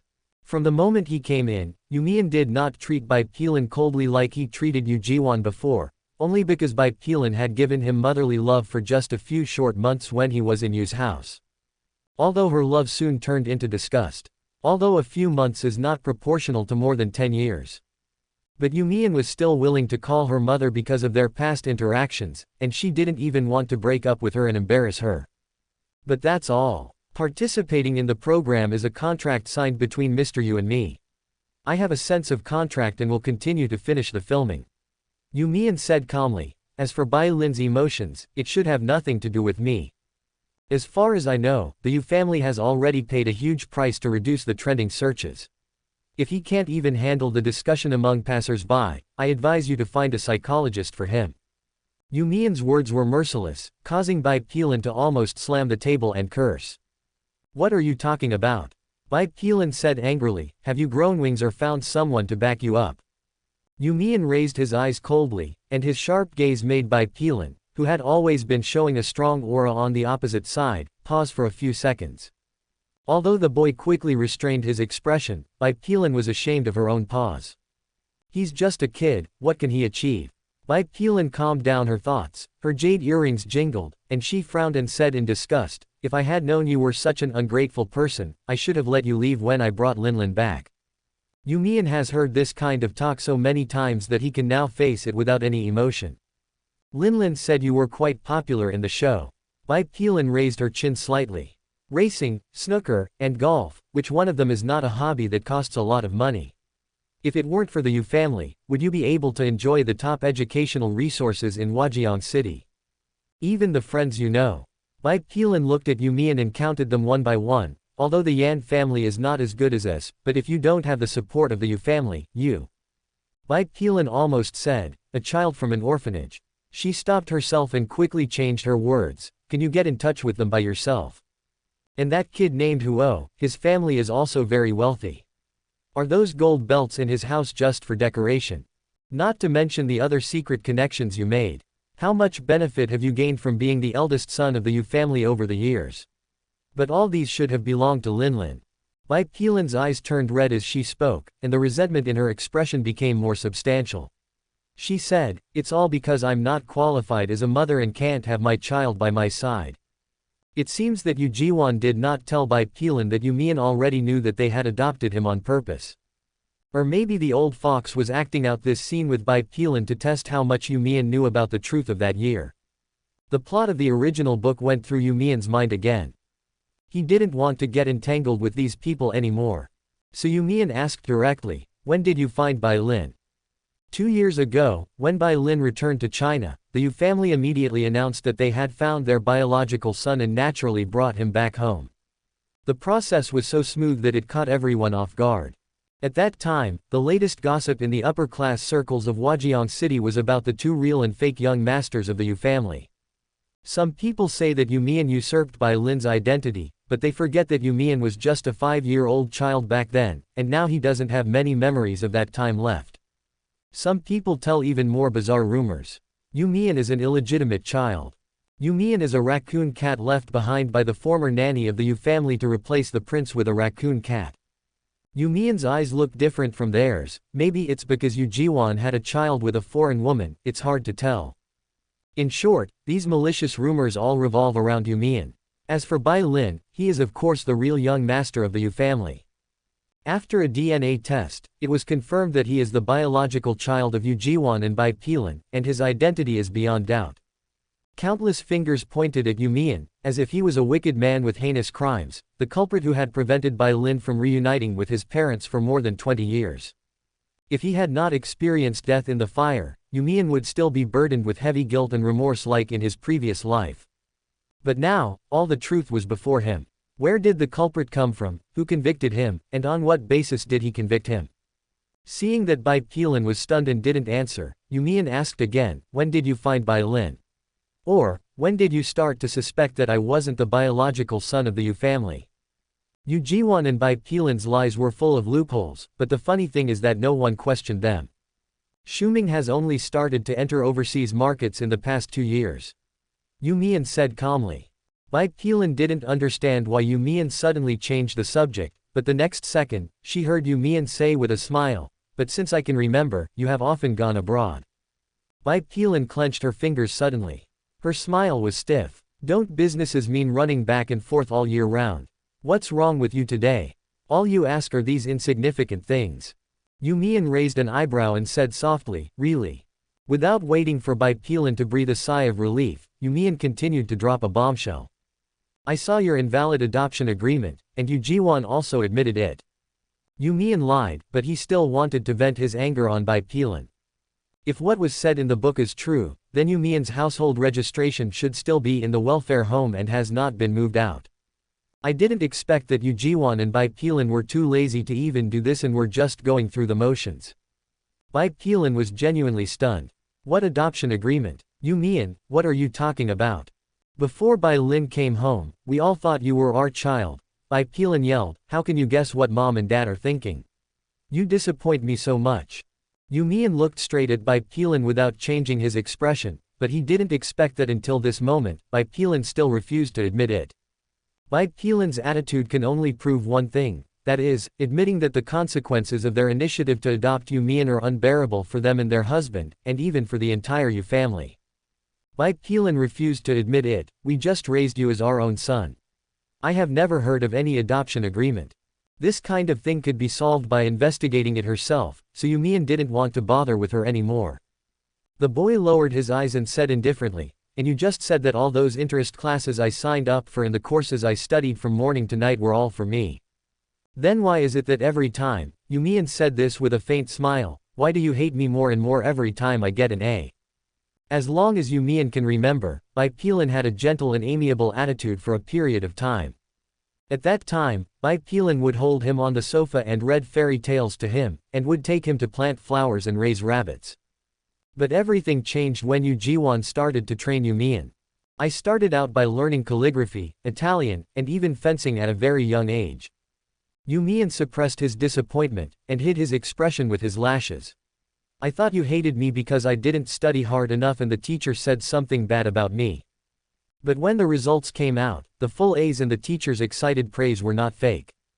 Bai Lin's disgust became more and more obvious, and You Mian became more and more cautious. You let me learn a little bit of everything, but you don't let me master anything. You Mian sneered helplessly, as long as I show a little talent, you let me change my course. Why? Bai Lin's expression twisted for a moment, as if she thought of something that she extremely didn't want to recall. You Mian is a genius, an undoubted genius. He could easily learn anything Yu Jiwan asked him to learn, even from calligraphy to fencing. He was always the most outstanding student. But where there are talented students, there will be fools who are compared to them.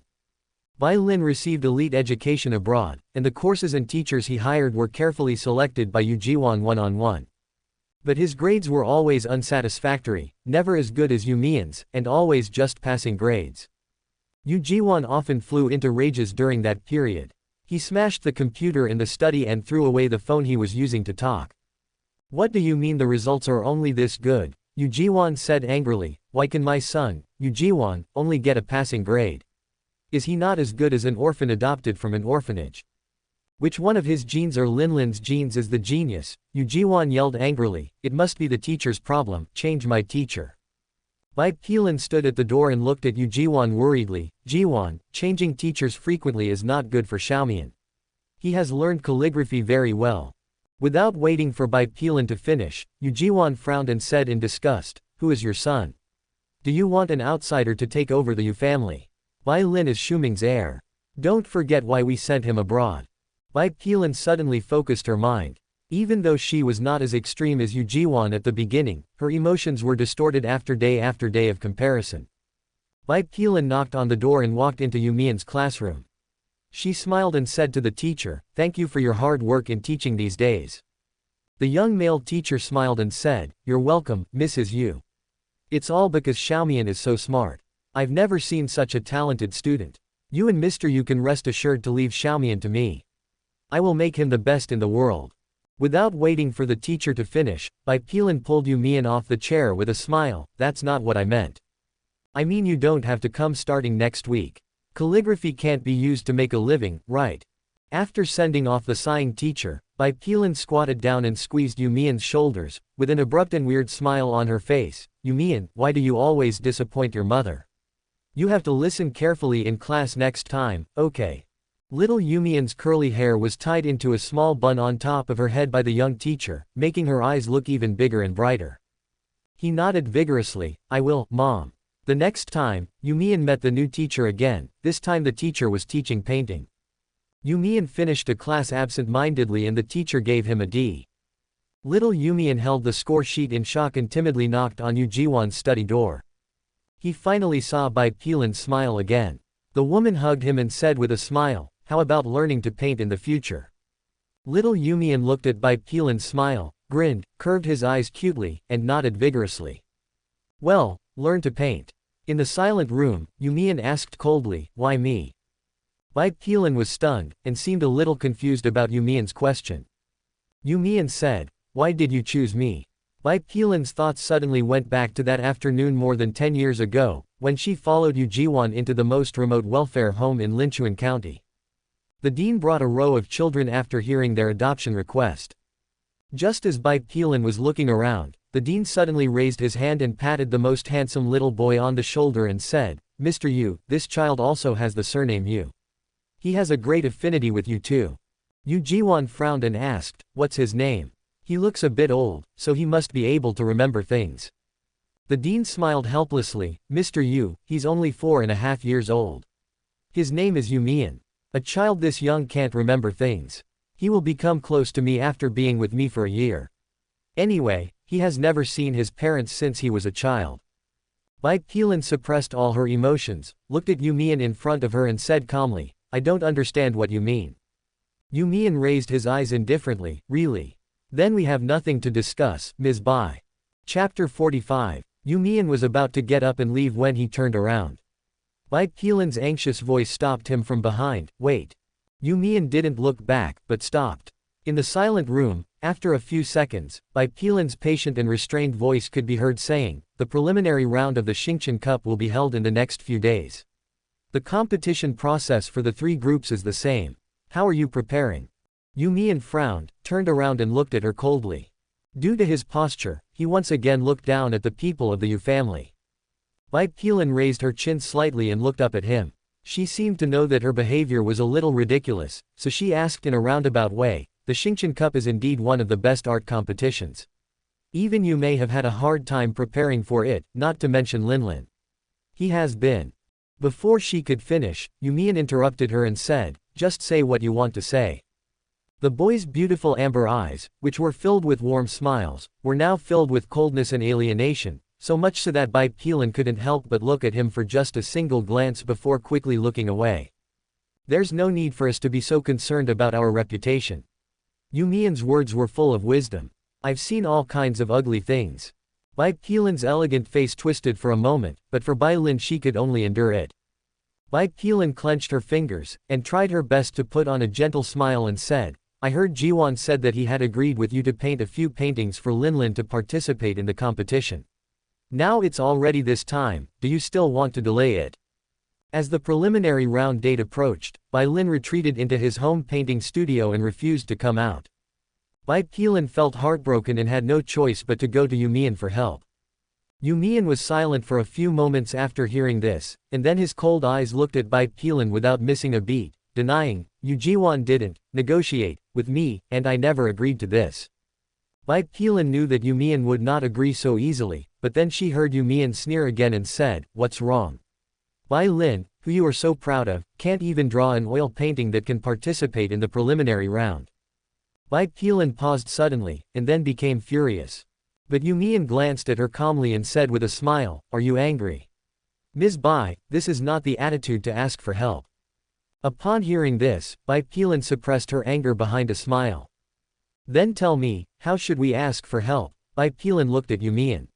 She didn't believe that You Mian, who was indecisive and weak and could be manipulated because of his concern for family affection, would dare to ask her to ask him for help. He's just an orphanage kid with no parents. So Bai Lin calmed down a little, sat on the tatami with a proud expression, and looked as if she would not speak. You Mian could guess what Bai Lin was thinking at the moment with just one glance. Do these people still think they can use the so-called family affection to shackle themselves? It's really ridiculous and absurd. So You Mian didn't leave, but sat back on the tatami, his back straight and his eyes cold.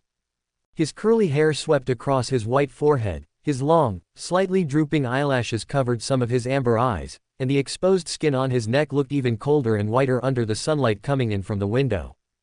The boy sitting in front of Bai Lin has an outstanding temperament and is particularly noble. Bai Lin was extremely jealous of him because he had no professional etiquette guidance but always did better than Bai Lin. Who is the biological child of the Yu family? Bai Lin has imagined countless times in her mind how to kick You Mian out. As long as this person is gone, who would care whether Bai Lin is smart or stupid? It's all because of him. Before Bai Lin's thoughts could continue to sink, You Mian's voice came coldly from in front of him. Ms. Bai, have you never asked anyone for help? You Mian picked up the warm teacup in front of him and took a sip, looking like he was waiting. Bai Lin didn't expect You Mian to actually dare to ask her to beg him. For a moment, she even forgot her dignified and elegant manners. She frowned and shouted loudly, You Mian. What's your attitude? You Mian opened his eyelids and put the teacup back on the table with a click. He didn't say anything, but it was enough to bring back Bai Lin's anger. Bai Lin did not forget the purpose of coming to You Mian today. On the one hand, she wanted him to curb his arrogance in the show, and on the other hand, she wanted him to produce a few oil paintings for Bai Lin. The conditions are already laid out here, You Mian said calmly. Bai Lin finally put on a warm smile again. She folded her hands on her knees and said softly, You Mian, I beg you. Please draw a few paintings for Bai Lin. Isn't he your brother? Although you are not related by blood, we are a family. What's wrong with family helping each other? Bai Lin said with a mean face. Please, draw a few pictures for Bai Lin and make sure he can advance from the preliminary round to the finals. It would be even better if I could win the gold medal. Bai Lin's eyes widened, filled with desire that was about to overflow. You Mian looked at her like this and smiled gently, then stood up and said, I understand. Bai Lin anxiously tried to pull him forward but failed. She grabbed him in vain. She grinned rudely, so you agree. Good boy, good boy.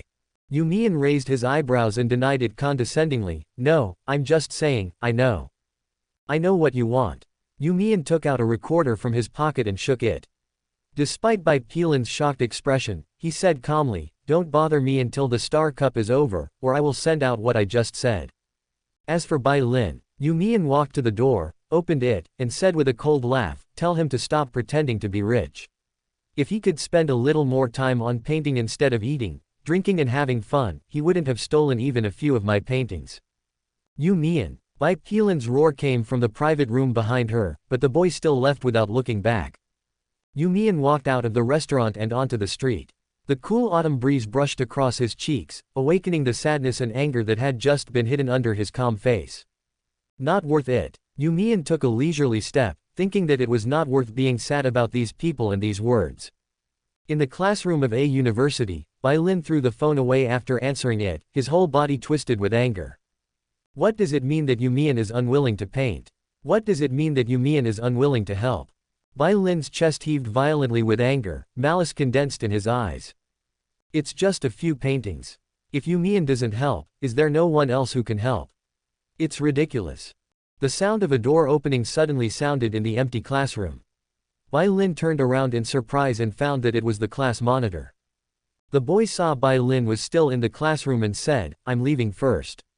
Remember to lock the door when you leave later.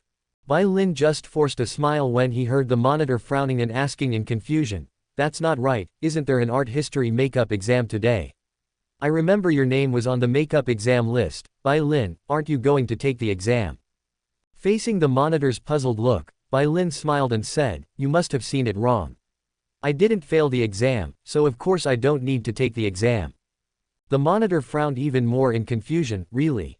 Then maybe I remembered it wrongly. The boy closed the door and left, his footsteps getting farther and farther away.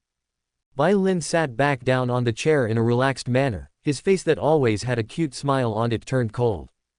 It's just an insignificant exam. Bai Lin picked up the scraper and drew a big cross on the canvas in front of him. So what if I fail the exam? He smiled, there is nothing that money can't solve. The Yu family could get him into University A, and they could also remove him from the list of makeup exams. Bai Lin picked up the phone he had just thrown away, randomly opened a school communication group and started looking for his target. Sure enough, not long after that, he found a junior from the sculpture department who was looking for a part-time job. Bai Lin looked at the 3 words, sculpture department, written on the man's business card and snorted coldly. He really had a connection with people in the sculpture department. Hello, junior. I am Bai Lin, a junior in the oil painting department. I saw you looking for a part-time job in the school art academy group. Are you interested in chatting? In less than a few seconds, the other party replied. Hello, senior. Okay, I'm free. Bai Lin's smile became more genuine. He typed and asked, Junior, how are your basic art skills? Can you paint oil paintings? Can you send me a few of your previous works first?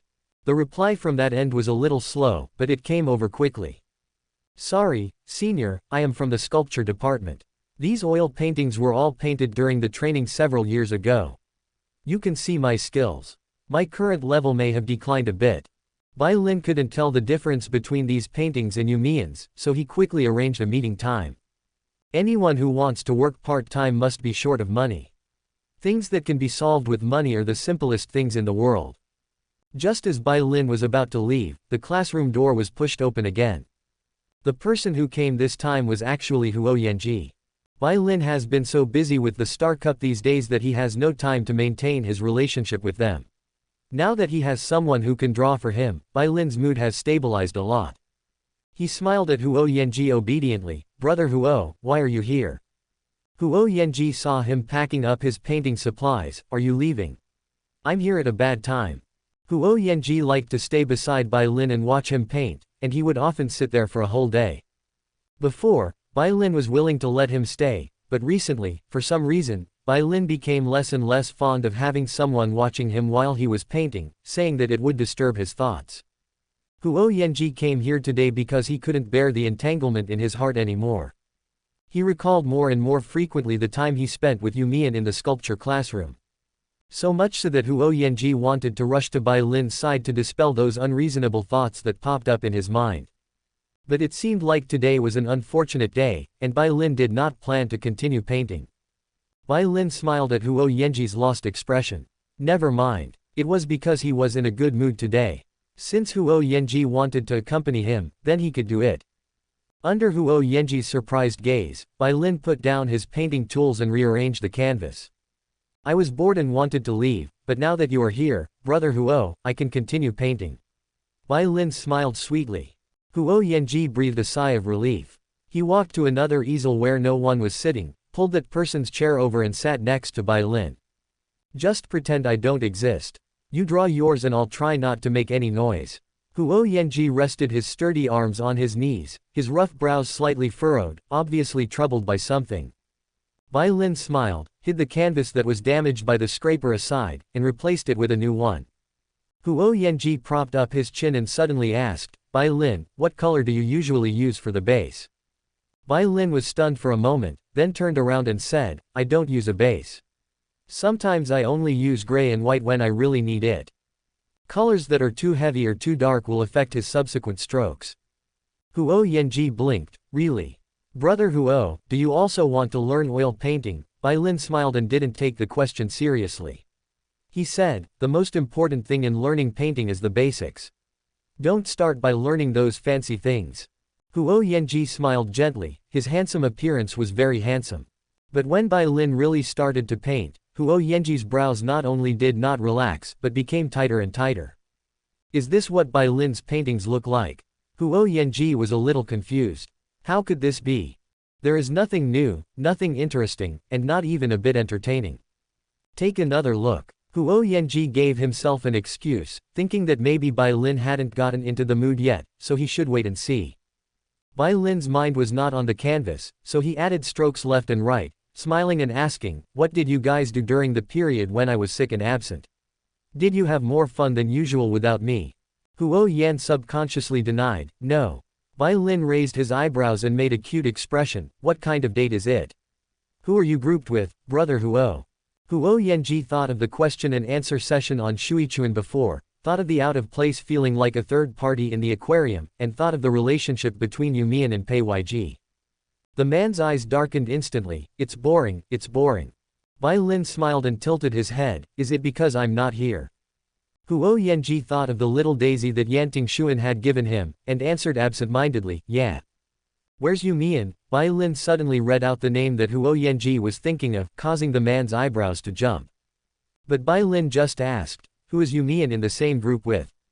Huo Yanji was silent for a long time, propping up his chin to cover up and said softly, I didn't pay attention, I didn't pay much attention to him, I don't remember. Bai Lin smiled with satisfaction and continued painting. His strokes were random and without any method. This time, Huo Yanji really felt bored.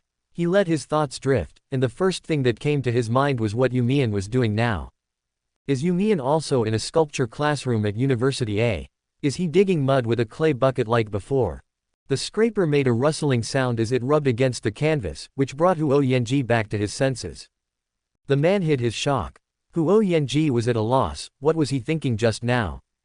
Chapter 46. The recording made by You Mian really worked. Bai Lin and You Jiwan didn't bother him these days. The everything piece just had its mold removed. You Mian walked out of the sculpture classroom rubbing his neck.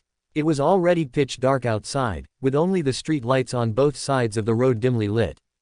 There were very few students left on the first floor at this time, and You Mian met almost no one along the way. He used the savings he earned from drawing random pictures to rent an apartment not far from University A. The landlord is a senior student I know, the price is very favorable, and the location is close to the subway station. You Mian walked slowly out of the school gate while talking to Ku Miao in the headset. When he turned a corner, the street lights on the side of the street were much brighter than those on the camphor tree road just now, so he didn't need to use a flashlight. Ku Miao said in a long tone, "Isn't there only a preliminary round in the Xingchen Cup? Even the preliminary round hasn't started yet. I saw the trending searches today and many of Bai Lin's little fans are warming up for him. A rare talent in a century, a rising star in the oil painting world." Ku Miao read the title given by the group of fans on the trending search and said with a smile, "There is actually a topic of, Art World Tycoon Spear Punok wants to hold an exhibition for Bai Lin's works." Ku Miao clicked his tongue a few times and said in surprise, "Could this Spiel Punik be a visiting professor at Dole University, which ranks first among the best schools? Damn, with such a low level, he praises others and shows off his fans." You Mian didn't know who this Spiel Punik was, but he had heard of Dole University. It is indeed a water school with no ranking. You Mian smiled and said, "You know him." Ku Miao fiddled with his phone. "Just search online and you'll find out. If it's the entry for Clio's University, then I'll really give it a thumbs up." You Mian didn't say anything.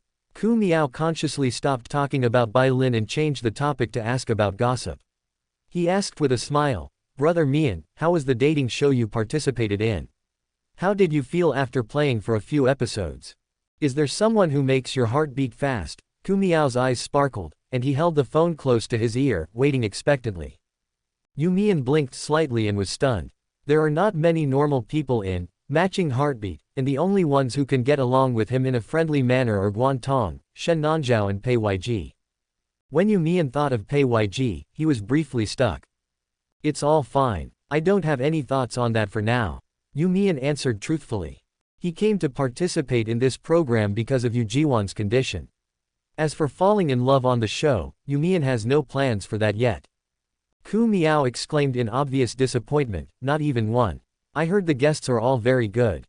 She had seen the trailer and knew that Bai Lin and the others were in it, but she couldn't help but see Yan Guanqing and Pei Yg as well. Forget about President Pei. He has a cold face and speaks coldly, and it seems that he is not easy to get along with. But Yan Guanqing is so handsome. Ku Miao has seen Yan Guanqing's movies, and was so fascinated by the neurotic villain he played in a suspense film that she almost became a fan. When she learned that Yan Guanqing was also in Matching Heartbeat, she instantly became excited.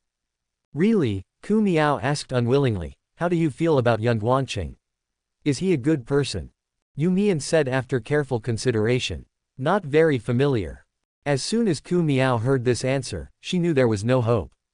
You Mian seems gentle and approachable, but in fact he is more stubborn than anyone else. If a person gives him a very bad first impression, he will never have any deep communication with this person again. Ku Miao was completely discouraged. If you don't like any of those people, then this program would be really boring to record. Whenever Ku Miao thought about it, he felt worried about You Mian. "Then who did you send your love text messages to?" Ku Miao has watched many dating variety shows, featuring both men and women, and is familiar with these processes. You Mian pursed his lips. The autumn wind blew across his cheeks, and his ears felt slightly hot. He said, "Secret." Before Ku Miao could be surprised, You Mian said, "You'll know when the feature film comes out." Ku Miao screamed loudly, "There's something wrong with you. You Mian. Brother Mian." Ku Miao laughed and said, "There's something wrong with you." You Mian was unusually nervous. He lowered his eyes and smiled softly, saying in a warning tone, "Ku Miao. Ku Miao is a person who knows how to grasp the scale of conversation and never asks excessive questions. Therefore, when You Mian showed the slightest resistance, she immediately stopped talking, smiled and changed the subject, intending to forgive You Mian this time. Okay, let's not talk about this. Master, how is your entry preparation going? You Mian was walking along the street, passing through a busy commercial area. The voices around him gradually became more and more noisy, and people were still partying and living a luxurious life even though it was almost late at night. I just disassembled the mold and plan to mail it tomorrow, said You Mian. Ku Miao cheered, congratulations in advance. We have always had great confidence in you. Come on, brother Mian. You Mian smiled gently, and her beautiful amber pupils appeared particularly bright under the dim street lights above her head, as bright as stars. I'll lend you my good words. Ku Miao chatted about other things, and a few minutes later the girl's takeaway arrived. She simply said goodbye and hung up the phone.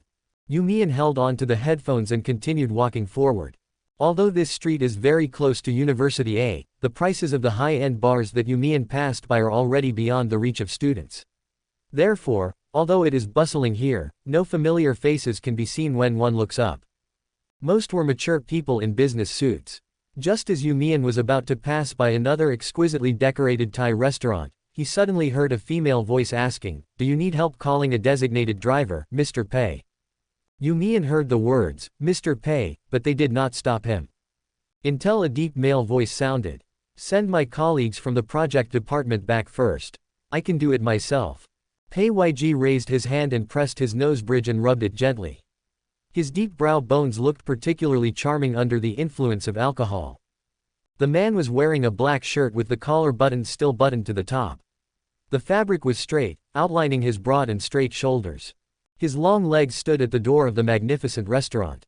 His shirt rolled up to his elbows was firmly held in place by black leather cuffs and did not slip down at all. Pei Yg took the coat handed to him by Vivian and put it on his arm. As soon as he turned his head, he saw a handsome and eye-catching boy with chestnut curly hair standing under the street light not far away. Vivian wanted to persuade Pei Yg to leave by car first, but she stopped talking abruptly when she saw Pei Yg's stunned look. Her professional ability is beyond doubt, so of course she remembers that overly good-looking boy, who was the amateur male guest who participated in the dating variety show with President Pei and was also JL's partner. "I didn't expect to meet you here." Vivian also knew best who the bottle of Chateau Cheval Blanc 1950 worth over $1 million ended up in the hands of. Therefore, instead of continuing to dissuade him, she asked, "Then I will go in and take care of my colleagues in the project team first, President Pei." After getting a positive answer, Vivian immediately ran back to the restaurant on her high heels without looking back, for fear of disturbing President Pei's unexpected encounter. You Mian stood under the street light and watched the man approach. Pei Yg's usually cold eyes seemed much softer than usual due to fatigue and alcohol.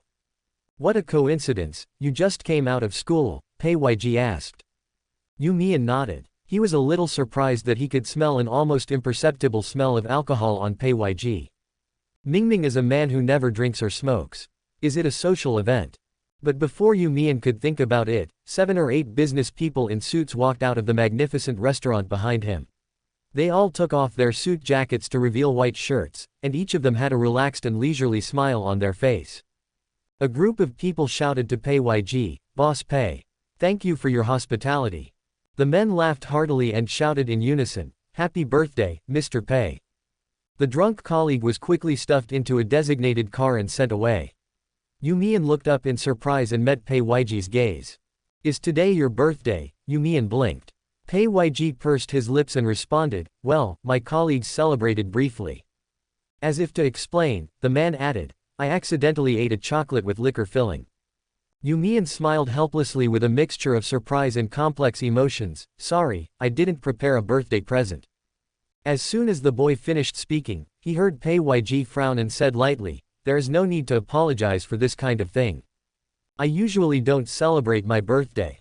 Pei Yg was blown by the autumn wind, and the slight drunkenness completely dissipated. "I'll take you back." You Mian stopped moving, and just when Pei Yg thought that the other party didn't want him to know his address, he heard You Mian smile softly and said, "It's really fate that we met outside the show, isn't it?" Pei Yg was slightly stunned. You Mian tilted his head and raised his chin in the direction of in a very casual manner. I don't have a birthday present, but there is something I think is enough to make up for it. Pei Yg followed You Mian, and the two of them walked slowly towards University A in the refreshing autumn breeze. In the dark camphor tree path, they were very close.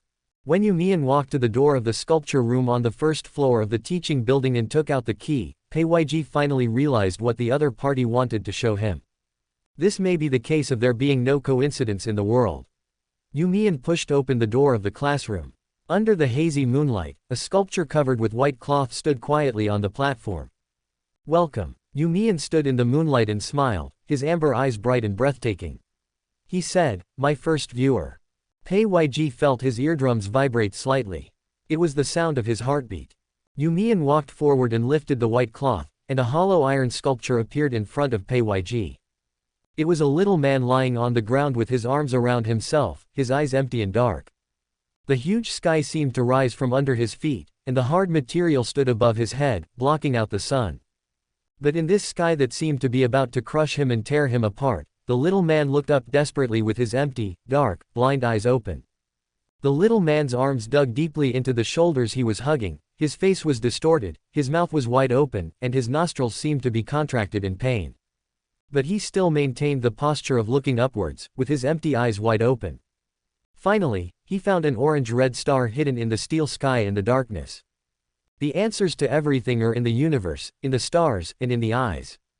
You Mian smiled softly, and he turned his head to look at Pei Yg. I hope my solution is not too biased. Let me take a shortcut this time. Happy birthday, Pei Yg. Chapter 47. The sculpture classroom is actually not as neat and clean as other ordinary classrooms. Scattered and random easels and modeling tables are placed in the center of the classroom without being fixed. More than a dozen modeling tables are crowded in this small classroom, winding around in all directions without interfering with each other. Many seniors have new goals, and most of them no longer come to the sculpture room, so many sculpture tables are wrapped tightly with plastic sheets, as if no one has used them for a long time. And You Mian's sculpture table is the only one here that is still fresh and shows signs of use. When Pei Yg was about to step in, You Mian reminded him, there is clay and plaster on the ground, don't get your shoes and pants dirty. You Mian often stayed here, so he had already changed into trousers and shoes that could be thrown away at will. But the Pei Yg in front of him was wearing neat trousers and leather shoes, his black shirt was ironed crisply, and his trouser legs draped beautifully, falling straight down. Obviously the price is not cheap. Seeing such a set of clothes stepping in, You Mian felt heartbroken. A hint of decisiveness emerged on Pei Yig's solemn face. He neither responded to You Mian's reminder nor stood still. Instead, he stepped straight into the mud and dust. The haute couture shoes stepped without hesitation on the scattered clay and mud on the floor of the sculpture room. Pei Yg walked to You Mian without changing his expression. His deep brows and eyes were as rational and calm as usual, but the words he said were unusually free and easy. This close distance is the best viewing position for a spectator. As a birthday gift, of course I want the hard-to-get front row. You Mian smiled helplessly. Seeing that Pei Yg had walked in on his own initiative, he couldn't push him out. The moon was very big tonight, shining through the floor-to-ceiling windows of the classroom onto the hollow sculpture in front of the two people. This sculpture is not big, only about 60 to 70 centimeters, and it is so exquisite that it can be a work of art that can be placed on a bookshelf. The lights were off in the classroom. Perhaps You Mian had planned it in advance. The hazy moonlight passed through the thick clouds of the iron sculpture and fell into the eyes of the blind man. At the same time, the moonlight also brushed across the orange-red star in the steel clouds. Pei Yg inevitably thought of You Mian's night blindness. The little man's struggling face, open nose and mouth all looked so painful, tormented and desperate.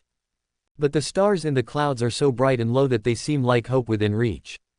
You Mian. Pei Yig's voice was a little hoarse, and the admiration in his eyes almost became real.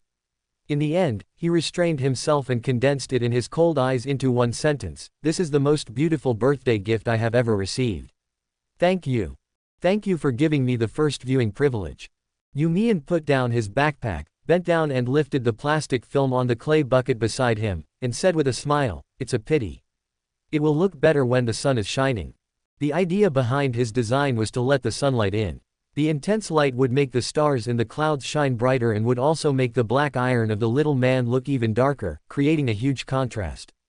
Yeah, but Pei Yg said after hearing this. Then, everything under the moon belongs to me alone. You Mian happened to dig out a handful of mud, and was slightly stunned when he heard the words while still bending over. The boy turned his head and smiled. That's right. I testify that the 3 characters Pei Yg are now engraved on it. It is exclusive to the birthday boy. He seemed to have no idea what his words meant, but they were enough to make Pei Yg's eardrums vibrate as he stood in front of him. The man pursed his thin lips, restrained himself again and again, and lowered his eyes patiently. But the surprise seemed to be far more than that. You Mian pulled a clean wooden chair from the side and pushed it to Pei Yg, saying, "Sit down first, it will be ready soon." Pei Yg sat down without hesitation. You Mian brought Ku Miao's plastic table and placed it in front of Pei Yg. After removing the plastic cover, he bent down and scooped out a few handfuls from his mud bucket. Fixing, molding and shaping. This is a clay sculpture that is about to be completed and is much smaller than everything. The little man has neat and clean hair, a crisp shirt, broad shoulders and long legs. You Mian began to carefully lower his eyes and use a carving pen to outline the facial features of the little man, the straight nose, the deep eyebrows and the thin lips that were often pursed in a cold manner. Pei Yg gradually held his breath, because he seemed to know what You Mian was carving. When the facial features were fully portrayed, You Mian started to carve out the chest of the little man. Pei Yg sat opposite him as if his heart had been dug out. You Mian stared at the clay sculpture in his hand without raising his head. With a few strokes, he carved out a 5-pointed star from the new clay. Then, he carefully, cautiously, and gently placed it into the chest of the little man whose hole had just been dug out. Pei Yg's eyes were filled with emotions and his Adam's apple rolled up and down. You Mian quickly re-sculpted the figurine's hands, turning them into a posture where the hands were gently wrapped around the chest, as if hugging the star in his chest. Yg. With a bright and sunny heart, the rain, snow and haze are swept away and the sky becomes clear. You Mian finally raised his eyes, looked at Pei Yg and asked, "Can you leave a message? What do you want to write? Good health, prosperity, or something like that?" You Mian thought that since it was a birthday gift for someone, it should be cheerful and it would be better to engrave some auspicious words on it. Pei Yg was silent for a few seconds, with appreciation and admiration in his eyes. He said, "Just carve the 3 words Pei Yg. Exclusive." You Mian was stunned. Just engrave the name. But on second thought, Pei Yg's name is already beautiful and lucky enough, and engraving it on the wall does have auspicious meaning. Well, just engrave the name. Pei Yg said. You Mian nodded, lowered his eyes and carefully carved these 3 words. He had never written another person's name so seriously, and on a sculpture. Unexpectedly, the first viewing right and the first name engraving were both given to Pei Yg. You Mian never thought that she would be so deeply involved with Pei Yg in this life and become good friends. After writing the word, G, You Mian finally straightened up. The clay sculpture stood quietly on the table, and Pei Yg stared at it without a single move. "It's a bit sloppy." You Mian smiled embarrassedly. "If you're not in a hurry, I'll polish it carefully in a couple of days. It would be best if I could replace it with plaster or iron for you." Pei Yg raised his eyes and said seriously, "This is very good, I like it very much." You Mian was touched by the joy in Pei Yg's eyes, and for some reason her ears felt slightly hot. It was late, approaching midnight. After washing her hands, You Mian walked out of the campus side by side with Pei Yg. "How are you planning to go back? Do you want to call a designated driver?" You Mian asked in the evening breeze. The breeze blew away Pei Yg's drunkenness, but it could not blow away his turbulent and complicated emotions at this moment. "I don't want to leave, and I don't want to leave just like this." So for the first time, Pei Yg wanted to be a little less restrained. He tilted his head and lowered his eyes and said, "I'll take you back." Staying a little longer, for the first time in his life, Pei Yg was no longer so extremely self-disciplined and restrained. He wanted to send the person he loved home. You Mian didn't hesitate at all when he heard this. This was just like when friends have a great time and don't want to leave, so they just follow each other home. So he pointed directly to an apartment in the distance near a subway station and said, "Go past 2 traffic lights. I live there. Let's go." You Mian said. Pei Yg was happy to send You Mian home, but was also frustrated by You Mian's attitude towards him like a friend. The two walked side by side to the bottom of the apartment building, and the noise gradually turned from lively to quiet along the way. Pei Yg stopped at the door of the unit. You Mian waved at him. The boy smiled brightly with beautiful eyes and said, "I won't see you off. Goodbye." Pei Yg nodded slightly, and when You Mian walked into the elevator and could no longer be seen, the man said in a deep voice, "Good night, sweet dreams." Early the next morning, JL headquarters. After 3 consecutive parties that lasted all night until the early morning, colleagues in the project team were so tired that they could hardly get up from their workstations. "Did Mr. Pei go home first last night? I didn't see him in the following few games." "You must have been drunk in the first game. Mr. Pei left after dinner and didn't even go to the second game." "Wake up, everyone. You all have dark circles under your eyes like giant pandas. Be careful that Boss Pei doesn't catch your eye." No, Mr. Pei is a tough guy who can work 3 or 4 days straight without a wrinkle in his suit. If I tried, I would be sloppy as hell." Amid the morning gossip, everyone heard the distinctive sound of Vivian's high heels. Vivian's high heels were like a horn before Pei Yg was about to come over. When everyone saw Vivian, they immediately stopped gossiping, looked at the computer screen in front of them, and instantly got into work mode. "Good morning, everyone." Vivian tilted her head and nodded beautifully. Her exquisite professional attire was a bright spot in the entire JL building. A group of people smiled and said, "Good morning." Sure enough, Pei Yg followed closely behind and quickly walked out of the elevator. The man's suit was neat, and the black tie clip held the dark red tie firmly in place on his chest. His leather shoes made a dull sound as they stepped on the floor. The stern profile and sharp eyes remained the same as always.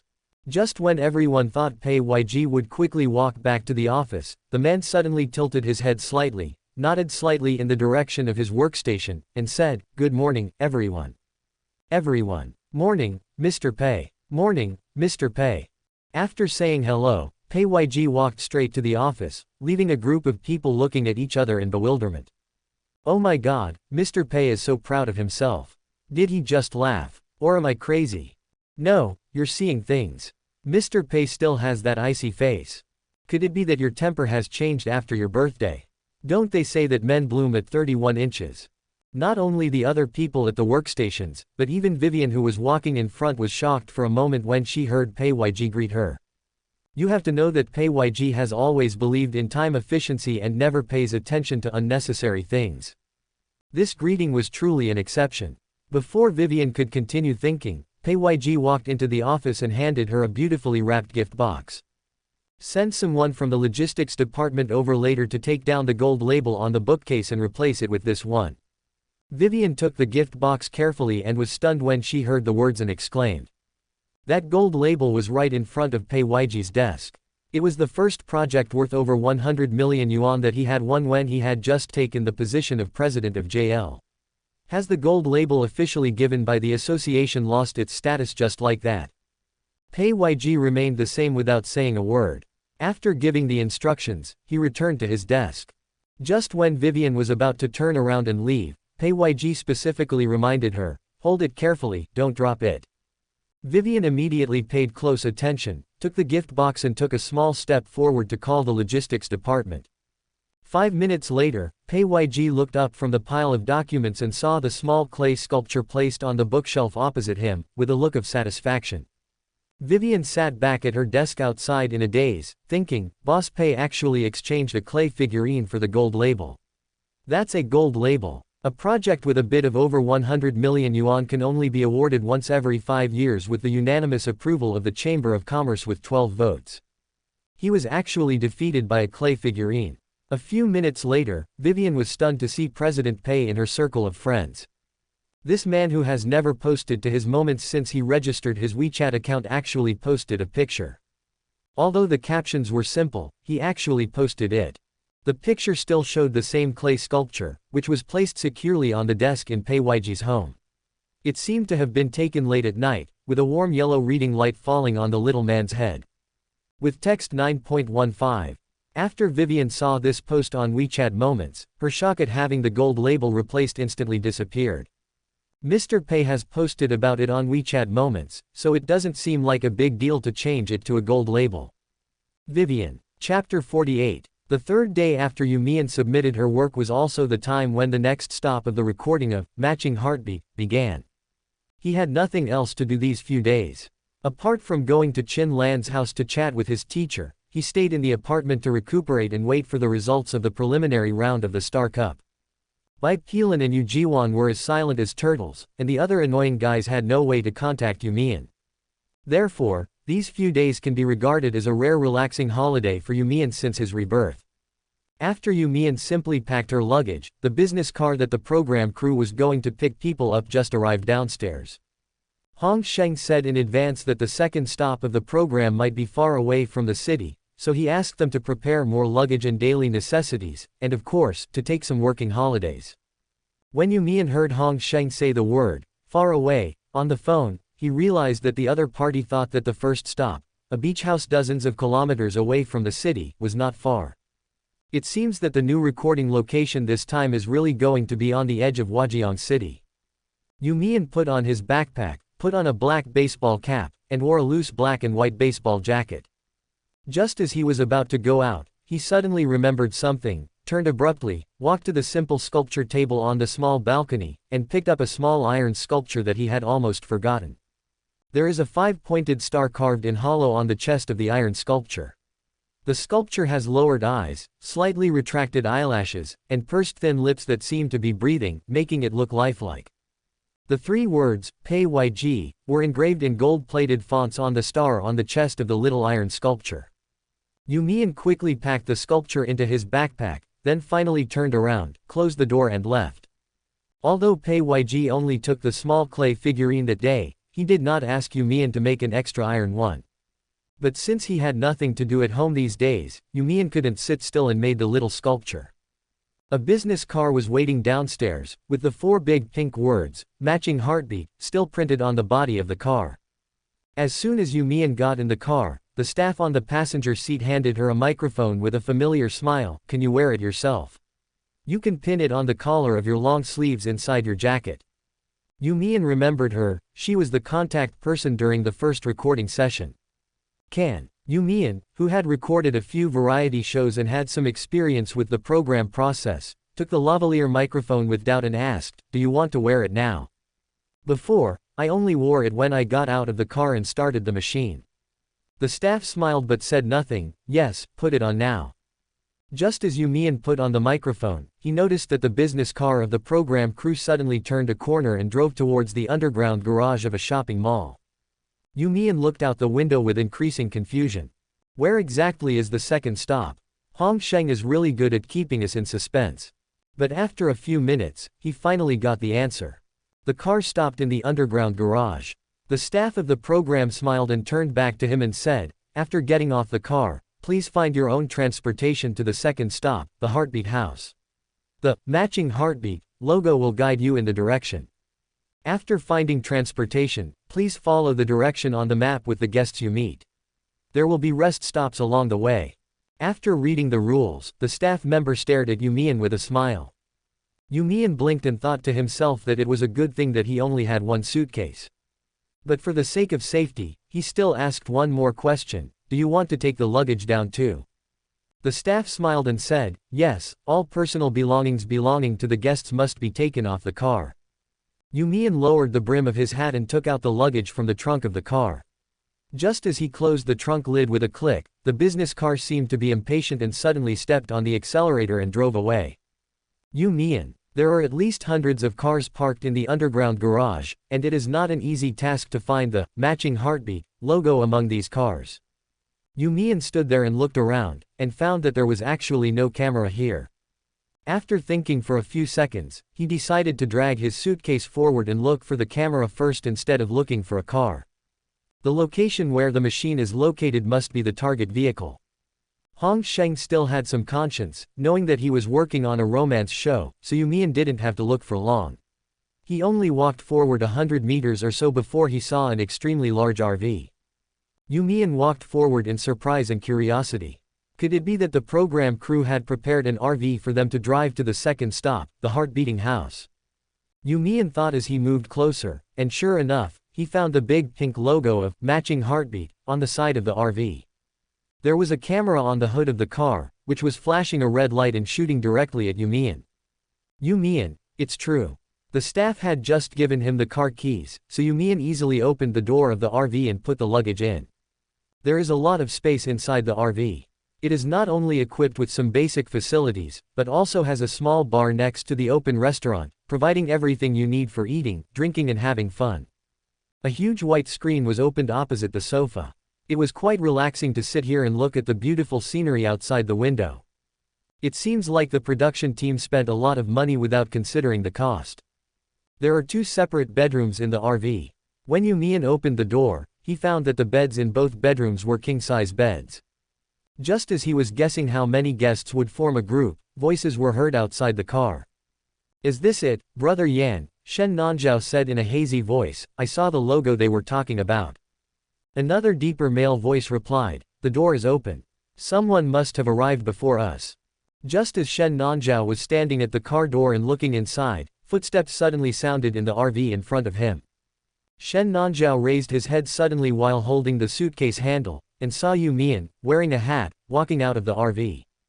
The boy's beautiful eyes curved slightly when he saw him, and he smiled and greeted him, Nan Xiao. Shen Nanzhao also smiled gently, his whole body temperament was restrained and dignified. He was holding the huge suitcase at his side, which looked very inconvenient. Good morning, Shen Nanzhao said. Yan Tingxuan also followed behind Shen Nanzhao and greeted him, good morning. However, You Mian didn't even glance at Yan Tingxuan, who was standing behind Shen Nanzhao at the moment, as if his presence in the group had no effect on her mood.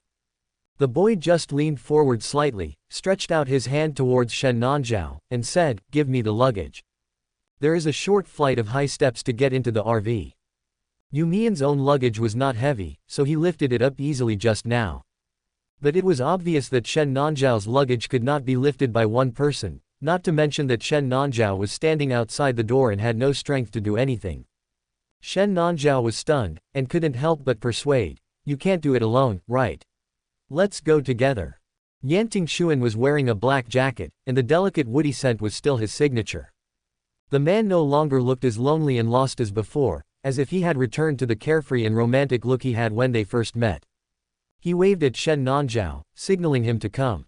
But before Yan Tingxuan could step forward, You Mian followed Shen Nanzhao's slight movement and lifted his suitcase up directly. They are all boys, so how could any of them be so weak? You Mian stood up calmly and put Shen Nanzhao's suitcase in the aisle of the RV, and whispered to the outside of the door, okay, Nanzhao, come up. Yan Tingxuan lowered his eyes, pursed his lips and smiled gently. Shen Nanzhao and Yan Tingxuan walked into the RV one after another, both of them with surprise and curiosity in their eyes. Shen Nanzhao observed the interior of the RV and said, I never thought that the second stop would be recorded in an RV. The director is amazing. Yan Tingxuan put the luggage next to Shen Nanzhao's suitcase, and glanced at the 2 doors in the distance, his eyes slightly gloomy. You Mian stood in front of the small bar with his back to the 2 of them and whispered, this should just be a transitional stop. The production crew will eventually have us go to the second stop, the Heartbeat House. The staff member who had just gone to pick up Shen Nanzhao didn't say anything to him and was extremely mysterious the whole time. Therefore, when he heard You Mian talking about the rules, he couldn't help but move closer and asked with a strong desire to know, how did you know that?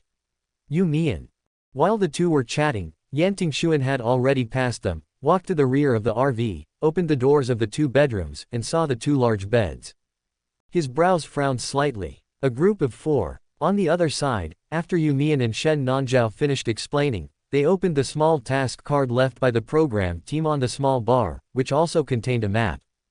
The end point marked on the map is in a forest deep in the mountains, indicated by a large circle. Shen Nanzhao's eyes widened slightly. This is all jungle. Where is the program team's heartwarming house? I remember there was no good land there. You Mian knew that JL had cooperated with the program team. All the heart-beating houses in these 4 episodes were built by JL's professional team of designers. They would definitely use the popularity of matching heartbeats to make JL's architectural style famous. Therefore, whether in the deep mountains and forests or on the cliffs, You Mian was certain that there would be a beautiful building at the end. These words were too complicated to explain, so You Mian just raised his eyebrows slightly towards Shen Nanzhao, smiled and said, "You'll know when you get there." Shen Nanzhao nodded in agreement, and at this time he also noticed the 2 bedrooms inside the RV. "How do we live here? Do we really have to live in an RV?" Shen Nanzhao sounded a little helpless. You Mian was not used to sleeping with others, but fortunately he was lucky. He found 2 tents in the cabinet of the RV before Shen Nanzhao and Yan Tingxuan came. Now that you have an extra option, you don't have to squeeze with others. The production team deliberately marked the rest points on the map, so there is a high probability that we won't be able to reach the heart-beating house tonight. You Mian guessed. Shen Nanzhao frowned worriedly. Before You Mian could say that there was a tent, Yan Tingxuan said, "Don't worry about the accommodation for now. Let's see what supplies are in the RV." Yan Tingxuan rolled up his sleeves and walked towards the kitchen. He took a quick glance and said, "This food can only last for half a day. It seems that the production team wants us to camp at the rest point halfway through. Iron pots, grills and fire starters are all available. Do you have the car keys?" Yan Tingxuan suddenly turned around and asked You Mian. You Mian nodded and said calmly, "It's here with me." Yan Tingxuan said, "Then we will take turns driving." You Mian didn't object, just hummed. At the end of the first episode, You Mian left first and was the least reluctant to leave. When everyone gradually got up and prepared to say goodbye, they found that You Mian had already left. At that time, not only Yan Tingxuan, but also Yun Guanqing and Huo Yanji had ugly and regretful expressions. Yan Tingxuan started to sort out his feelings since the end of the last episode. Regardless of the reason, You Mian's current transformation is already obvious, and those ridiculous theories of attraction can no longer capture the other party's attention. Because You Mian neither loves him nor hates him now, but treats him as a complete stranger, erasing all the past between them. Yan Tingxuan tried to call You Mian after the show ended, but he didn't expect that he had already been blacklisted. You Mian also moved out of the Yu family, and even Yu Jiwan didn't know where he lived now. Yan Tingxuan, who had searched for the person in vain, once thought about using the school and other connections to find the person. But when he thought that this might make You Mian even more annoyed, Yan Tingxuan backed off. They have made too many mistakes, and Yan Tingxuan decided to stop at the brink. "I just don't know if it's too late." Yan Tingxuan lowered his eyes and packed up the equipment and supplies that might be needed for the next journey, while thinking about what kind of problem would make You Mian unable to ignore, such as the driving problem just now.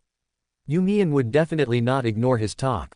Yan Tingxuan felt that he was a little ridiculous now. In the end, he was still the same as at the beginning, running behind You Mian again. But this time his sense of crisis was even greater, and the emotions in the man's eyes were obscure and complex. Because Yan Tingxuan knew that if he didn't save the relationship, he might never have another chance. "You Mian, help me check the fuel tank, I can't move my hands." Yan Tingxuan suppressed his thoughts and dared not look up, but spoke louder to ensure that You Mian could hear him. A few seconds of silence spread around, and Yan Tingxuan's heart began to pound nervously. Finally, You Mian responded with a and walked to the driving seat to check. The excitement and enthusiasm that burst out in his heart at that moment made Yan Tingxuan feel that he was alive again. There is still a chance, there really is still a chance. You Mian squatted down in front of the car and examined it carefully. Suddenly a new sound was heard outside the RV. When You Mian heard the voice, he turned around and saw Bai Yg stepping into the car. His tall figure gave off a strong sense of oppression, and his aura was sharp and domineering. The handsome icy face softened noticeably the moment he saw You Mian. Bai Yg smiled lightly and said, "What a coincidence."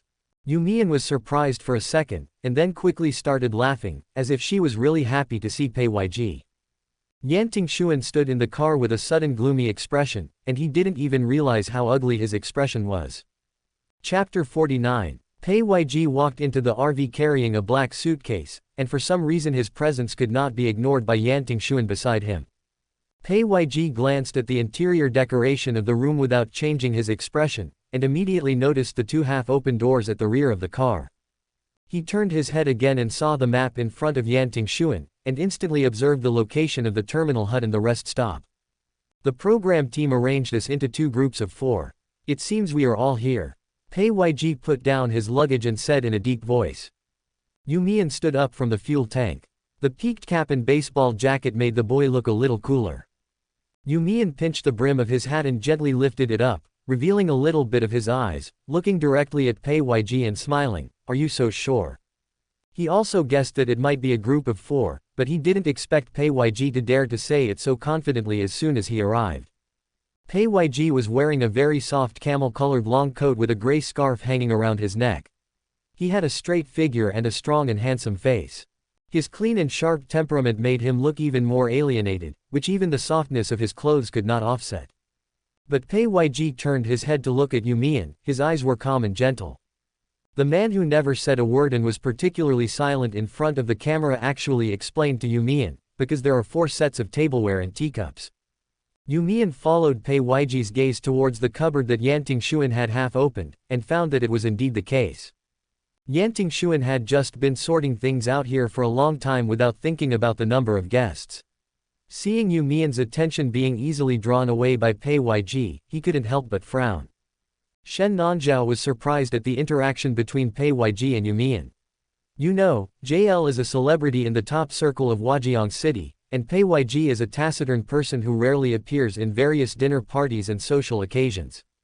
Even if the other party participated in the show, Shen Nanzhao understood that it was just an exchange of resources between the business and entertainment circles.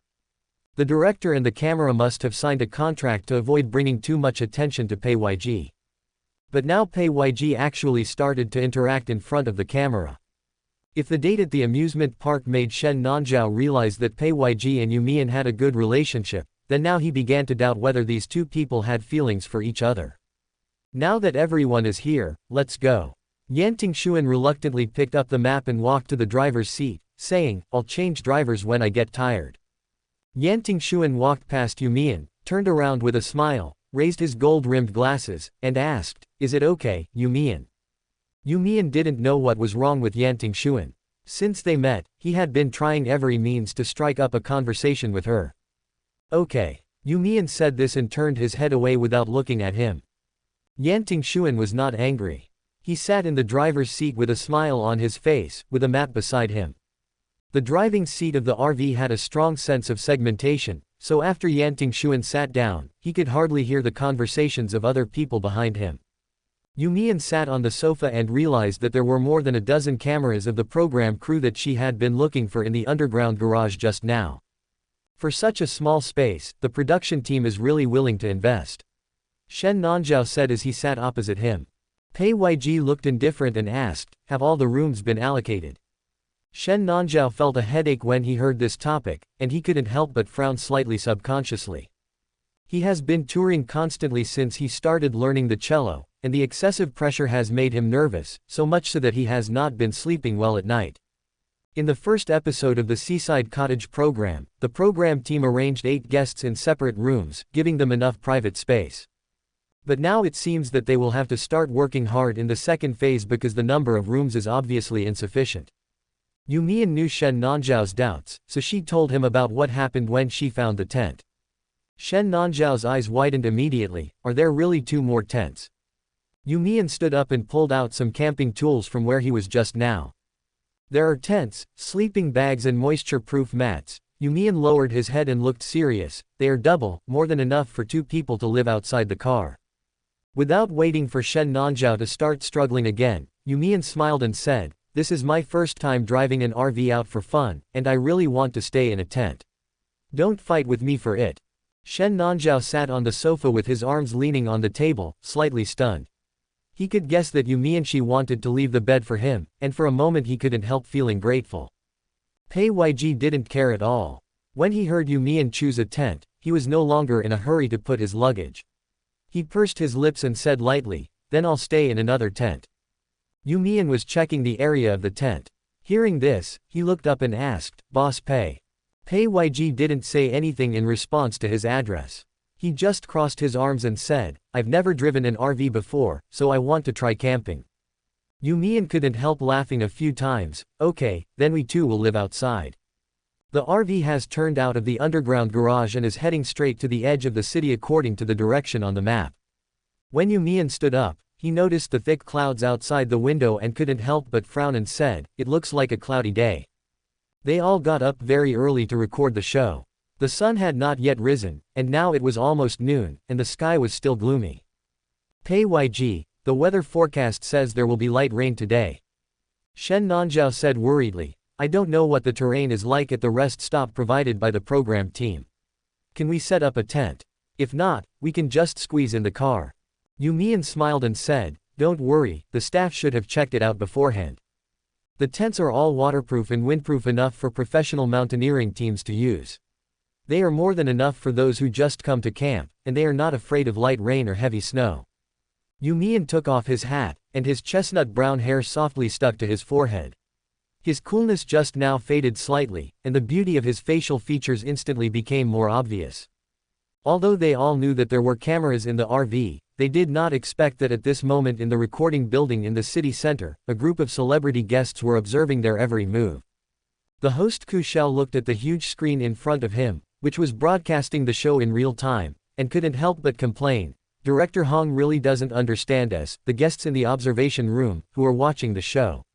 Not only did he not let us participate in the live broadcast last time, but now he has even divided the 8 guests into 2 groups.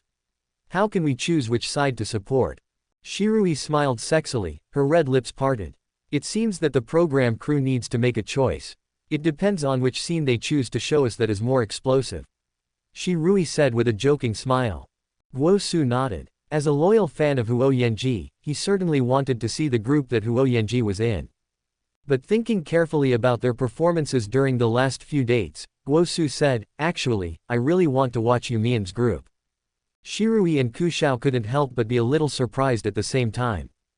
Guo Su held his face to accept their surprised expressions, and couldn't help but smile helplessly, saying, I also supported You Mian in the last episode. He was so handsome when driving a racing car. Guo Su gave a thumbs up, with appreciation evident in his eyes. As an old-school variety show host, Ku Xiao certainly knows where the highlights of a show are. Shirui had a very good impression of You Mian since the first time he appeared, and now Guo Su is also attracted to You Mian. Choosing which side to watch is not something that requires hesitation. So the image of You Mian's group immediately appeared in front of the celebrity guests. From the moment they entered the RV to guessing the number of guests in the groups, the celebrity guests observed their every move in order to connect the heart-moving lines for tomorrow night. Yan Tingxuan's expression and words now clearly leaned towards You Mian. Shirui wanted to connect Yan Tingxuan to You Mian in the first 2 heart-beating text messages, but in the end Yan Tingxuan sent them to Bai Lin. Ku Xiaoqing raised his heavy black-framed glasses and said, Bai Lin didn't participate in the last live broadcast. I wonder if this boy who got the majority of votes from Linglin will lose some of his heartstrings because of this. Guo Su shook his head. There aren't many double-headed relationships in dating variety shows, but we can see that You Mian and President Pei are already connected. Even if Yan Tingxuan wants to change his heart line now, it's too late. Shirui nodded in agreement, it's a little late indeed. Ku Xiao laughed, everyone thinks so. I just don't know what Yan Tingxuan will do. Will he change it, or continue to choose Bai Lin, who he has a very good relationship with? Guo Su was like an old father, staring at You Mian again and again, with undisguised admiration in his eyes. This kind of guy is so attractive, isn't he? His looks are really the least worth mentioning advantage. His carefree and confident personality, as well as his friendliness, are simply shining. Guo Su had seen the hot searches in the past few days. As someone in the circle, he understood even more clearly that You Mian had offended someone and was being targeted. But the joint clarification from the museum and University A also opened his eyes. As an outsider, Guo Su also understood how difficult it was to get such an authoritative organization to come forward and clarify the matter. All this happened because You Mian was indeed worthy, and the boy also reversed the entire public opinion situation. Guo Su admired him sincerely for his repeated breakthroughs and leaps forward. Ku Xiao said to Shirui with a smile on his face, it seems that teacher Guo Su's one pick has been replaced by You Mian. Upon hearing this, Shirui waved at Guo Su and said excitedly, come on, come on. The studio burst into laughter. The scene inside the RV appeared on the live broadcast screen. Shen Nanzhao sat by the window, quiet and silent. You Mian squatted on the ground, lowered his head and took out a small packaging bag from the suitcase, then gently tugged at Pei Yji's sleeve out of the camera's sight. The man sensed it instantly and bent down to look under the table. You Mian smiled at Pei Yg and handed the small iron sculpture in the bag to him. This is a refined version for you. You Mian smiled slyly, his eyes bright. Pei Yg was stunned. When he took the small bag, he realized what was inside. At the same time, the guests in the observation room were all shouting. Ah, You Mian is talking to Mr. Pei, right? Shi Rui covered her face and shouted, what are you talking about hiding under the table? I want to hear it too. Ku Xiao also asked anxiously, why didn't the program crew put a camera at this location? A group of young observers burst into laughter upon hearing this. Guo Su sighed, what exactly did you say? But after just a few seconds, You Mian stood up naturally and sat back on the sofa. Pei Yg had a small iron sculpture in his hand. Just as the man was packing the iron plastic into the suitcase, the voice of the program crew's intercom was heard in the RV. Please ask the 4 guests to complete the tasks on the task cards on time. You Mian blinked. Is there still a mission? Pei Yg calmly picked up the map manual. The map had been taken to the driver's seat by Yan Tingxuan, and the rest of the manual contained several simple tasks. This should be it. Pei Yg lowered his eyes and glanced around. The 4 guests were divided into 2 groups to draw a portrait of each other.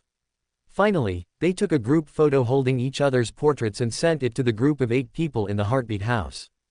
As soon as You Mian finished listening to the task rules, he found himself pulled into a WeChat group called Heartbeating House by the program team, which had exactly 8 people. Shen Nanzhao supported his chin and smiled, then asked, the task is quite simple, but how do we divide the teams? You Mian looked at Guantong from another group who was jumping around in the small room group and kept sending emoticons, and didn't have time to speak for a while. Suddenly, Pei Yg, who was sitting opposite, showed initiative for the first time in the show. You Mian, do you want to be in the same group with me? Pei Yg looked at You Mian and asked.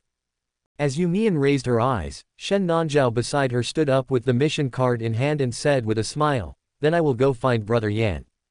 There were only 2 people left on the sofa, and the grouping was decided. You Mian smiled softly, I didn't show my 8 teeth just now. Pei Yg lowered his eyes slightly to conceal his emotions. But a few seconds later, You Mian's voice sounded again, look at me, Pei Yg. Pei Yg looked up suddenly and saw You Mian making the number 8 with his hands, overlapping each other to simulate a camera, and making a clicking sound with his mouth. The people being painted should remember to look at me, don't lower your head. Pei Yg looked into those beautiful amber eyes. The eardrums vibrate, it's the heartbeat. Chapter 50. The program team prepared simple pens and sketch paper in the desk cabinet. You Mian and Pei Yg sat opposite each other with a table between them. Compared to the professional You Mian, Pei Yg seemed much more casual as he held the pen. Although Pei Yg has never been exposed to painting, he has practiced calligraphy since he was a child. His pen tip was sharp, and he would often look up at You Mian while sketching.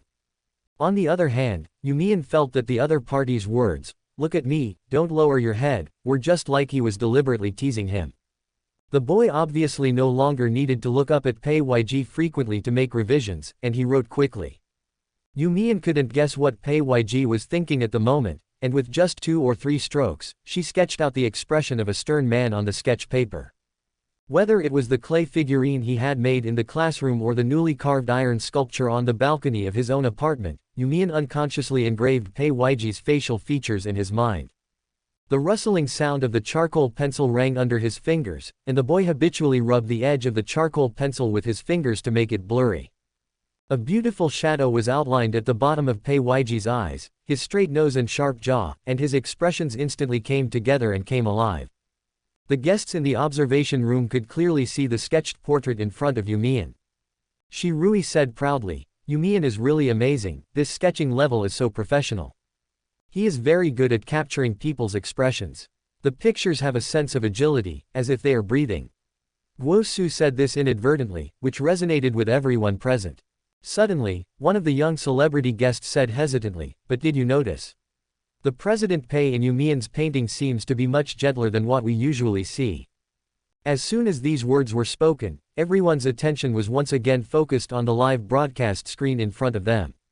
Ku Xiao raised his glasses in surprise, squinted his eyes and took a closer look. After a while, he suddenly realized, it seems that he is a little different from the President Pei we saw. Shura even clapped her hands instantly, looking like she was really happy. She laughed and said, the text messages they sent to each other were definitely not random. I'm sure of that. Guosu stared at the sketch in front of You Mian and found that the curvature of Pei Weiji's eyes was a little curved, and the man's posture seemed to be staring at people from top to bottom. The shadow spreading behind me looks like a street lamp. Guosu hissed and asked in confusion, this picture seems to be a combination of imagination. After all, there could be no street lights behind the two people in the RV at the moment, not to mention that the camel-colored coat Pei Weiji was wearing at the moment was not like the long black coat in You Mian's painting. Pei Weiji's hair is slightly fluttering in the painting, and it is not difficult to see that there is an evening breeze. Shura nodded in agreement, it looks like You Mian just let it slide a bit. The live broadcast in the observation room turned to Pei Weiji. The painting in front of the man was simple and neat. Although it was not as professional as You Mian's, it could be vaguely recognized that he was a good-looking boy. Pei Weiji focused on You Mian's curly hair and eyes. The boys he drew wore baseball caps and baseball uniforms, looking cool and handsome. Sorry for the poor performance. Pei Weiji said this when he and You Mian stopped writing at the same time. You Mian smiled and tilted his head. He and Pei Weiji exchanged sketches and looked at each other. After receiving the painting, You Mian was slightly surprised, because he really didn't expect Pei Weiji's painting skills were actually quite good, and he really had some talent. Although the proportions and strokes cannot be called professional, at least the person is drawn like a real person and you can tell who it is. It is not easy to tell who is in the painting. So You Mian raised his eyes and asked, Boss Pei, have you learned it? Pei Weiji's eyes did not move away from the sketch that You Mian had drawn for him. After hearing You Mian's question, he raised his eyebrows and said, no, I don't have any talent in this area. You Mian gave her a look that said, you must be doing this on purpose, and said teasingly, you're too modest. Pei Weiji heard the amusement in the boy's tone, and finally put down the sketch and looked up at You Mian with curved eyes, and said in a deep voice, the drawing is great, thank you. Pei Weiji stroked the edge of the sketch paper, and at one point he even didn't want to post the photo with You Mian in the group. Pei Weiji did not choose to open the sculpture that You Mian had given him just now, but put it directly into the suitcase. This is his, exclusive, unique, and one and only. Pei Weiji lowered his eyes to conceal his overly strong possessive desire, and tried his best to suppress his surging emotions with a restrained mind. As expected, You Mian didn't notice anything unusual about Pei Weiji. The boy picked up the Polaroid camera prepared by the program team and held the sketch that Pei Weiji had drawn for him in front of him. He turned around and urged Pei Weiji, Boss Pei, it's time to do the task. Pei Weiji pursed his lips and wanted to delay for the first time. You Mian looked at the hesitant Pei Weiji with puzzled eyes. Before he could speak, Pei Weiji finally held up the sketch of himself. Across a table, You Mian leaned back slightly, holding a simple sketch in front of his chest. Pei Weiji behind him leaned forward with his hands on the table, holding a sketch in front of him, with the characters in it lifelike. You Mian held up the Polaroid camera and whispered, 1, 2, 3 eggplant. The boy grinned widely, his eyes curved into beautiful crescent shapes. The standard smile with 8 teeth is extremely sweet. The Polaroid camera made a sizzling sound and a hard photo slid out. You Mian held the photo in his palm. Send this to the group later and the mission will be accomplished. You Mian said. Pei Weiji took the photo that had appeared and was immediately attracted by You Mian's smile in it. You Mian raised his eyebrows and smiled casually, how is it? Are they the standard 8 teeth? Pei Weiji lowered his eyes and lightly tapped You Mian in the photo with his finger, as if he was tapping his forehead. Seeing this, You Mian pursed her lips suddenly, and her earlobes felt slightly hot. Pei Weiji said calmly, standard. Several photos appeared one after another among the 8 people in the heart-beating house. You Mian randomly clicked on it and found that Guantong and Huo Yanji were actually in a group, while Bai Lin was in a group with Yan Guanqing. He thought Huo Yanji would definitely choose to be with Bai Lin, but he didn't expect that he couldn't win over Yan Guanqing. The RV team on the other side completed their mission very early, so Guantong immediately sent a message in the group after You Mian's photo was sent. Guantong, oh my god, this sketch of Mr. Pei is simply amazing. At You Mian, dear, you are indeed a professional. Guantong sent several thumbs up emoticons, causing You Mian to laugh out loud. Yan Guanqing's message came soon after. Yun, beautiful painting. If you don't mind, can you draw one for me next time? When Yan Guanqing said this, You Mian almost frowned. But what's funny is that Yan Guanqing sent out a funny emoticon package of I want a pout 2 JPG, which made You Mian lose the desire to be serious and instead started laughing. You Mian was sitting opposite the sofa looking at her phone when suddenly, the group message rang again. Pei YG, mind. Pei YG, sorry, this is the only chance. Cloud. You Mian turned his eyes away from the phone and looked at the man across the sofa. He couldn't help but laugh and said, Boss Pei knows how to joke. Pei YG, no kidding. Guantong and Yan Guanqing were the only ones chatting lively in the group, with no sign of Huo Yanji and Bai Lin. Guantong jokingly complained that Huo Yanji's painting of him was too ugly. Suddenly, Yan Guanqing joined in somehow. Yan, professionals are different from each other. I also want You Mian to draw for me. You Mian. Before You Mian could figure out what Yan Guanqing meant by this, Bai Lin, who had been silent in the group, suddenly appeared. Lin, at Yan, I'm sorry, brother Guanqing, I've been sick these past 2 days and haven't been in a good state. Sketching is not something I'm good at, so don't be angry. Cloud. You Mian flipped through the chat history and discovered that in the mission photo of Yan Guanqing and Bai Lin, there was only a sketch that Yan Guanqing drew for Bai Lin, but Bai Lin did not draw for Yan Guanqing. I don't know whether he drew it but didn't release it, or whether he didn't draw it at all. You Mian doesn't know, and he's not interested in knowing. Guantong sent a few emoticons to change the gloomy atmosphere. Even though they were not together, You Mian could feel the depressing atmosphere in the other car and couldn't help but gasp. Shen Nanzhao walked out from the front seat with a smile and asked, Have you two completed your mission? Can you switch with us?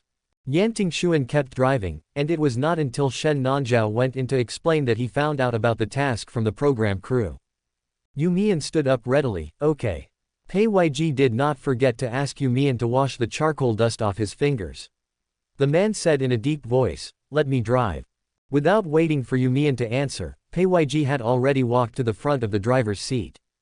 Yan Tingxuan sat in the driver's seat without looking around. After hearing the dull footsteps, he guessed that the person coming was Pei YG. There is no camera next to the driver's seat, so some words can be said directly. Yan Tingxuan pulled the corner of his mouth with a fake smile. I didn't expect that Mr. Pei would do such a thing. Pei YG frowned coldly. What's the matter? Yan Tingxuan stepped on the brakes. It's like taking advantage of someone's misfortune. Yan Tingxuan pulled the handbrake and stood up to make way.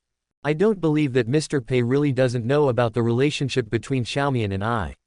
Are you pretending to be clueless? Yan Tingxuan narrowed his eyes and sneered. Ambiguous words can cause some heartbeats to die in the womb. But Yan Tingxuan's plan was obviously in vain. Pei YG said coldly, previous relationship. It doesn't matter. Yan Tingxuan frowned suddenly. Pei YG said calmly, I just need to know that you two have no relationship now. And I won't listen to your one-sided story. Pei YG looked at Yan Tingxuan in front of him very rationally and said calmly, I have heard of some cases where people with delusional disorder would imagine that they were in love with the object of their admiration. Mr. Yan's current performance is very consistent. Pei YG said lightly. Yan Tingxuan shrugged, his romantic look was fully revealed. How does Mr. Pei know that it is a delusion? Some things cannot be avoided by pretending not to know. Just go and ask around. How many people in the upper-class circle of Huajiang City don't know about the relationship between Xiaomian and me? Pei YG raised his eyes calmly. Before Yan Tingxuan could show off, Pei YG said, Have you always had a good relationship? Yan Tingxuan. Pei YG didn't mind poking open Yan Tingxuan's scars. After all, being decisive to the point of offending others has always been his character. Then why are you not familiar with each other at all now? You even said you didn't know each other in front of the camera. Yan Tingxuan frowned in annoyance. Pei YG raised his chin calmly. The words, past, and present, sound closely connected, but only the parties involved know how deep the gap is between them. These things, these past relationships, Pei YG frowned coldly, his eyes sharp, you don't need to explain them to me. I'll just listen to what he says. Yan Tingxuan's sense of crisis rose to an unprecedented level. He wanted to say something, but suddenly saw You Mian walk in. Pei YG also heard the footsteps behind him, and his accumulated momentum relaxed slightly. The confrontation between the two people just now ended in an instant. Yan Tingxuan's gaze shifted to You Mian. As if nothing had happened just now, Yan Tingxuan smiled at Mr. You Mian and deliberately said, "You divided into groups without even asking me. That's not fair.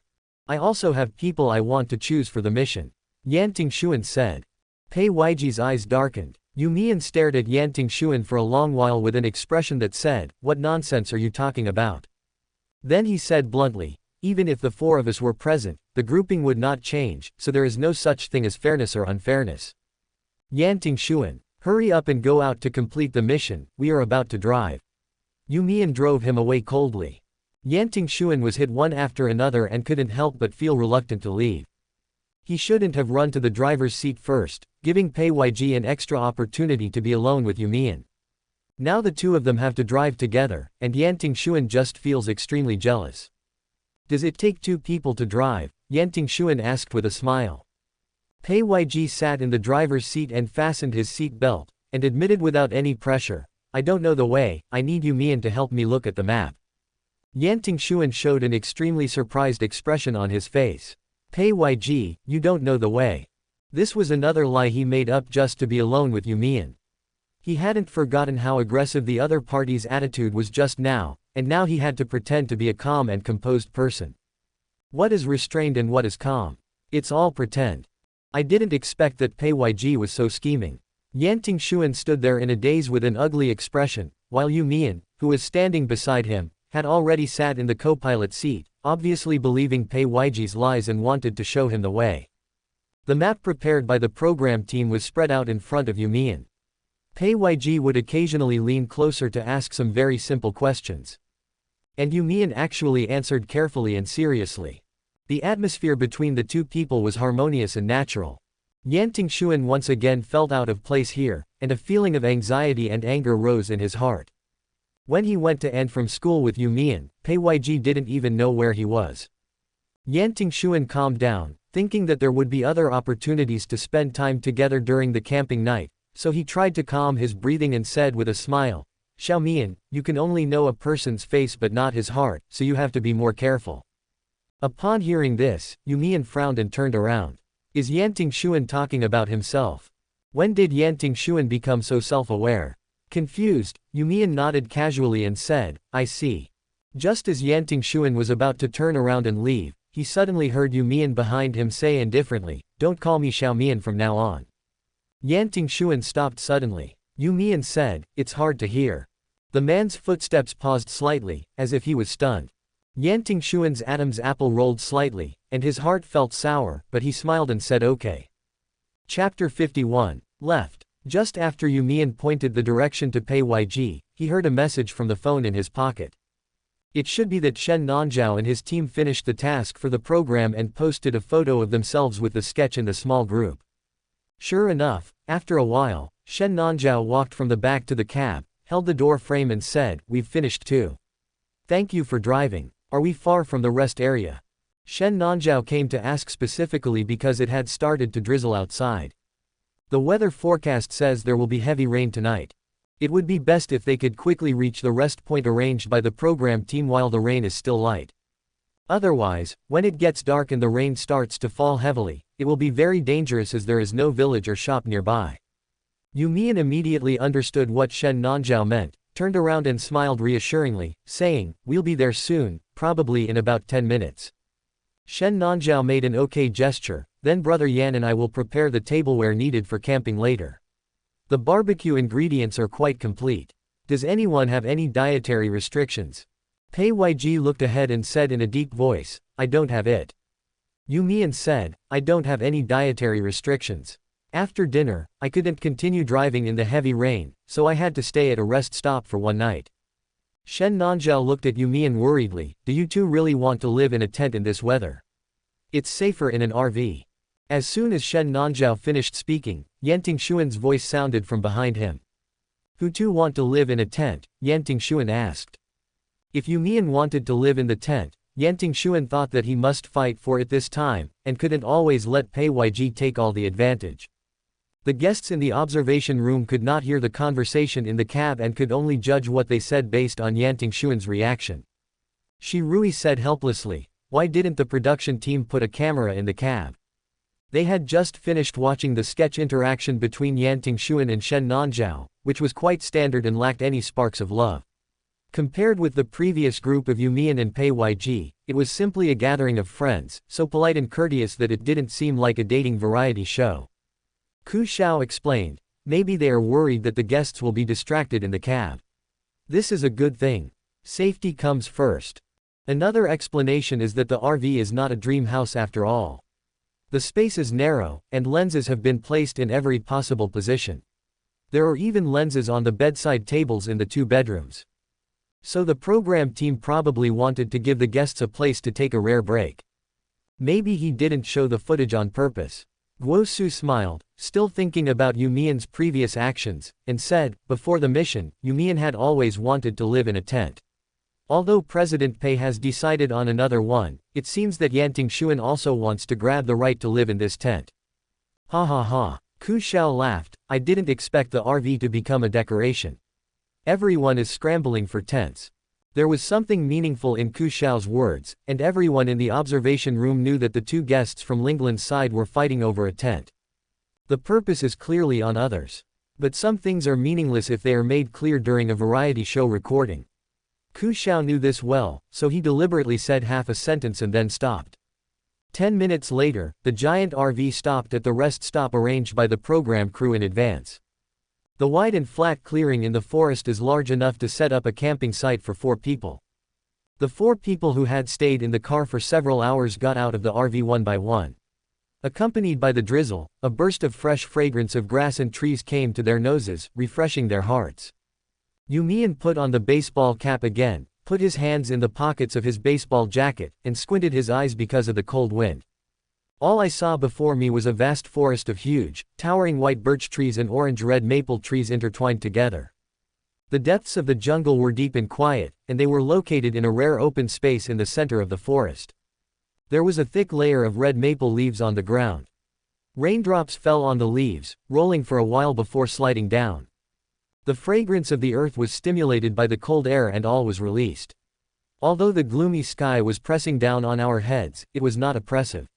Instead, it created a unique and beautiful scenery like a paradise. Yan Tingxuan opened the white outer shed of the RV and placed the barbecue grill that would be used later under the black shed curtain. You Mian was wearing a hat, so he didn't feel the heavy rain. But just a few seconds later, an umbrella was placed over his head. You Mian put his hands in his pockets and leaned back slightly to look. I found that the person standing behind me was Pei Yg. The man found a few umbrellas in the car and said calmly, "Don't get wet." When we arrived at the camp, we saw many cameras that had already been set up by the program team. But the focus is still on the RV tent. Once they walk behind the RV, the camera will have a blind spot. You Mian said thank you and took the umbrella from Pei Yg. Shen Nanzhao's voice also happened to sound at this time.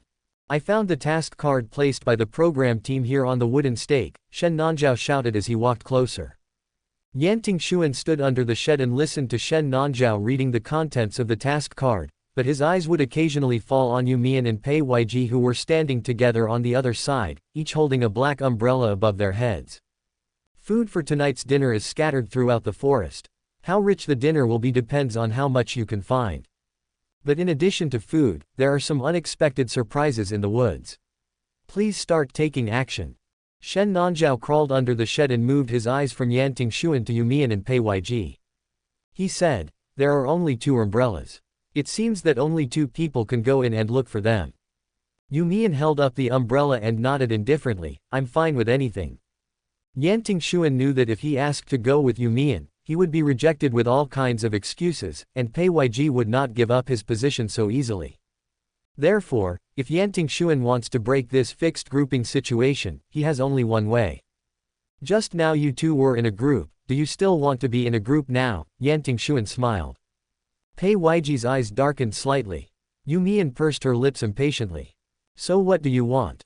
Yan Tingxuan knew that he couldn't let You Mian get more upset at this moment, so he deliberately took a step back and said, "Let's draw lots." He turned around, found a few twigs from the pile of maple leaves, and broke them into 4 sticks of different lengths. 2 short and 2 long. Yan Tingxuan walked to the edge of the shed, gathered 4 wooden sticks in his palm, glanced at the other three people, and said, "Those who draw the same length will form a group, how about that?" After a brief silence, Shen Nanzhao smiled and said, "I have no objection." Yan Tingxuan looked at Pei Yg again, raised his eyebrows and asked casually, "Mr. Pei?" The man's eyes were hidden behind lenses, so his hostile gaze was not obvious. Pei Yg lowered his eyes and glanced at You Mian. The black umbrella above his head made his eyes even colder. You Mian has never been able to adapt to this kind of entangled scene and just wants to end the atmosphere at the moment as soon as possible. So he let out a light click, walked forward and took out a cigarette, expressing his opinion with his actions. The smile on Yan Tingxuan's face deepened. Seeing this, Pei Yg also stepped forward and took one, and Shen Nanzhao followed closely behind. A wooden stick was left in Yan Tingxuan's hand. The four of them spread out their palms together. Yan Tingxuan frowned nervously, and the next second he saw that the wooden stick in his hand was short. And the one in You Mian's hand was also short. Yan Tingxuan's mood suddenly brightened, as if all the previous obstacles were no longer a big deal. "Okay, I'll be in a group with You Mian," Yan Tingxuan said with a smile, and the smile on his face was more genuine than ever before. There were only 2 umbrellas in the RV. You Mian was holding one, so he had no choice but to walk towards Pei Yg to take the other one. "You Mian and I will go find the ingredients prepared by the production team." Yan Tingxuan stepped on the maple leaves, making a dull rustling sound under his feet. Pei Yg lowered his head and walked into the tent, watching You Mian leave. Yan Tingxuan kept saying, "I and You Mian," which made his eyes sharp and his expression even colder. Shen Nanzhao lit the stove, sat on the bench, put on his coat, smiled at Pei Yg, and said, "Mr. Pei, don't stand there. They will be back soon. Don't worry." The guests in the observation room looked at this scene and felt that the development of events was really unpredictable. A young guest couldn't hide his surprise and said, "I thought that Mr. Pei and You Mian were both standing outside with their umbrellas just now, so they must be a group. I didn't expect Yan Tingxuan to be so smart and know how to fight for it." Guo Su poked the table with the pen cap and said, "Yes, after all, this is a dating variety show. Everyone has the opportunity to fight for the opportunity to be assigned to a group with the guests they like. And this grouping was not decided by the program team. They can certainly switch on their own." Shi Rui held up her face with an expression of watching a good show. "It seems that Yan Tingxuan's heart has really moved to You Mian. I'm still very curious about how his transformation happened." Guo Su hissed, trying to understand Yan Tingxuan's mental journey, and said, "It may be that the date at the amusement park that Bai Lin didn't come made Yan Tingxuan realize the more charming side of You Mian." Ku Xiao pointed out the most crucial point. "I watched the live broadcast that day and knew that Yan Tingxuan gave daisies to the 3 guests from Iris' party at the end of the date."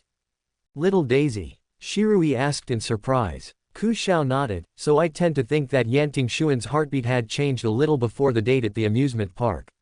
It's impossible for a person to change his heart so quickly in one day, or even go buy flowers right away." Guo Su said jokingly, "It's not impossible." The live broadcast showed Yan Tingxuan and You Mian holding umbrellas and walking deep into the woods. Everyone's eyes were once again focused on the center of the screen. Although there was a camera image in the woods, the gradually increasing sound of rain had covered the radio microphone. So the conversation between the 2 people was not clear. Yan Tingxuan took half a step in front of You Mian. With the cold wind blowing in his face, the man finally asked the question that had been on his mind. He was stuck on how to address You Mian for a while, and finally changed it to You Mian. "Do you have a good impression of Pei Yg?" Yan Tingxuan asked, then lowered his eyes and nervously gripped the umbrella handle. The black umbrellas were like 2 mushrooms, covering the figures of the 2 people and allowing them to move safely through the deep forest. You Mian asked calmly, "Why are you asking this?" You Mian thought that Yan Tingxuan's abnormal behavior in the past few days was that he was going to make trouble again. Could it be that he was going to blame the cause of Bai Lin's illness on him? You Mian had suffered this kind of groundless slander too many times, so she was on guard against Yan Tingxuan. "Yan Tingxuan." You Mian's voice made Yan Tingxuan stop. You Mian frowned doubtfully and looked at the man in front of him. "What on earth are you doing?" Yan Tingxuan turned around and was stunned. "What?" You Mian frowned. "Just continue to treat me the same way you've always treated me. Don't suddenly act like you did before. It's really annoying." Yan Tingxuan's expression was blank. He only said with his remaining consciousness, "I didn't." You Mian raised his eyes indifferently. Yan Tingxuan's throat was dry, and he finally took a step forward. You Mian, I'm sorry. Yan Tingxuan said, would you like to give me a chance to explain? You Mian walked past him expressionlessly, holding an umbrella. Yan Tingxuan's apology only made him feel sick. The boy refused decisively, if you don't want to hear it, don't say it. Since you so readily admitted your selfishness in the beginning, please be selfish to the end now. You Mian said coldly, I told you, don't be hypocritical. Yan Tingxuan grabbed You Mian's wrist fiercely, I didn't. You Mian frowned in disgust, let go. Yan Tingxuan was once again hurt by You Mian's eyes and instantly loosened his grip on the other person's wrist. There was a rustling sound of footsteps on the maple tree, and You Mian turned and walked away, getting farther and farther away. Yan Tingxuan's voice became louder, and in the rain, only his question could be heard. If I hadn't done that at the time, what would we be like now? You Mian kept walking and did not answer. No what ifs, no ifs. The rain hit the black umbrella cover, splashing water. A few minutes later, You Mian, who was bending over to pick up a piece of well-packaged food, heard Yan Tingxuan's footsteps following him. The eyes behind the gold-rimmed glasses have returned to calm. Yan Tingxuan smiled gentlemanly and said, You Mian, I think I know your answer. They will be friends. But it is precisely because I know your answer that I committed such a betrayal. Actually, there's something I haven't told you yet. Yan Tingxuan's eyes were extremely complicated. Although the man tried his best to maintain his only bit of dignity in front of You Mian, it seemed too difficult. You Mian stood in the rain holding an umbrella, the damp and cold air slightly wet the curly chestnut brown hair on his forehead. Her beautiful amber eyes were as cold and indifferent as ever. Without any warning, right here, right now. Yan Tingxuan suddenly said, I like you. The man's palms were sweating, his neck was tense to the extreme, and there was a hint of surprise in his eyes, as if he was afraid why he chose to say it at this place and time. But it seems that there is really no other choice. Yan Tingxuan knew that You Mian was deliberately avoiding him, and he was also very clear that if he didn't say it now, he might never have the chance to say it again in the future. This sad, ridiculous, and inexplicably absurd and dramatic process and development of a secret love story that lasted for more than 10 years is finally coming to an end. Yan Tingxuan looked at You Mian like a death row prisoner waiting for sentencing, as if waiting for the sound of a gunshot. You Mian frowned suddenly. Yan Tingxuan took a deep breath. His face turned pale due to excessive nervousness. He looked depressed but still managed to hold on to his strength. He repeated softly. Because I like you, You Mian. Will he be hated or will he always remember her in his heart? Before Yan Tingxuan could continue thinking, You Mian, who was standing in front of him, said something softly. I don't care, Yan Tingxuan. The boy's voice was as light as raindrops, without any fluctuations or emotions. Raindrops fell overhead with a plop. Yan Tingxuan felt as if all his strength was being taken away from him in an instant. You Mian raised her beautiful yet ruthless eyes and looked at Yan Tingxuan. It seemed as if it was giving the man in front of him the final fatal blow. You Mian said indifferently, I said I don't want to listen, and it's not a lie. A cold wind blew away all remaining hope. Yan Tingxuan dropped his shoulders, and even his delicate hair seemed to wilt. He miscalculated and had no chance from the beginning. There's no chance. You Mian frowned, there is something I need to make clear to you. Even if you hadn't done those things, our relationship would have been nothing more than friends. We will probably continue to hang out in the library together, read books and play games together, and do everything friends do together. But, You Mian looked at Yan Tingxuan with a complicated expression, I have never had any thoughts about you in this regard. Yan Tingxuan was like a red maple leaf that was hammered to the ground by rain. He asked hoarsely, not at all. You Mian pronounced with certainty and cruelty, not at all. Yan Tingxuan raised his head and laughed, his laughter was bitter. Chapter 52. You Mian threw the food in his arms to Yan Tingxuan.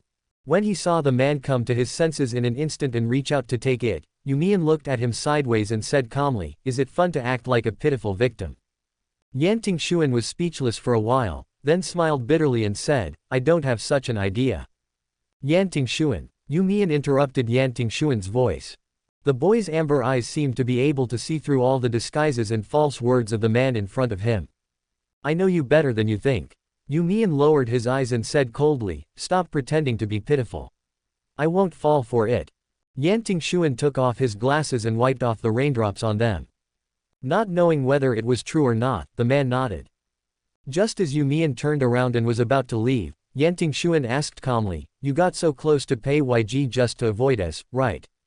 Yan Tingxuan guessed it, so he was so careless at the beginning. Sure enough, You Mian said, "In the beginning, yes." Yan Tingxuan immediately asked, "What about now?" The rain was getting heavier and heavier. Not only did Yan Tingxuan not help the program team to find vegetables, but he also kept chatting with him. The endless topics exhausted You Mian's remaining patience. So You Mian was very straightforward. Without hesitation, with an expression that showed his impatience clearly on his face, he turned around and kicked him hard in the knee. The man didn't expect You Mian to suddenly attack. He lost his balance and fell to his knees. He hurriedly supported his body with one hand, held the umbrella handle with the other hand, and looked up at You Mian in embarrassment. You Mian stood in the rain holding an umbrella, and her voice was colder than the wind beside her. "It's none of your business," he said. Yan Tingxuan leaned on the wet ground with his head down and remained silent for a while. Finally, he gently patted his knees with his dirt-stained hands as he looked at You Mian's back, and stood up dejectedly. He smiled and straightened his trouser legs, picking up the black umbrella that had fallen into the mud in the rain as if he were picking up a piece of tattered dignity. In the remaining tasks, Yan Tingxuan seemed to be making up for the time he had just lost. He concentrated on finding ingredients and soon had a pile of barbecue raw meat skewers in his arms. You Mian was walking in front holding an umbrella. Seeing that the rain was getting heavier, the boy turned his head to look at him, then immediately quickened his pace. "It looks like we're going back to camp." Yan Tingxuan pursed his lips helplessly, thinking that You Mian was unwilling to say even a word to him now. But Shen Nanzhao and Pei Yg, who were sitting under the shed of the RV tidying up the grill, still saw the two of them walking towards them, one in front and one behind, not too far away. And each of them held a lot of food in their arms. Shen Nanzhao smiled and stood up from the stool, walked to the edge of the shed and waved, "Thank you for your hard work." Pei Yg had been standing next to the RV, his condensed figure looking even taller in the rain. You Mian walked over quickly and handed all the ingredients in his hand to Shen Nanzhao. "The weather forecast says the rain will stop in an hour. You can set up the tent during that time," Shen Nanzhao said with a smile. You Mian noticed that Pei Yg had already placed 2 tents at the door of the RV. The distance was very close and he could almost take them out with just one hand. Shen Nanzhao noticed You Mian's gaze and couldn't help but explain, "Mr. Pei insisted on setting up his own tent just now. I persuaded him for a long time before he finally stopped." Upon hearing this, You Mian's originally deep and cold eyes faded slightly. Pei Yg didn't expect Shen Nanzhao to tell what happened just now, and he felt a little embarrassed at the moment. He admitted that he felt a little anxious when he saw Yan Tingxuan and You Mian walking towards the woods together during the program's setup segment just now. So Pei Yg wanted to find something to do, such as setting up a tent. Unfortunately, the rain was getting heavier and heavier, and he could only stand here and wait in vain. This was the first time in his life that Pei Yg stood quietly in the rain for such a long time waiting for someone. In the silent fragrance of the earth, Pei Yg thought of the all things, picking stars and the clay figurine with his name engraved on it. I remembered You Mian's amber eyes.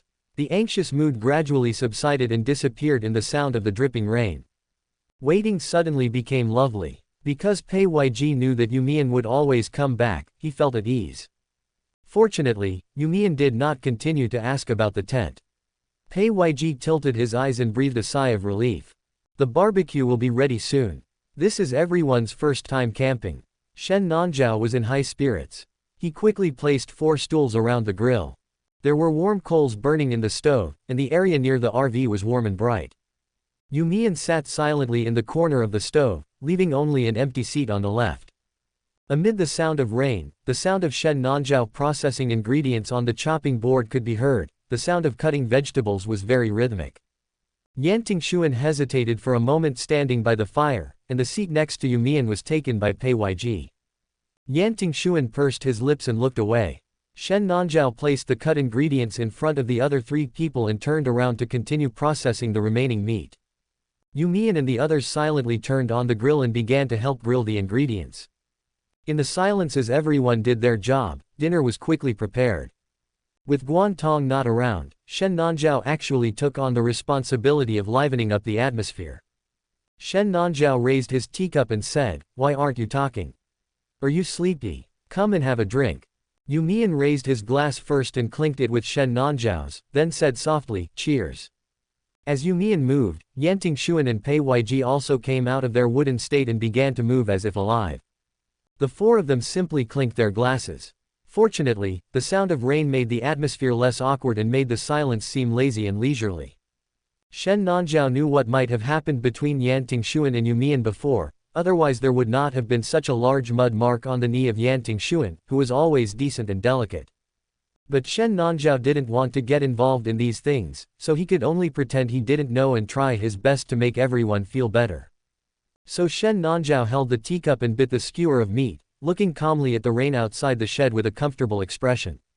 You Mian's annoyance at being disturbed by Yan Tingxuan showed in a frown on his face. Suddenly, You Mian felt a hand reaching out to his forehead, lightly touching the water, and it felt warm, then quickly left.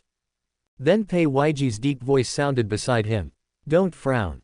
You Mian was slightly startled. Pei Yiji asked, "Your sketching skills are very good. Do you also go out to collect materials when you practice?" You Mian subconsciously followed Pei Yiji's question and answered, "I used to come out often when I was a freshman, but now I basically don't need to do it anymore. I have a framework in my mind." Pei Yiji pointed his finger at the birch forest in the distance and said, "You should be better at drawing this kind of scenery than portraits." You Mian turned to look at him in surprise. "How did you know?" Pei Yiji's handsome eyebrows showed a slight smile. "I guessed it." You Mian's annoyance faded slightly, and he smiled and raised his eyebrows. "When did you start beating around the bush?" Pei Yiji had his shoulders and back straight, and his posture remained upright when he sat on the chair. The man tilted his head, his outspoken personality reappearing, "Because I'm not very good at comforting people." You Mian's eyes were gentle. "Then you are very talented." Pei Yiji raised his eyebrows slightly, and his overly cold face became gentle with this expression. "As talented as I am at drawing?" he asked. You Mian deliberately thought for a while and said, "They are equally matched." After You Mian finished speaking, he remembered the whip butterfly fish and long-nosed fish that Pei Yiji suddenly mentioned at the aquarium. The boy narrowed his eyes. "Mr. Pei is very knowledgeable about fish. How did he know that I was in a bad mood?" You Mian was obviously upset today. Even the usually quiet Shen Nanzhao noticed it. With Pei Yiji's observation skills, it was impossible for him not to notice it. But that day in front of the aquarium's display window, You Mian felt that his behavior was not obvious, and was even the same as usual. Pei Yiji lowered his eyes upon hearing this, his expression slightly calmed down. "Intuition." You Mian was silent. "That's real talent. I can't envy it." Who knew that in the next second, Pei Yiji added, "You always scratch your hands when you are unhappy." You Mian's eyes widened slightly. Scratching his hands. He still has this habit. Pei Yiji said, "Maybe you use the paintbrush more often, and when you get bored you scratch the thin callus on your right thumb." Upon hearing this, You Mian raised his right hand and took a closer look, and found that there was indeed a thin callus on the thumb. He sincerely admired Pei Yiji's observation skills. The rain stopped after the meal, and the annoyance that You Mian had felt because of Yan Tingxuan had completely disappeared. Pei Yiji turned around and said, "There are only 2 bedrooms in the RV. You Mian and I will sleep in the tent outside at night." The man's eyes swept over Yan Tingxuan. "No objection." Yan Tingxuan couldn't eat this meal tonight. His stomach was only half full so far. Therefore, after hearing Pei Yiji's words, he almost turned cold again. Yan Tingxuan frowned. When was it decided? What's going on? How come Pei Yiji and You Mian are sleeping together in the tent? Yan Tingxuan realized belatedly that he was wary of Pei Yiji. Who could have thought that this man would be so scheming, almost firmly occupying the position beside You Mian and not giving anyone else any chance? But Yan Tingxuan also did not forget what happened just now. He didn't dare to continue to annoy You Mian, so he could only ask this question in a nonchalant way. Pei Yiji calmly explained, "We divided it while you were driving." Yan Tingxuan, "It's more comfortable inside the RV, no need to thank us." Pei Yiji said and stood up. "Let's set up the tent quickly while the rain stops." Pei Yiji's tone softened when he turned to speak to You Mian. Although the difference was not obvious, it was enough to shock everyone present when it happened to Pei Yiji. Shen Nanzhao covered his face with the teacup, thinking that he had really hit upon something unfortunate. Yan Tingxuan's face was extremely gloomy. But he had no right to snatch Pei Weiji's tent now. Moreover, on second thought, it would be fine even if You Mian and Pei Weiji slept outside. After all, there were two sets of tents and they were not living together. Yan Tingxuan consoled himself and finally sat in his seat without saying anything, seeming to agree. The guests in the observation room far away in the city center gasped at the same time when watching this scene. Guo Su looked at his notebook and smiled. I don't know what's going on with Mr. Pei, but from my perspective, his heart is firmly connected to You Mian because it's too obvious. Shi Rui leaned over half the table and high-fived Guo Su, saying with a smile, I think so too. The sound of rain obstructed our hearing. We couldn't quite hear the conversation between Yan Tingxuan and You Mian as they walked into the woods. The two people behind them were getting farther and farther away, and we couldn't see them clearly. Ku Xiao frowned and said, but I guess their interaction wasn't very friendly. You Mian was in a rather gloomy mood anyway. Shi Rui immediately agreed, You Mian was in a bad mood until dinner time. Guo Su smiled helplessly, no matter what, after this incident, Yan Tingxuan's heart will probably be connected to You Mian. Everyone present nodded in agreement. The rain stopped, Shen Nanzhao and Yan Tingxuan started to tidy up the stove, while You Mian and Pei Weiji walked to the RV and unfolded the huge tent. I didn't expect the tent arranged by the program team to be so large. You Mian pulled in the windproof rope and walked to the upper left corner to secure it with iron nails. Pei Weiji propped up the tent stand, suddenly looked up at the sky and frowned. Shen Nanzhao and Yan Tingxuan quickly finished the cleanup work and folded up the RV shed. Shen Nanzhao walked closer to You Mian, leaned over and asked, is there anything we can help with? It will be faster if we work together. When You Mian stood up, Pei Weiji had already secured the other two nails. Seeing this, You Mian smiled at Shen Nanzhao and said, it's getting late. No need. The two tents can be set up soon. Shen Nanzhao nodded and said, then I'll help you take down your luggage. After the moisture-proof mats and sleeping bags were placed next to the tent, Shen Nanzhao realized that he really couldn't help, so he turned around and got on the RV. Yan Tingxuan stood at the door of the RV and watched them set up a tent without asking for help, then he lowered his eyes and walked back to the RV. In the silent night, the only sound was the rustling of leaves around. You Mian moved Pei Weiji's luggage into the tent and laid out the moisture-proof mat and sleeping bag for him. The tent prepared by the production team is too big. Just as You Mian finished speaking and was about to get up and go out to set up another one, the sky suddenly lit up for a moment, followed by a loud thunder. You Mian stood there in a daze. In just a few seconds, the sound of crackling rain hit the roof of the tent. Amid the sound of the storm, Pei Weiji, with wet hair, rushed into the tent quickly, carrying another piece of luggage and a sleeping bag in his hands. You Mian took a few steps back and asked hesitantly, is it raining? Pei Weiji took off his wet coat, and the rain slid down his forehead and cheeks. The outline of his strong arm muscles was particularly obvious because of the wet shirt. The tall figure blocked the entrance of the tent. Pei Weiji frowned slightly, his face was grim, and his rational judgment fell along with the sound of rain. The wind and rain are strong, so it's more troublesome than before. The man looked down at You Mian and concluded, you can't get out now. Chapter 53. Pei Weiji stood at the entrance of the tent. His tall and sturdy figure blocked the sound of rain outside, and even the faint green light. Only the inner space behind You Mian was left empty. Before this, You Mian had never thought that Pei Weiji's figure would bring him such a sense of oppression and tightness. But now You Mian frowned unconsciously and took 2 or 3 steps back. The tent was silent, but the friction of clothes caused by You Mian's slight movement was very obvious. Pei Weiji, who had been standing at the door with his back to You Mian, turned around when he heard the voice. His cold eyes were particularly sharp in the dim tent, like a ferocious beast. You Mian pursed her lips and stopped, more like she was afraid of disturbing the wild beast's prey.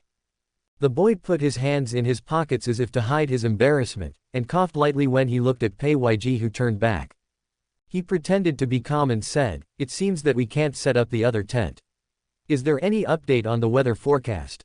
When will the rain stop? Pei Weiji's hair was wet and dripping with water, and his whole body was cold. The man took out his phone, looked down, and said in a cold voice, it looks like the rain won't stop. You Mian frowned for a moment, then relaxed. Although the tent was set up next to the RV, the two locations were not close to each other, and you would definitely get soaked if you ran out. What's more, Even if he ran back to the RV, You Mian had to take a shower with his clothes soaked. With Shen Nanzhao in the room again, You Mian felt torn. He was fine with it, but he felt that Shen Nanzhao might have never lived in the same room with anyone before, and he was just causing trouble for others. It's easy to catch a cold if you get caught in the rain in autumn. Pei Yg walked closer from the door. You Mian straightened his neck, and tried his best to resist the urge to retreat further, and stood where he was. Pei Yg is still the same Pei Yg. But being alone late at night can heighten this man's sense of dominance to a frightening level. Even You Mian couldn't bear it. You Mian thought back to her previous interactions with Pei Yg and realized that the two of them had never faced each other alone in such a quiet, closed and small place. Everything here felt strange to You Mian, without a trace of familiarity. Pei Yg squatted beside his own suitcase, opened the suitcase and placed it on the moisture-proof mat to look for clothes to change. The man has broad shoulders and back, and his wet shirt outlines the extremely strong and beautiful muscle lines of his shoulders and back. His narrow waist is tucked into his pants, and he looks extremely powerful. You Mian lowered his eyes and lashes, his fingers in his pocket scratching restlessly. You Mian. Pei Yig's voice suddenly rang out in the small tent, causing You Mian to look at him suddenly. Pei Yg seemed to notice You Mian's uneasiness, and his voice was softer than usual. He said, "Do you mind if I change my clothes?" You Mian blinked. "I don't mind, you can change it." Pei Yig's shirt was soaked, and he would definitely catch a cold if he didn't change it. The increasingly dark sky made You Mian's nerves jump. He found something he could do and turned around to look for the camping light that could be placed in the tent from the toolbox that he had just moved in by coincidence. The warm yellow light came on. You Mian grabbed the handle of the camping light and placed it in the center of the tent. It was at this moment that the light made Pei Yig's exposed back particularly clear. You Mian. Pei Yg took off his wet shirt, then bent down and took out a black long-sleeved shirt from the suitcase. Although You Mian only glanced casually, it was enough to see the other person's strong muscle lines. The boy's hand holding the camping light shook, and the light in the entire tent began to flicker.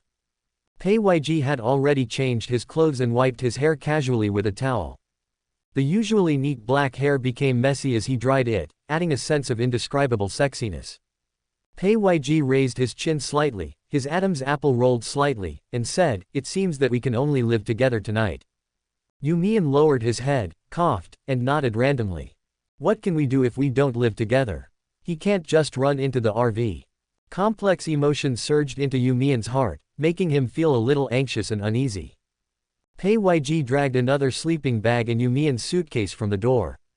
"Luckily it was close to me just now, otherwise I wouldn't be able to bring it in," Pei Yg said in a deep voice. You Mian took the sleeping bag and turned around to spread it out silently. The interior of the tent, which seemed spacious just now, seemed crowded after two sleeping bags were placed on the moisture-proof mat. You Mian prepared herself mentally for a while before taking out her pajamas from her suitcase and preparing to change into them. But when he turned around, he found that Pei Yg on the other side had not changed his wet pants. You Mian frowned and asked, "Why don't you change your pants too? I'll probably catch a cold in this kind of weather." Pei Yg was seen sitting on a moisture-proof mat, with his back against the other side of the tent, looking at You Mian with gentle eyes.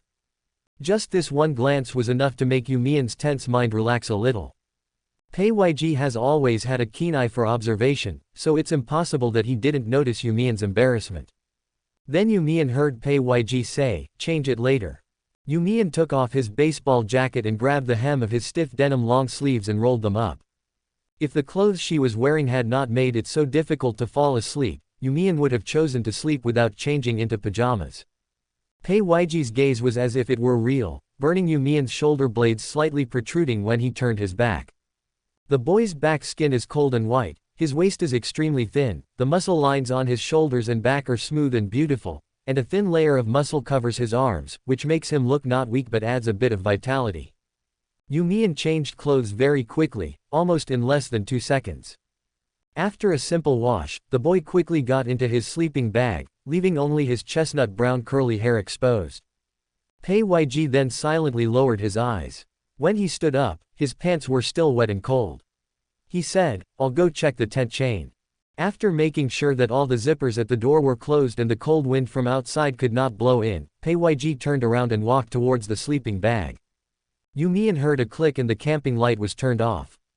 It was pitch black in front of him and he couldn't see anything, so his hearing became more sensitive. He heard the friction sound of Pei Yg squatting in front of the suitcase and rummaging through clothes. I also heard the sound of Pei Yg changing his pants. The leather belt fell on the moisture-proof mat with a dull, heavy sound, which made You Mian's heart jump while he was hiding in his sleeping bag. In fact, Pei Yg has tried his best to reduce the time when You Mian feels uncomfortable. But there was nothing that could be done because the tent was so small that any hidden sounds became audible. Pei Yg changed his pants and leaned closer. He unzipped the sleeping bag and lay down in it. The two people's arms were less than 10 centimeters apart, and they could even hear each other's breathing. You Mian realized belatedly that he had never slept with anyone else. Even with good friends from childhood, we only read books and played games together, and never stayed overnight. You Mian scratched the thin calluses on his fingers. Before he could continue to think, Pei Yg beside him suddenly said, "Can I open it now?" You Mian was somewhat confused by this incoherent question. "What are you looking at?" Pei Yg was just lying on his back on the sleeping bag, so his arms were outside. The man held a small package and touched You Mian's forearm. The hard packaging instantly reminded You Mian of the refined version of the small iron sculpture. You Mian's eyes curved unconsciously, and her beautiful amber eyes were empty and blank in the dark night. He smiled and said, "Sure." When Pei Yg opened the package, he first stood up on the moisture-proof mat and reached for the top of the tent. You Mian could hear the sounds caused by the man's movements, but she couldn't guess what he was doing. But in a flash, cool moonlight appeared in front of his eyes. Although it was not enough for You Mian to see everything in the tent clearly, it was much better than the darkness just now. Pei Yg lay back in his sleeping bag. You Mian, who was lying on his back, did not need to move. From his current position, he could see the small square window opened on the top of the tent. The plastic film blocked the rain, allowing only the moonlight to shine through.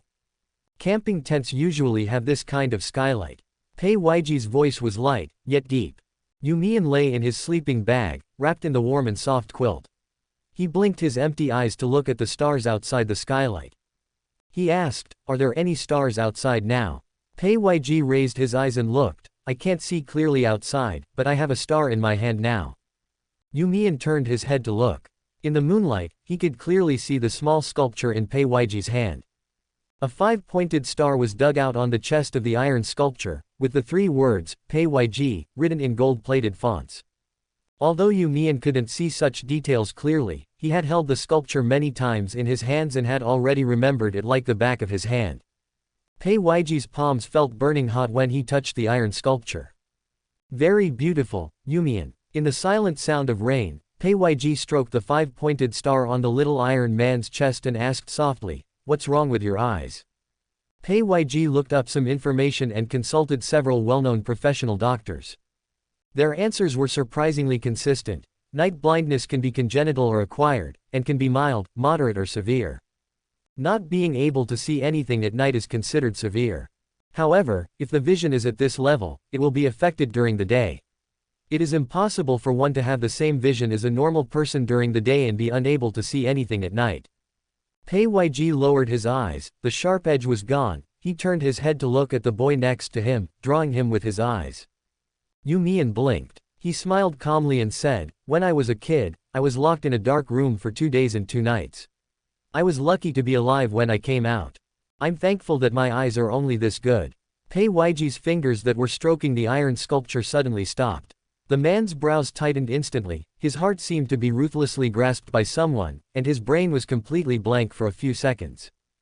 Being locked in a dark room for 2 days and 2 nights, Pei Yig's voice was hoarse. "What does it mean? Isn't You Mian the only son of the Yu family? How could Yu Jiwan let his child be locked in a room for 2 days and 2 nights? You Mian said calmly, "Kidnapped." A vein on Pei Yig's forehead jumped. You Mian tilted his head to estimate Pei Yig's position and looked at him. "Since I was 10 years old, I have experienced more than a dozen kidnappings, big and small." There was a smile in the boy's amber eyes. "So on the other hand, I'm pretty lucky to be here now, right?" You Mian couldn't see clearly, but he could feel Pei Yig's overly hot gaze looking at him. In the speechless silence, the previous feeling of oppression came over her again, and You Mian pursed her lips nervously. Pei Weiji's unique aura of cold pool water enveloped him. You Mian heard Pei Weiji say, "The stars are your medals." You Mian blinked, her beautiful eyes curved slightly, and she smiled tenderly. "Did you hear that? Brave child, the invisible stars in the sky are your medals." Chapter 54. In the dark night, Pei Weiji tightly grasped the small iron sculpture in his hand. He looked at You Mian's smiling eyes, his voice so dry that he couldn't speak. There was silence after silence. "Has the prisoner been caught?" he asked at last. Lying on his back, You Mian softly repeated the word, "prisoner." After a pause of a few seconds, You Mian said, "We are still looking for evidence." Pei Weiji felt empty in his heart, which meant that he had not caught him yet. The complicated emotions made the man's profile even colder. Amid the sound of rain, Pei Weiji heard You Mian say good night. Pei Weiji held the small iron sculpture in his hand and responded, "Good night, sweet dreams." Although the oppressive feeling of being alone was slightly reduced, You Mian could still feel Pei Weiji's burning gaze. Originally You Mian thought he would not be able to sleep, but unexpectedly he slept until dawn.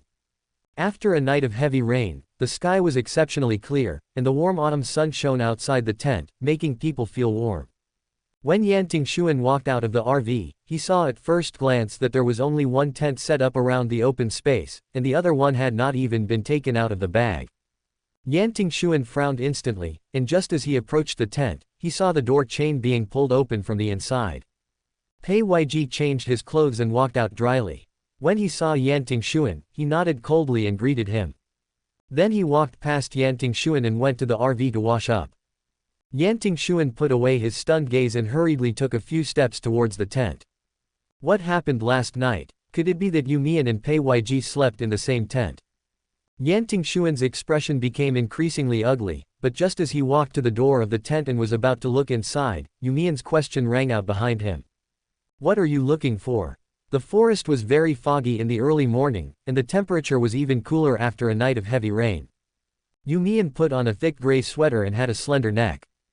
The boy's eyes, having just woken up, were not as sharp as before, and even though the person he was facing was Yan Tingxuan, his hostility was not obvious.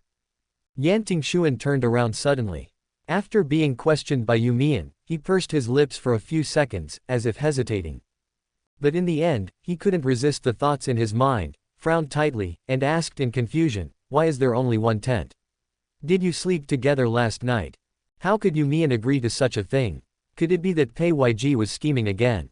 Without waiting for Yan Tingxuan to continue thinking, You Mian pushed him away coldly and walked straight back to the tent without saying a word. Yan Tingxuan was ignored, but he couldn't care less about that now. There were too many questions in his mind, which made him suffer. But just one more night had passed, and he had no idea what had happened between You Mian and Pei Weiji. Once upon a time, Yan Tingxuan deliberately showed off his past with You Mian in front of Pei Weiji, which the other party didn't want to know. But now the position has suddenly changed, and Yan Tingxuan has become the uninformed third person. You Mian and Pei Weiji have more and more secrets, and they spend more and more time alone. The word, sense of urgency, is not enough to describe Yan Tingxuan's mood at the moment. Regret, struggle, and anger swirled in his mind, causing his chest to rise and fall slightly. But You Mian's attitude was too distant, so Yan Tingxuan couldn't get an answer no matter how hard he tried. Fortunately, the same question was raised again by Shen Nanzhao when he walked out of the RV a while later. "Why did you only take one? Don't you have enough time?" Shen Nanzhao asked while boiling eggs on the stove. The curtain of You Mian's tent remained open, so Shen Nanzhao, who was standing next to the stove, could directly see You Mian sitting on the moisture-proof mat and packing the suitcase. Hearing the voice, Yan Tingxuan turned to look at You Mian. The boy lowered his head and explained simply, "It started raining right after I finished building one." Shen Nanzhao widened his eyes slightly. "That's really unfortunate. I should have known that Brother Yan and I should have helped you set up the tent." Shen Nanzhao took a breath. In his opinion, it would be very embarrassing to stay in the same tent with an ice cube like Pei Weiji. Even though Shen Nanzhao noticed that Pei Weiji's attitude towards You Mian was a little peculiar, he felt that a man in a high position like this should be very unromantic. Shen Nanzhao thought silently, "I hope You Mian didn't suffer from insomnia last night." Shen Nanzhao's expression was so obvious that You Mian almost wanted to say out loud that he actually slept well last night. The suitcase was packed. You Mian walked out of the tent, bent down and pulled out the nails that fixed the windproof rope, preparing to fold up the tent. Yan Tingxuan listened quietly to the conversation between You Mian and Shen Nanzhao, and felt slightly relieved. It turned out to be because of the rain. At the same time, Pei Yg, who had just finished washing up, also walked out of the RV. The man walked to the side of the tent, his tone still calm and composed, but not indifferent. "I'll help you." After Pei Yg finished speaking, he immediately walked to the other side and pulled up the tent. Yan Tingxuan realized it later. While You Mian was busy, he found that the cell phone in his pocket kept ringing. Shen Nanzhao also heard the same message. While cooking eggs, he took the opportunity to glance at the group messages. A few minutes later, Shen Nanzhao said with a smile, "It was Guantong in the small group who sent the message. It looks like they will be at the Heartbeat House soon." "So fast?" You Mian was a little surprised. Shen Nanzhao nodded. "It seems they left very early. The first message in the group this morning was a short video of Guantong's departure, and it was still dark." You Mian raised his eyebrows. "Then we have to set off quickly." Yan Tingxuan was sitting next to the stove, his eyes fixed on You Mian and Pei Yg, who were not far away. The two of them quickly and harmoniously packed up the tent and moved both of their suitcases into the RV. When You Mian came over and prepared to have breakfast, Yan Tingxuan immediately handed over the milk he had just prepared. "I remember you like to drink." Yan Tingxuan held the cup and looked at You Mian, his eyes full of hope. You Mian didn't know why Yan Tingxuan continued to pester him when he had made his words so clear. Shen Nanzhao sat silently aside peeling eggs, but his ears were perked up. You Mian did not take the cup of milk from Yan Tingxuan, but tore open a bag of instant coffee and made it quickly. Shen Nanzhao stared at Yan Tingxuan quietly as if he was eating a melon. Sure enough, I saw that the other party's face darkened. The silent atmosphere did not last long because Guantong's video call came in. You Mian picked up the phone doubtfully, and the next second he heard Guantong's lively voice on the other end. "My dears, why are you so slow? We are almost at the Heartbeat House." Guantong's pink hair appeared on the screen, and You Mian's eyes narrowed. "We are having breakfast and will leave soon," said You Mian. Guantong wanted to make a joke, but suddenly noticed Pei Yg standing next to You Mian. The man's profile looked very stern even through a screen. Guantong chuckled and instantly changed the subject, asking, "Where's Nan Xiao? Where's brother Yan? Are you all together? How was your fun yesterday?" You Mian tilted his head and said calmly, "We had a lot of fun, but it rained so hard that we fell asleep quickly." You Mian noticed young Guanqing's long hair brushing past Guantong. Young Guanqing, who was beside Guantong, asked something, but Guantong didn't hear clearly, and said to him in confusion, "Brother Yan, what did you say? Speak louder."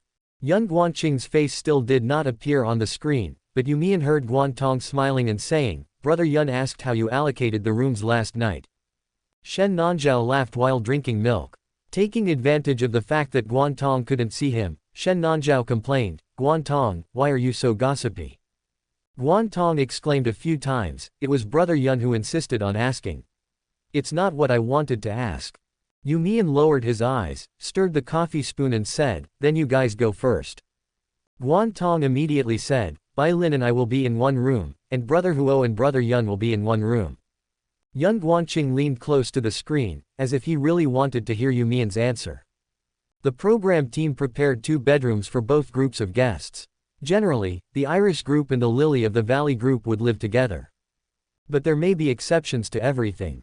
Young Guanqing was nervous, fearing that he would hear an answer that would frighten him. But You Mian insisted on keeping it a secret. "You'll know when the show airs." Guantong wailed, "You Mian, you are cheating."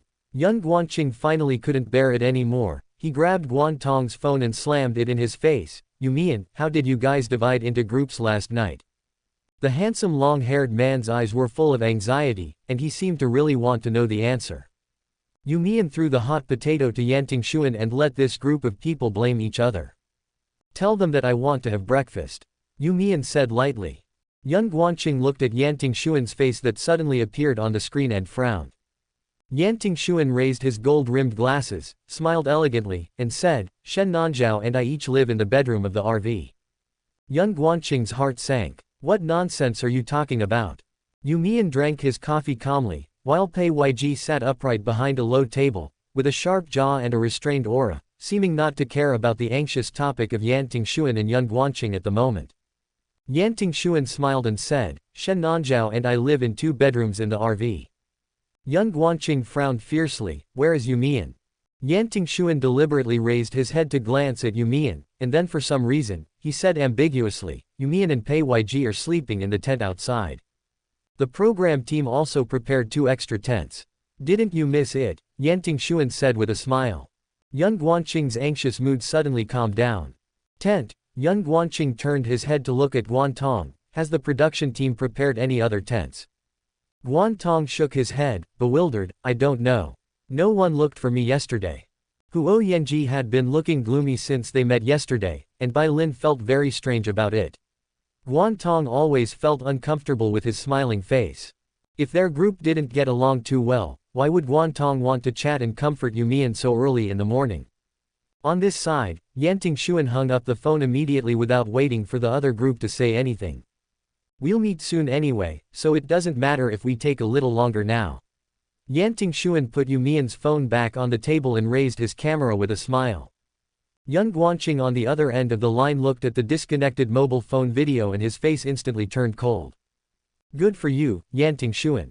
When You Mian and his group leisurely finished their breakfast and set off for the heart-beating house, the first episode of the Matching Heartbeat program happened to be officially broadcast online. After the 8 guests' beautiful and cool trailers, the show officially began.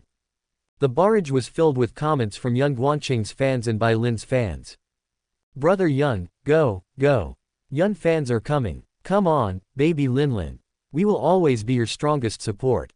After a large number of names appeared on the screen again, the program team finally finished shooting the scene of the beach house building with more than a dozen cameras, and the first guest appeared. The chestnut brown hair fluttered in the wind, and the boy's back looked tall and thin. He walked past the camera lens, dragging his suitcase and walking straight towards the beachside cottage. In the screen, You Mian lowered his eyes, picked up an iris and pinned it on his chest. Then, amid the exclamations of the celebrity guests in the observation room, the barrage of comments began to scroll wildly. Ah, it's Mimum. Damn, a beauty of this level should be the first to appear. The director is worthy of being a director. Crazy screenshots. Is Mianbao in the Iris group? Did the director divide them into 2 groups, Iris and Lily of the Valley? Burn up the shura field for me. I want to see many men fighting for Mianbao. Only this kind of beauty deserves the title of charming. A passerby ran by and asked, is this little brother called You Mian? He's really good looking. Amidst a large number of laudatory comments, several other guests appeared one after another. But then, some viewers who had been blindly supporting the couple since the trailer were suddenly shocked by Huo Yanji's attitude. I am crying my ass off. What is brother Huo talking about? Why don't you eat the noodles cooked by Mian? Ah, did you bet on the wrong CP? Brother Huo, you are blind. The cotton cultivation base is looking for unemployed people who are adding fuel to the fire. Contact address. To add fuel to the fire, just as the CP fans were created, when Yan Tingxuan appeared on the stage, the research friends were severely created again. I am so angry, what the hell, the trailer is a scam. I cried after watching the chair-grabbing scene in the trailer. Why is Yan Tingxuan so cold? The cotton cultivation base is looking for unemployed, research friends, please contact. In the main program, Huo Yanji and Yan Tingxuan ignored You Mian and walked straight to the second floor.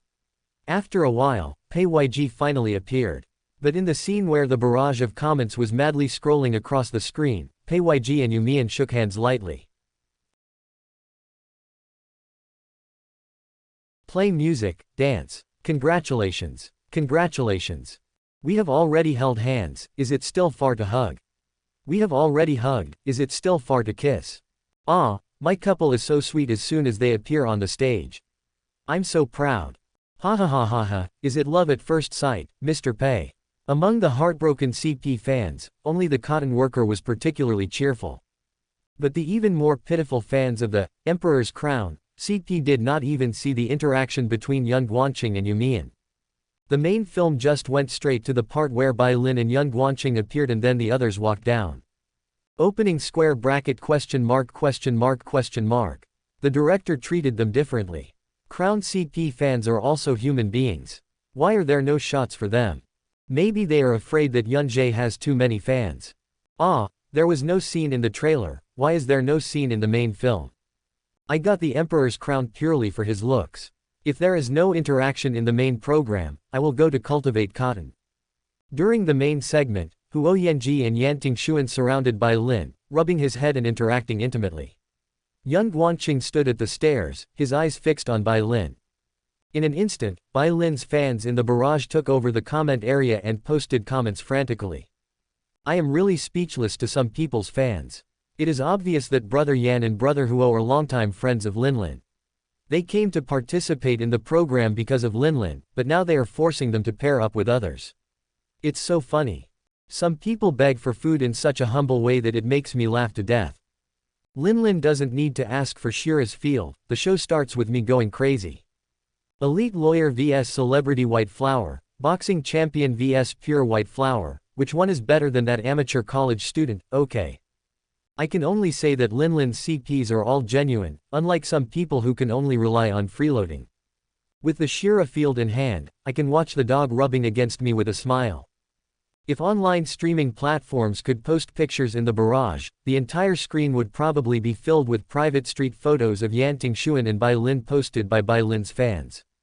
Brother Yan and Bai Lin have been friends for many years. They often go shopping near University A. If you want to know more, you can join the Super Topic fan group. There are so many sweet stories. If you want to do something stupid, do something real and research friends, or totally unrelated. The main program continued, and after handing out the task cards, the voiceover explained that the guests would be divided into 3 groups, each responsible for the 3 parts of the dinner. At this moment, all the audience only saw Yan Tingxuan, who was sitting on the sofa, moving his gaze to You Mian, without even looking at Bai Lin on the other side. The first thing he said was, "You Mian, join me in the team." Ha ha ha ha ha ha ha. Some people should stop talking too much. It makes me laugh to death. Chapter 55. The grouping process was full of ups and downs. In the end, You Mian was selected into the purchasing group. He took the car keys and walked out of the cabin door with Pei YG. A group of CP fans in the barrage started to party. Viewers who watched the live broadcast of the amusement park expressed their admiration for the event. Boss Pei was still very indifferent at this time. Who would have thought that he would be the one waiting on the pirate ship for the whole morning? Ha ha ha. Not cold, I think President Pei fell in love at first sight. Look forward to the famous scene. Is Brother Yan out of luck? I am crying my eyes out. A bunch of Bai Lin fans posted sarcastic comments, criticizing You Mian's passerby fans for dragging Pei YG Sheng into supporting the couple. But these comments are like stones dropped into the sea and are not noticeable in the main program.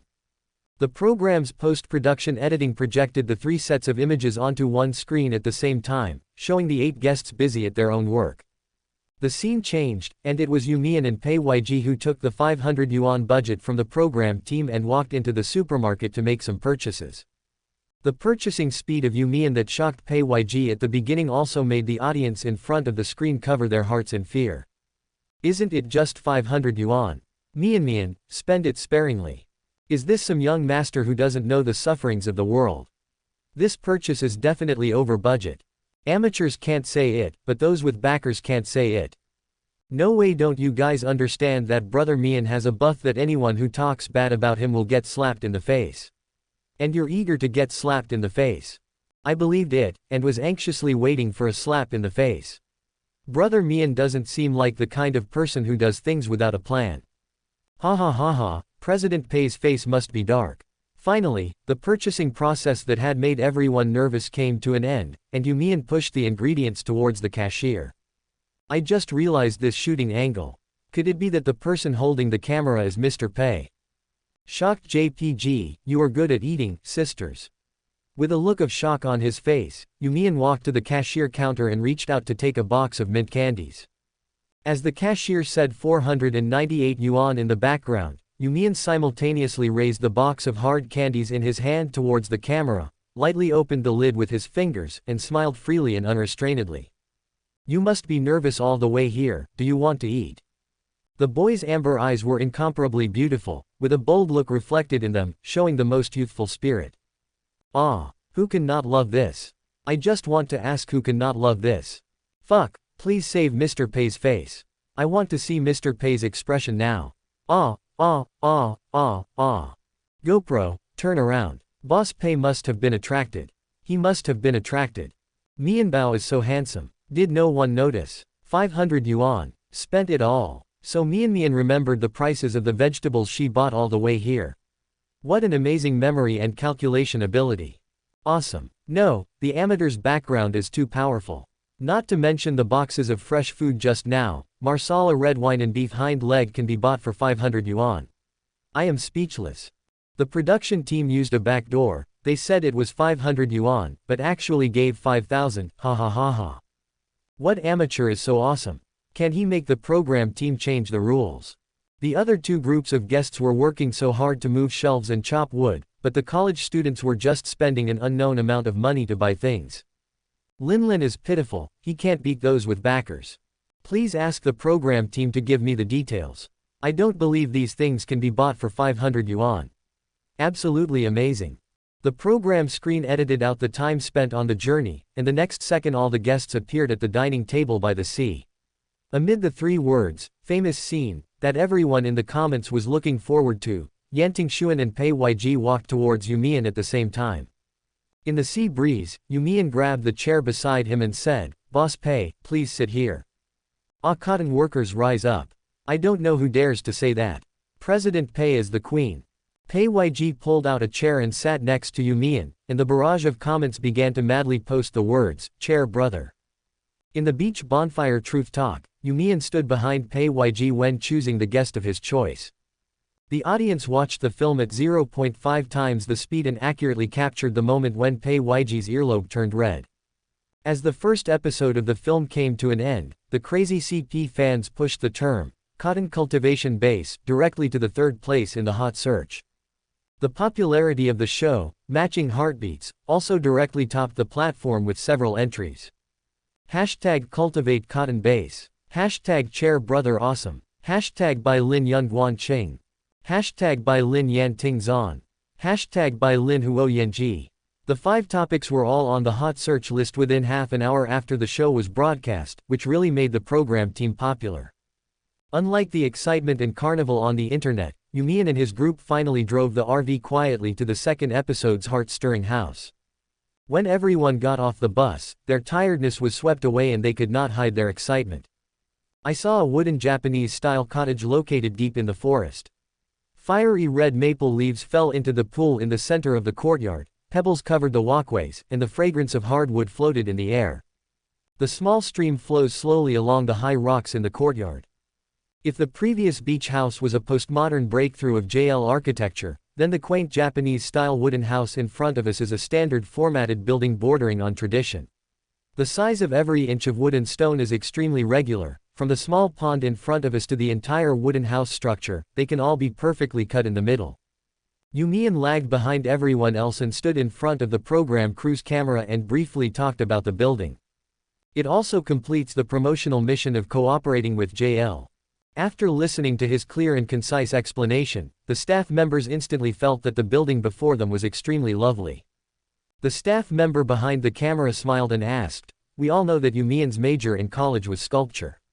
If you were asked to create a sculpture for this heart-beating house, what form would you use?" You Mian tilted his head slightly to look, and immediately noticed the falling maple leaves in the center of the courtyard. It didn't take me long to come up with the idea, so I'll just talk about it casually, and you guys can just listen casually. You Mian smiled with his eyes curved, his tone gentle. The staff of the program team stood behind the camera and watched and nodded repeatedly. There are many kinds of building materials, each with different hardness. You Mian smiled gently and said, "The beauty of architecture is also the beauty of the architect's thoughts. Although sculpture is different from architecture, I think they have something in common. Sculptures are usually made of a combination of materials. Light and shadow, composition, light and shade, perspective, color and outline are the most important points to pay attention to for a small sculpture. But for a building, living is its first priority, and beauty is more like the icing on the cake." You Mian's voice was neither slow nor slow, but his professional aura made everyone present stop and listen quietly. "If I were to create a sculpture that could be placed together with such a regular building, I would choose a wooden base. use extremely fine fibers to erect a layered transparent tree stump, and then use black iron to shape a maple leaf, making it look like it is fluttering in the wind. Black maple leaves floating in the air. After all, winter is coming soon, so let's add some wind to the cabin. You Mian tilted his head and smiled slightly. Use steel material to make the shape of wind. Everyone present couldn't help but admire the ingenuity of this idea. The staff member's smile deepened a little. Thank you, You Mian. You Mian shook his head. Others behind him whispered, that's enough material. The staff member quickly waved at You Mian and said, thank you for your hard work. You can go into the cabin now. Hong Sheng arrived late, exhausted, only after You Mian entered the cabin. A bunch of staff members rushed over and couldn't help but tell Hong Sheng everything about You Mian's performance just now, and repeatedly said that such material must be included in the main film. But before everyone could continue their excitement, Hong Sheng said with a serious face, we'll talk about this later. Now find me the receipt for the first batch of You Mian's purchases. Public opinion may arise, and we must clarify it as soon as possible. The staff around were affected by Hong Sheng's expression, frowned and immediately responded, okay, director. The completely unaware You Mian walked into the heart-beating house and was instantly hugged by the excited Guan Tong. A group of people were sitting or standing in the hall, with luggage scattered on the tatami. Guan Tong hugged You Mian and said with a lively smile, long time no see You Mian. I miss you so much. You Mian smiled softly, ruffled Guan Tong's pink hair, glanced at the others with a puzzled look, and asked, why are you all standing here? Aren't you going back to your room? Young Guanqing, who was sitting on the tatami, was the first to answer, there are only 4 rooms. It seems that we have to divide into 2 groups. When You Mian heard this, he blinked in confusion. After a while, the director got behind the machine and walked into the hall of the cabin. He spoke in a voiceover, welcome the 8 guests to the Heartbeat House. We have 4 rooms in this episode. I believe everyone has just had a brief tour. Pei Yg stood beside You Mian and explained briefly for You Mian who was late, the wooden house has 3 floors. The first floor is the public area, the second floor has 2 rooms and an entertainment room, and the third floor has another 2 rooms and a gym. At the same time, there is a huge flat balcony on the second and third floors. The lighting on the third floor is better than that on the second floor. You Mian nodded when he heard this. He hadn't had the chance to visit the place just now, so he really didn't know these details. Pei Yg suddenly explained, although there are 2 people in one room, they are 2 separate beds. You Mian turned his head to look at Pei Yg. The man's handsome eyebrows and eyes were as clean and clear as cold water, and his sharp aura spread out. Although his domineering attitude of, no strangers allowed, remained, You Mian felt that the 2 of them had become much closer. Bai Lin sat next to Huo Yanji, and both of them had gloomy faces. Hong Sheng quickly explained the new round of room allocation rules and said loudly, we will hold a script killing game tonight, and the rooms will be allocated according to the characters everyone draws. Everyone couldn't hide their surprise. You Mian had never played a script killing game before, so it sounded a bit new to him. The staff member next to Hong Sheng came forward with 8 identity cards, 4 from the Iris group and 4 from the Lily of the Valley group.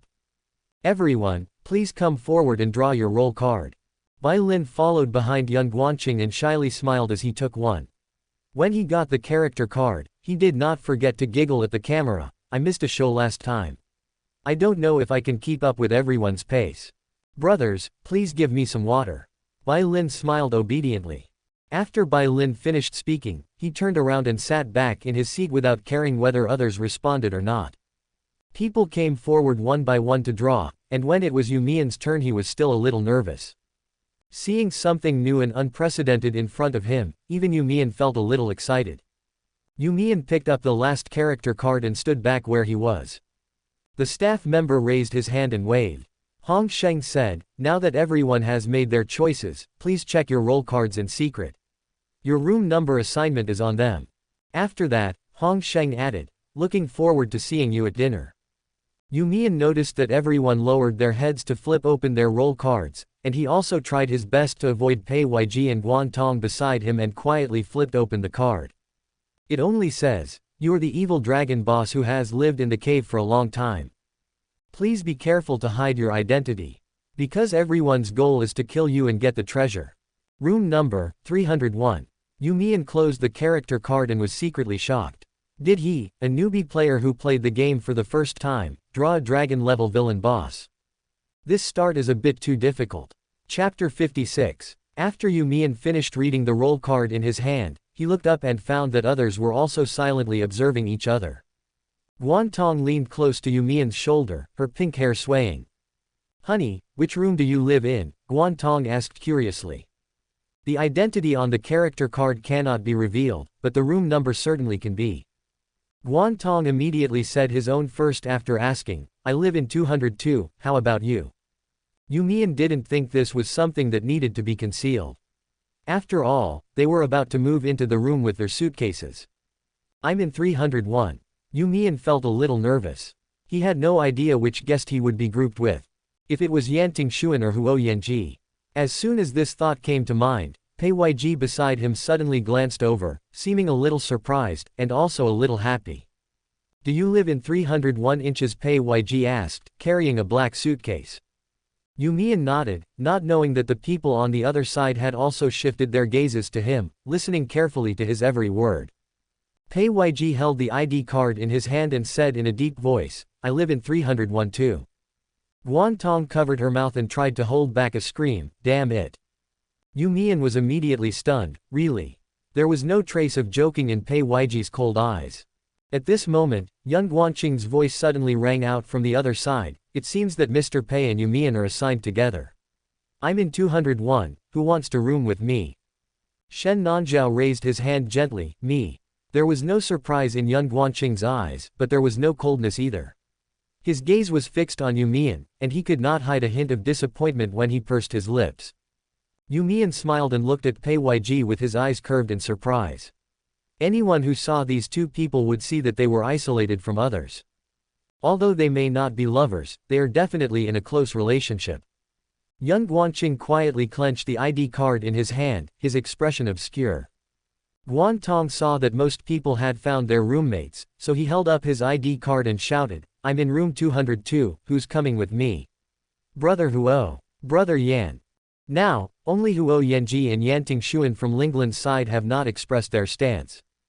As soon as Guan Tong spoke, Huo Yanji walked straight to his side, lifted up the luggage for both of them, and said steadily, "Let's go, we'll go together." Guan Tong exclaimed, "Brother Huo, are we going together?" Huo Yanji's tall figure seemed very silent, much more taciturn than his previous cheerful appearance. Yan Tingxuan and Bai Lin, who stayed there together, didn't speak to anyone, nor did they join in the idle chat. They just sat quietly aside. The atmosphere was a bit unusual and awkward. You Mian and Pei Yiji each carried their luggage and went up to the third floor. The corridor was very spacious, and young Guanqing's voice sounded from behind You Mian. "You lived outside the RV with President Pei last night," young Guanqing smiled. Pei Yiji's back was right in front of him. You Mian replied calmly, "Yes." Young Guanqing lived on the second floor and couldn't follow You Mian up the stairs, so he stood at the stairs, leaning on the handrail and smiling. His long hair fluttered on the side of his face, and his narrow eyes were particularly beautiful. "You Mian," young Guanqing said in a gentle tone for the first time, "I want to apologize to you." The man lowered his eyes, looking a little lonely. "I misunderstood you before." Young Guanqing pursed his lips gently, which led to our first meeting not being harmonious. Shen Nanzhao quietly carried the suitcase and walked into the room on the second floor, and Pei Yiji in front of him did not stop. If we don't talk about the revolving lantern he saw before his death, even in his previous life, You Mian knew very little about this movie Emperor. All I know is that the other person is Bai Lin's favorite, with a sharp tongue and arrogant. You Mian originally thought that young Guanqing would always treat him with that attitude, but he did not expect that since the beginning of the program recording, young Guanqing actually showed unusual curiosity towards him. You Mian attributed this to the butterfly effect. After all, the two of them had no other substantial grudges involved, and when faced with young Guanqing's apology at this moment, You Mian was just surprised. He couldn't refuse, but he couldn't accept it either. So You Mian stopped, turned around and said calmly, "Don't feel sorry." Young Guanqing's eyes widened slightly, but before he could express surprise, he heard You Mian continue to say, "It was just a chance encounter." The 4 words, "a chance encounter," summarize all of You Mian's feelings towards him and young Guanqing. They will not continue to be friends, nor will they become lovers because of this variety show. Young Guanqing inexplicably realized this quickly and shot a hole through his own heart. You Mian. Young Guanqing called You Mian to stop him. Seeing the other person's indifferent expression, he smiled and announced, I don't agree. The stream in the center of the Japanese-style courtyard gurgles, and red maple leaves fall into the pool with the wind. You Mian frowned, what do you mean? Young Guanqing smiled flamboyantly, his long hair fluttering slightly from the side of his face, and his handsome face, which was flawless even on the big screen, was now looking up at him. The man was not angry at You Mian's calm rejection. Instead, it aroused the desire to win. Young Guanqing never thought that You Mian would be so interesting that he could affect his emotions all the time. What I mean is that I will send my heart-warming text message to you. Young Guanqing tilted his head and smiled handsomely. You can't stop me from sending it to anyone. Young Guanqing raised an eyebrow, so just accept it. You Mian reluctantly relaxed his brows, whatever you want. Young Guanqing leaned on the handrail of the stairs, smiled gently and asked, hey, but what happened to you? You are so stubborn that you can still entangle with the Yu family to the point where you are like this. You Mian's pupils shrank slightly. Young Guanqing, Pei Yg is serious and old-fashioned. He doesn't ask, but I want to know. You Mian said coldly, it has nothing to do with you. Young Guanqing stepped onto the stairs with a smile, leaning slightly closer to You Mian. The face that fans affectionately called Venus was now only a finger's length away from him. Bai Lin is a tough guy. I originally thought you would suffer a loss. Young Guanqing analyzed his previous thoughts in detail without any hesitation.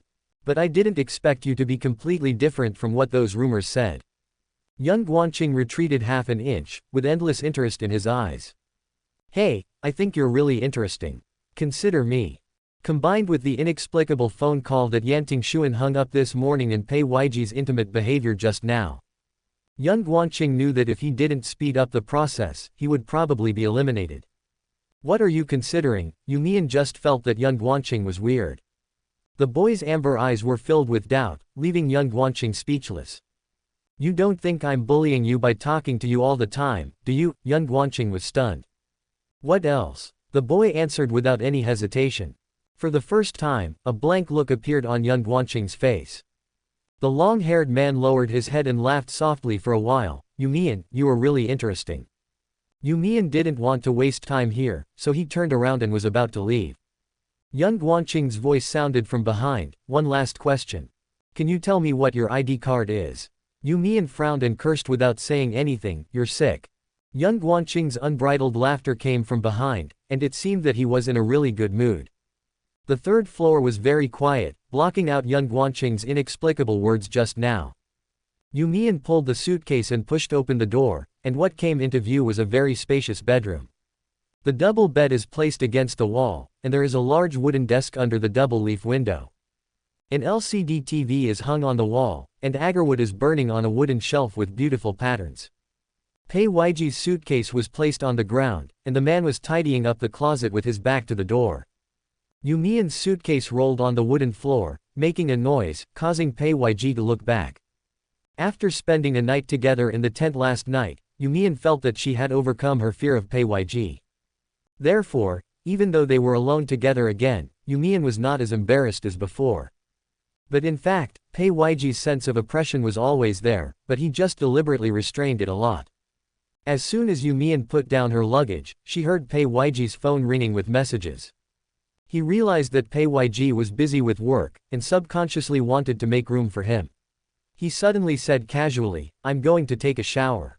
Pei Yig was slightly stunned, and nodded slightly in response, okay. You Mian quickly took out clothes from the suitcase and walked into the bathroom.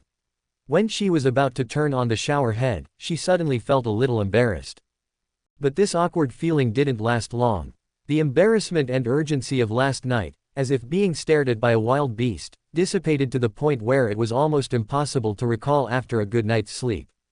And in You Mian's heart, Pei Yig gradually changed from the superior who seemed decisive and even offensive when they first met, to a good friend. Although the word, friends, is not enough to summarize his current relationship with Pei Yig. The appreciation in Pei Yig's eyes did not seem fake, and his respect and consideration also made You Mian feel very comfortable and at ease. This kind of leisurely and comfortable harmony was something You Mian had never experienced with anyone else. Yan Tingxuan's constant questioning, Huo Yanji's inexplicable grievances, and Yang Guanqing's increasingly strange behavior and words all made You Mian feel tired. Pei Weiji's calm and rationality created just enough space for You Mian to catch his breath. The other person was a mature man much older than herself. He knew when to advance and when to retreat. None of his actions were excessive, and he walked precisely on the edge of the relationship between the two of them at the moment. Not a cent more, not a cent less. It seemed as if it was just measured, and it always made You Mian feel the most comfortable mode of getting along. Therefore, You Mian gradually placed the three words, Pei Weiji, in a position that made her feel at ease and familiar. The warm water rushed over his forehead, but the boy felt relieved and had no idea what Pei Weiji was thinking as he sat in the room. Pei Weiji ended the conference call, and his cold eyes became even darker the moment he closed his computer. Complex and turbulent restrained emotions surged in his eyes and on his forehead. The veins on the back of the man's hand that was holding the edge of the table were bulging slightly, and he tried his best to conceal those out-of-control thoughts. Pei Weiji's introspective, self-disciplined and self-consistent mentality has gradually become difficult to control since he met You Mian. I don't know since when, simple appreciation and admiration turned into love, which gradually turned into lust, and finally into the unbearable surging and dark possessiveness now. In the dim tent on a rainy night, Pei Weiji couldn't sleep all night. He swallowed his thoughts and allowed his dark side to grow wildly. His desire to possess You Mian seemed to have boiled over since she carved the three words, Pei Weiji, on the small sculpture. The man's big hands gently stroked the iron sculpture in his hands until it became boiling hot. Pei Weiji himself felt ashamed to even reveal these thoughts to You Mian. Therefore, he was colder and calmer than before, pretending to be unchanged. There was a slight clicking sound. The sound of running water stopped. Mist swirled out of the bathroom. Pei Weiji turned his head stiffly and saw You Mian's eyes that were moistened by the steam. The water droplets slid down the boy's neck into his collar, and his cold white skin looked even more delicate under the warm light. Pei Weiji stood up with a bang, picked up his coat and covered the camera in the room with it. Chapter 57. You Mian put the towel around her neck and walked out of the bathroom. After glancing at Pei Weiji's actions, she couldn't help but think to herself, how thoughtful. Thanks, Pei Weiji said, no need, in a calm and serious tone, and his Adam's apple rolled slightly when he turned his head. When You Mian saw him sitting at the desk, she thought that he had not finished his work yet. The boy rubbed his wet hair and walked towards the closet at the end of his bed, his posture relaxed. The program crew's arrangements were quite humane. Even though it was a double room, the beds were two separate beds and the wardrobes were also separate. When You Mian opened the closet door and prepared to pack her luggage, she suddenly discovered a set of clothes that had been hanging inside. A platinum riding uniform in the retro style of medieval Europe was neatly hung on it, with a white feather pinned on the intricate and gorgeous chest, and the plush was dotted with gold, as if it was gold powder. You Mian turned to look at Pei Weiji in surprise. When he saw him stand up, he asked, Boss Pei, do you have clothes like this in your closet? The three words Pei Weiji kept lingering on You Mian's lips, but in the end he pronounced it as Mr. Pei. Pei Weiji still did not respond to the title, but directly answered You Mian's question. I have one in my closet, but the style is a little different from yours. You Mian immediately realized that this was a special costume prepared by the program team for their next script-killing game. The boy couldn't help but smile, holding the closet door and shaking his head. I didn't expect there were costumes. You Mian took out the cosplay-like night costume. The large area of platinum color made him look noble and surprisingly matched his chestnut-brown curly hair. Mr. Pei, what does yours look like? You Mian was curious.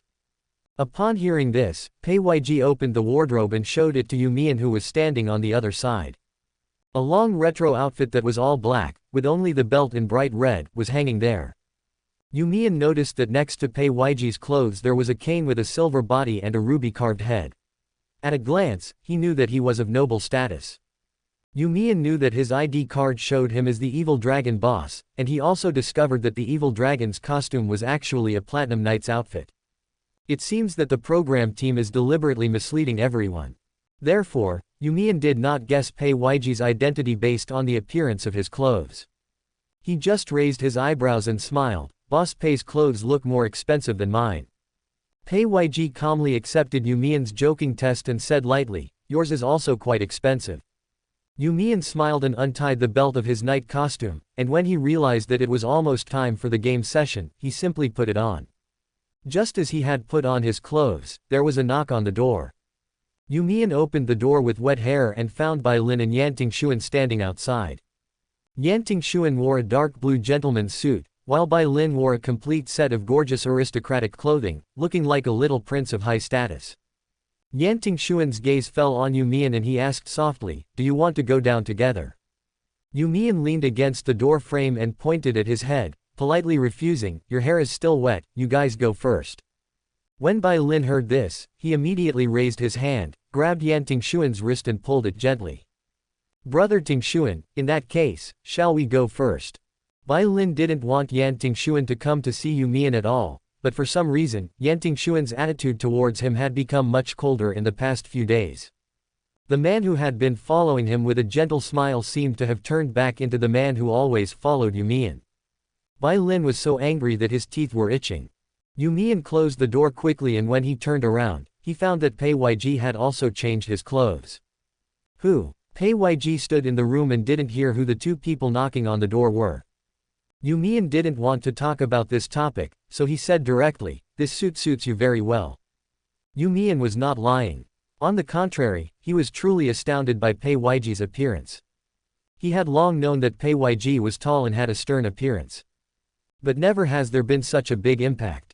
Pei Yg looked even more arrogant in a complicated black coat, and his cold eyes looked extremely domineering and sharp when he looked down because of his height.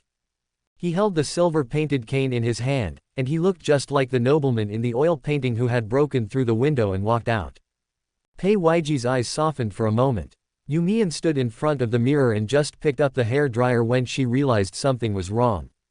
This riding suit looks gorgeous, but it is very tight at the shoulders, so he can't even raise his hands high, let alone blow-dry his hair. Pei Yig's voice sounded from beside him, "I'll help you." While You Mian was thinking, the man had already approached. "It might be too late to change your clothes now," Pei Yg said lightly. When You Mian heard this and realized that this was indeed the case, he handed the hair dryer in his hand to Pei Yg without any hesitation. Pei Yg asked You Mian to sit at the end of the bed, and he stood in front of him holding a hair dryer. "The boy's curly hair seemed soft and warm from the moment I first saw it." Pei Yig's eyes dimmed and his fingers gripping the hair dryer tightened. You Mian sat quietly with his neck lowered, feeling the warm breeze and Pei Yig's large, bony hands running through his hair, occasionally touching his forehead. You Mian thought in a daze, this distance seemed too close. Pei Yig's cold aura was so close that his breathing rate was only a few centimeters. You Mian went from sitting to being in a daze, and then slowly became unable to sit still. He raised his head slightly and saw Pei Yig's slightly rolling Adam's apple and sharp jaw. The man's eyes were calm and reserved, and he always looked calm and indifferent. He seemed to be very good at controlling his emotions. But at this moment, You Mian discovered that Pei Yig's earlobes turned red again. Before we knew it, the atmosphere in the room suddenly became ambiguous. Only the buzzing sound of the hair dryer was heard, and they were silent. Pei Yg calmly turned off the hair dryer and said, "It's done." You Mian came back to his senses and hummed hesitantly, his soft curly hair brushing across his drooped brows, and the warm yellow light made the ambiguity clear. You Mian stood up and looked at Pei Yig's back, feeling embarrassed for his days just now. He took a deep breath, trying his best to calm the inexplicable emotions in his heart, walked to the door and called out as usual, "Let's go, Pei." You Mian was stuck and groaned several times. Should I call him President Pei, or? After Pei Yg put away the hair dryer, he walked out of the bathroom with a gentle smile, "Pei Yg." You Mian immediately turned his head away, hummed a few times, and raised his hand to rub his slightly hot earlobe as if to cover up. "Let's go," he said, "Pei Yg." As expected, the two of them were the last to arrive. The other 6 guests were already seated at the round table in the entertainment room on the second floor. The others had already sat down around the round table according to their assigned rooms, leaving only the seats next to Guantong and Bai Lin. Guantong couldn't hide his surprise when he saw You Mian, and he covered his mouth and exclaimed, "My dear, you are crazy." Everyone in the room turned to look over when they heard the sound. You Mian walked in wearing long boots, with chestnut curly hair and a cool platinum riding suit. Her waist was tied very tightly, and under the beautiful thin and narrow lines was a pair of straight legs outlined in the long boots. The collar of the riding suit was very high, pressing against his neck, forcing him to only slightly raise his chin. But because of this posture, You Mian's beautiful amber eyes were looking slightly downward, giving people a feeling of being looked down upon for no reason. His bright eyes and hair made him look particularly bright. It has become a unique color in the entertainment room, decorated in a gorgeous and retro style. The expressions of everyone present were unexpectedly the same, and they fell silent as if they were struck by something. Bai Lin frowned in disgust, annoyed that his sense of existence was once again taken away by You Mian. You Mian walked over to Guantong and sat down. The tall, retro and gorgeous chair back behind him was very consistent with the theme of script killing. Pei Yg followed closely behind You Mian and sat next to him. The man who was normally as cold as an iceberg looked even more aloof and indifferent in this black outfit, so much so that Guantong didn't even dare to say hello to Pei Yg. After the last two people took their seats, a surround sound of mechanical equipment suddenly rang out in the entertainment room. The lights above suddenly dimmed, and strange and intricate patterns appeared on the walls. Welcome 8 guests to Lord Cole's celebratory dinner. Let us raise our glasses to congratulate the prince for successfully regaining the jeweled crown that was snatched away by the evil dragon. Guantong covered his heart, looked left and right, then raised the glass carefully. As the 8 people raised the red wine glasses in front of them one after another, the mechanical voice rang out again. But when the banquet started, the prince suddenly received a piece of news. The evil dragon that he hated so much had actually mixed in with the guests and was enjoying the food and carnival calmly. The prince angrily issued a secret dragon-slaying order. The warriors who received the order must find the disguised dragon and kill it before the end of the dinner. But the dragon is cunning by nature, and other guests present can kill it even if they are not dragon slayers. The winner will be rewarded with endless wealth of gold and silver and supreme status for a lifetime, Lord Cole's. As soon as the background music ended, the dimming lights suddenly lit up. You Mian narrowed his eyes slightly and heard Yan Tingxuan, who was not far away from him, say, "Then it seems that the background of the story is very clear. We are all guests who come to the dinner party. We have different identities. We may be nobles or desperate warriors. Our goal is to kill the dragon and win the reward." Guantong covered his heart with his hands, still feeling a little scared, but more excited. He said, "I didn't expect the effect to be so realistic. It scared me to death. But from what you said just now, is there the evil dragon among us?" Yan Tingxuan looked around and finally fixed his gaze on You Mian. He deliberately drew everyone's attention to him and said with a smile, "Yes. I just wonder what the evil dragon is thinking right now. He's probably thinking about how to hide his identity." You Mian raised his eyes without changing his expression. The round table in front of them was filled with a sumptuous dinner, and people who had not yet eaten sat around it. Huo Yanji pressed the ID card in his palm and said, "We just arrived and we're probably hungry. Let's eat and play at the same time." Huo Yanji was wearing clothes that exposed his arms. His solid muscles were full of power, and to anyone who saw him he looked like a warrior. Huo Yanji's words were unanimously recognized by everyone. Shen Nanzhao sat next to Yan Tingxuan, wearing a loose beige linen jacket, looking a bit like a missionary. Guantong's clothes were shining with gold, making him look more like a businessman. You Mian walked around and briefly glanced at everyone else's clothes. Huo Yanji picked up some food and said with a smile, "Then let me introduce myself first." Huo Yanji's eyes deliberately bypassed You Mian, and he summarized his identity in a few words: "I am a bounty hunter. I attended the dinner after receiving the dragon-slaying order from Lord Cole's. I was the second one to arrive before the dinner. Shen Nanzhao was there too. We had a brief conversation, and he looked at the crown in the display case with a strange expression." Shen Nanzhao was suddenly mentioned and immediately retorted, "I just took a few glances and thought it was beautiful." Huo Yanji smiled and said, "Don't dragons like shiny things? I think he's suspicious. And why would a missionary show up at the dinner?" Shen Nanzhao filled his stomach and smiled helplessly, "Do you think I'm the evil dragon?" Huo Yanji didn't say it directly, but instead hissed and said, "You are quite suspicious. The atmosphere of the dating variety show is not tense even when playing script-killing games. Instead, everyone is chatting and laughing, and it is more like a lively atmosphere among friends." Shen Nanzhao waved his hand at Huo Yanji and said, "I am just a missionary who was invited to the dinner to praise Lord Cole's. I have nothing to do with the evil dragon. After Huo Yanji introduced himself, it was Bai Lin's turn on the other side. Bai Lin smiled obediently and said, I am the adopted son of Lord Coles. I came to the banquet to find the evil dragon for my father and kill it to make him happy. Bai Lin's clothes were also in the style of a prince or noble, so no one was suspicious. Yan Tingxuan answered from behind him, you can guess from my clothes that I am a down-and-out gentleman and a good friend of Bai Lin. I came to the dinner with the help of Bai Lin's invitation, hoping to use slaying the dragon as a pathfinder for my entry into politics.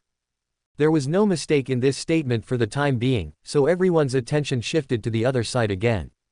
It was Pei Weiji's turn. The man raised his chin slightly and said with a sharp aura, I am a warrior from a neighboring country. I was invited by Lord Coles to slay the dragon.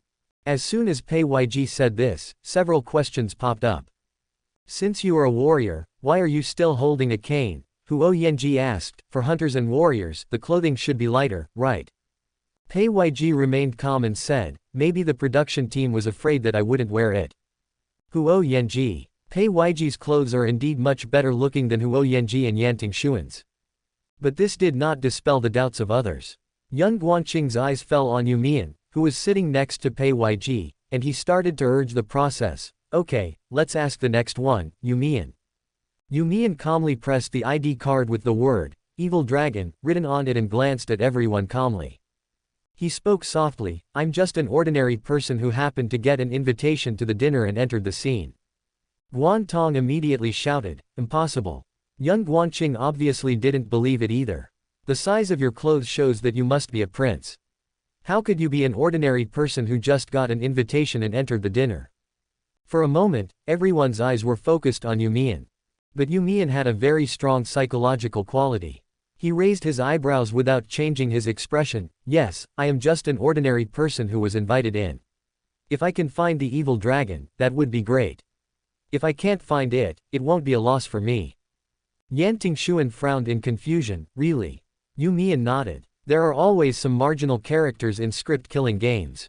It looks like I got this kind of character this time. After You Mian finished speaking, he turned his head to look at Guan Tong and Young Guanqing. I don't have any other information, so I'll listen to you too.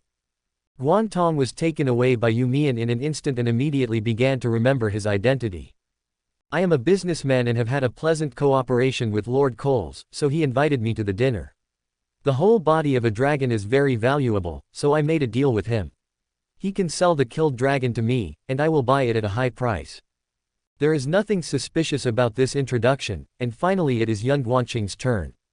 Young Guanqing's long hair fell on his shoulders, and his whole body was covered with silver armor.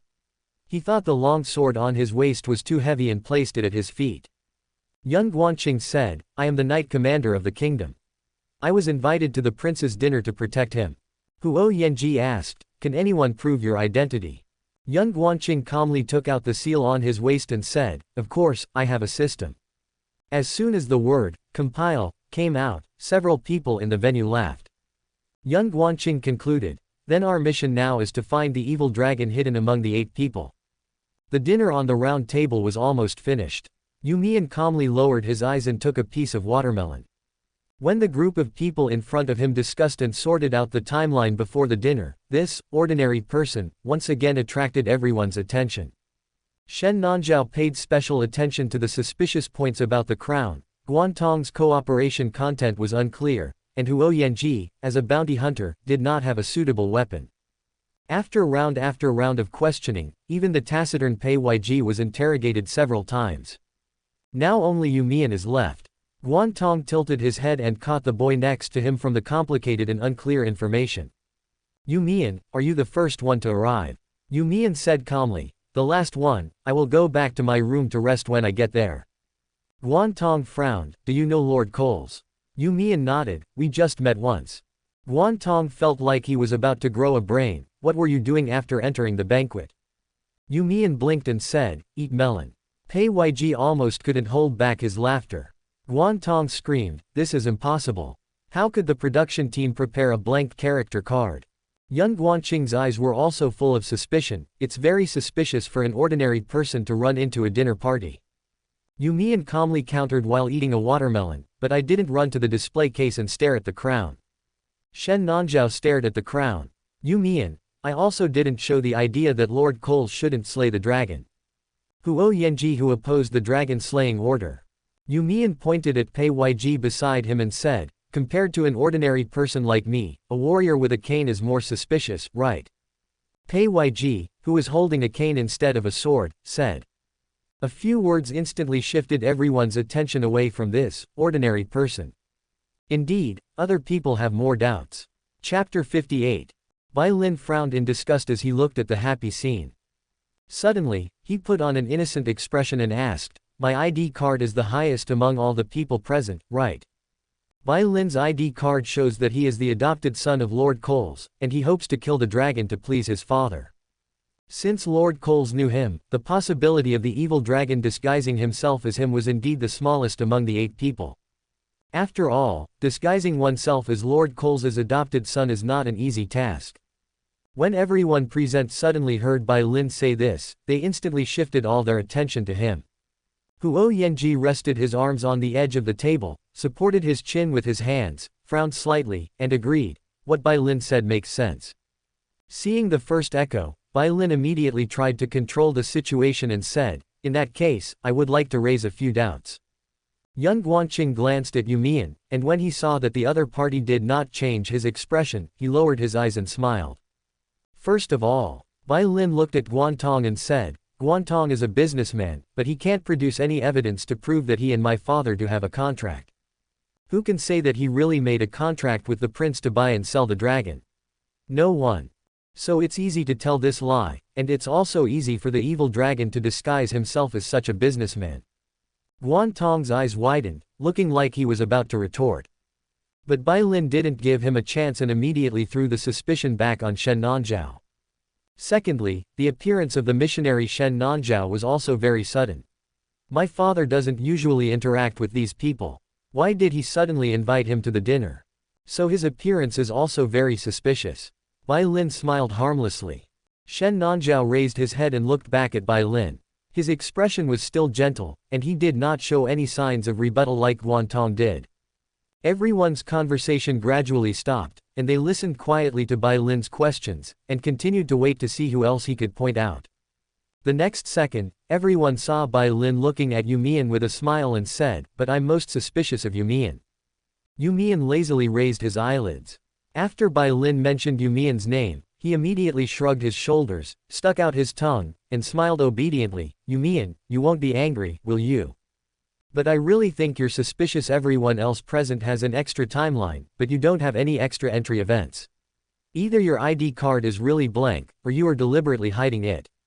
I can't think of any other answer except the evil dragon for the person who chose to hide his identity at the very beginning of the story. Bai Lin said with a smile. Bai Lin actually didn't care about winning or losing the game, but as long as he could make You Mian unhappy, he would be happy. That's why he just talked nonsense, deliberately raising You Mian's presence a lot more. After Bai Lin finished speaking, he raised an eyebrow and waited for You Mian's explanation. See what he can say. But just as Bai Lin raised his chin slightly, waiting for You Mian to nervously explain, the other party did not do what he expected, but just smiled faintly. You Mian looked up at the entertainment room's interior decoration and said softly, I remember there's a search for evidence in the middle. Is it almost time? You Mian said this sentence at the right time, and as expected, as soon as he finished speaking, the stereo surround mechanical sound of the program team sounded again, the lights suddenly dimmed, and the atmosphere suddenly became weird. Guantong covered his heart and was almost frightened again. It seems that all the guests have already investigated each other's identities and backgrounds. Here are some unknown hidden clues for your reference. The mechanical sound stopped, and a small platform rose in the center of the round table. On the platform was a small iron box. The lid of the box was open, and inside was a thick stack of clue cards. Everyone's eyes were fixed there instantly.